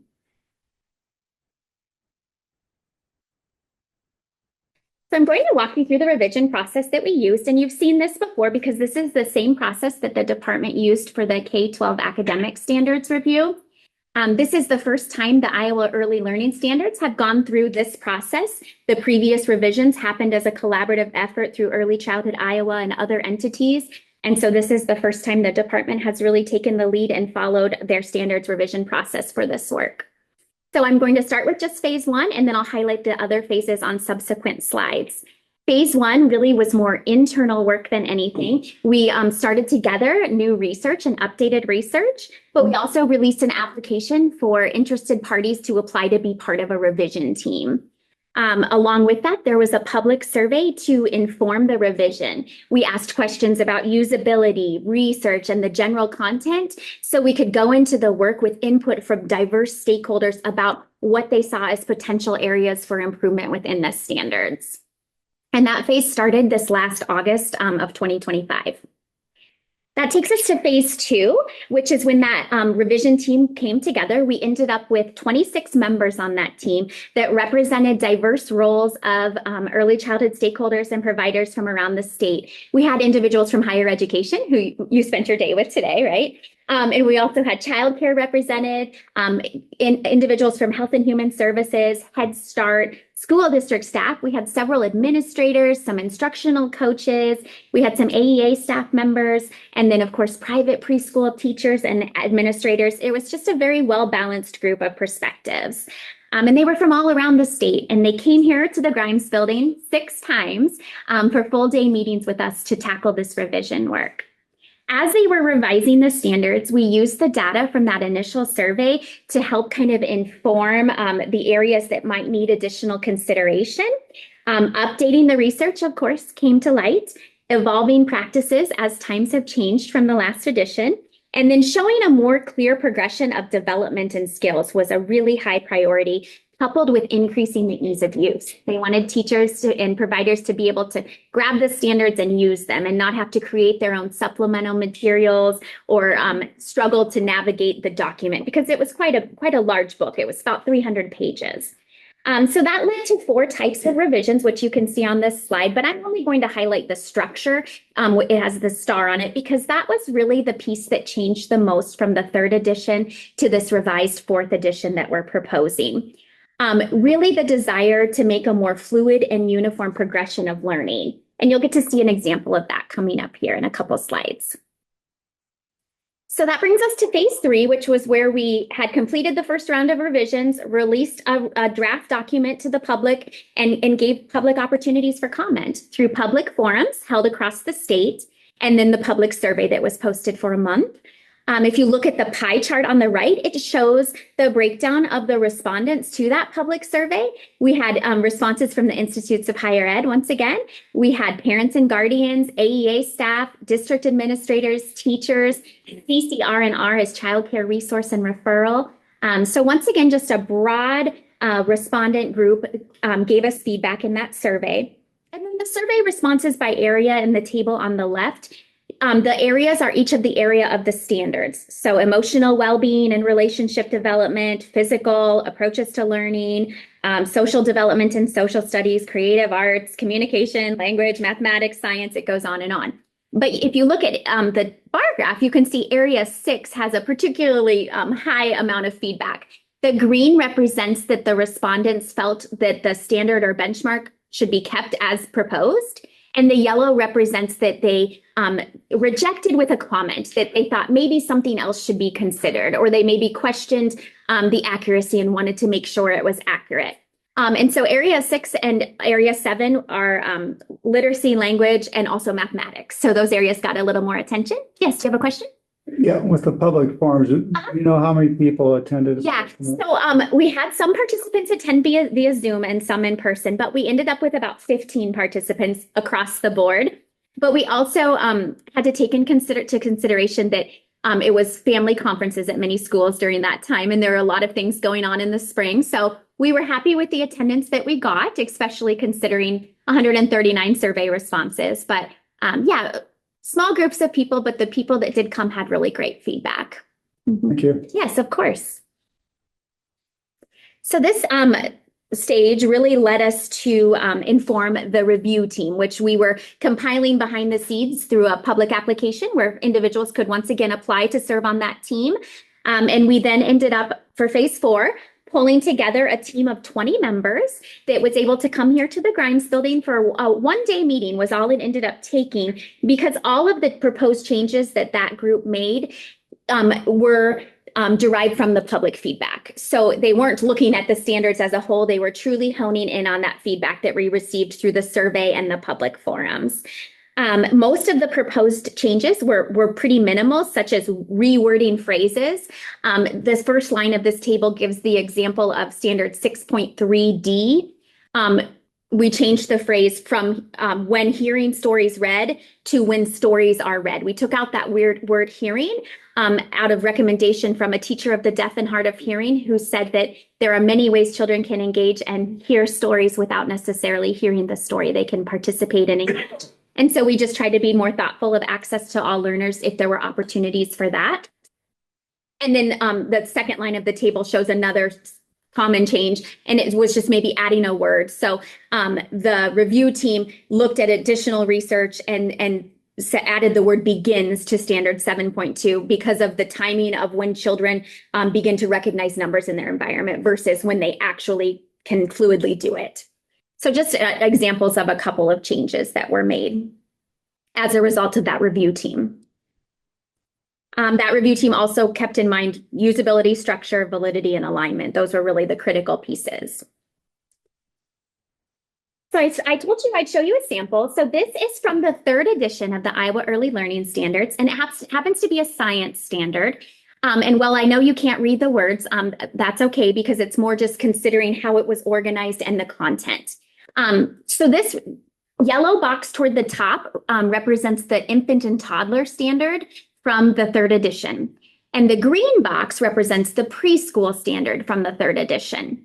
Those were housed in different sections of the Iowa Early Learning Standard book. So a user might go to look at the science standards and they might have a 4-year-old, so they want to see the 3 to 5-year-old one, and that's in one part of the book. And let's say that 3 or 4-year-old they were considering wasn't quite yet meeting the benchmarks here, so they want to refer to the infant toddler. Then they would have to shift to a completely different section of the book to look at the infant and toddler development for the same standard. So it was bulky and it was difficult for teachers to manage and just not very user-friendly. So as a result of the revisions and the public feedback that we received along the way, we took that same science standard and created what you see on the screen now. Along the top, it has ages from birth through 5 years. And it has the same standards and benchmarks with the addition of filling in some pieces along the way with updated research to show that same standard and the same benchmarks in a much more fluid way for users. And this was true of all the standards as we worked through them.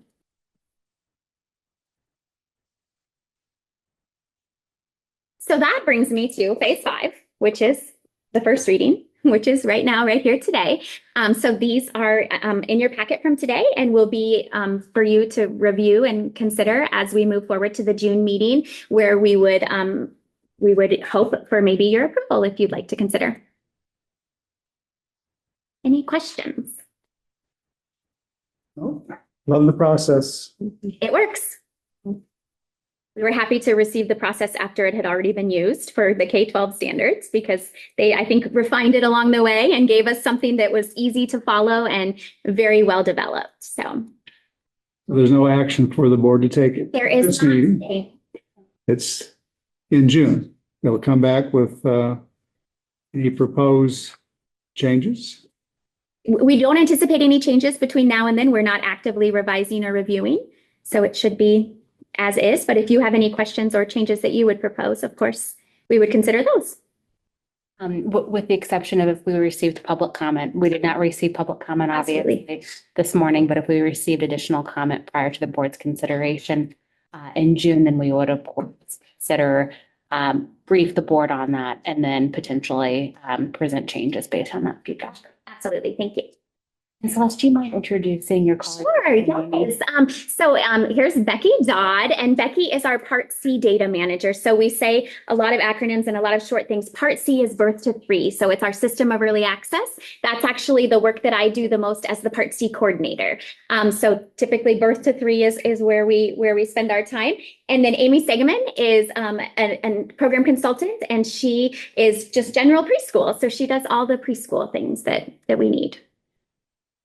And she was heavily involved with the quality preschool program standards revision. Great. All right. Thank you. Thank you. It's my pleasure. So last and not least, we have John Elkin with State Board of Education 2027 meeting dates. Hello, everybody. Good, John. Good afternoon. So you should have in your folder, proposed dates. This is where the board would, the kind of calendars, discuss and decide on dates. Just so to give everyone some history, this is created intentionally, mirroring what's been done in the past. Try to keep them 4 weeks apart for the most part, and also to meet any type of statutory requirements or deadlines in between, like charter applications being received when they have to be approved by the board. So I wasn't here a year ago, but my understanding is that's where the board looks at dates without calendars. Discuss and then decide on what you want. I have a master calendar that I'll take notes and we'll go from there. So basically, we're asking you to look at your personal calendars and make sure that these proposed dates will work so that we have a quorum. Correct. And we do hold dates for board meetings every month. We do endeavor to not have a meeting in July and potentially based on the rulemaking calendar to not have one of the meetings in the winter. All dates were good for me. All day question. I'm good. So far, so good.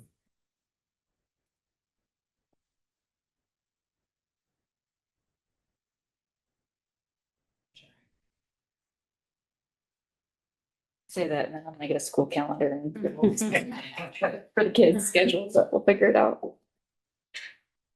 Yep, good. It matters.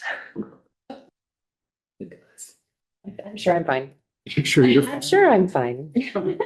As of May 14th, 2026, this all works. And then just the other thing we would point to is you'll see that they're all Thursday meetings, one day here with the exception of the April and the September meetings, which are offsite meetings and generally profile a stakeholder under the oversight of the state board. So a teacher preparation program, a school district, a charter school, a community college. And those are offsite, and we try to make sure that we have geographic representation of the state and institutional representation of the state in the selection of those locations.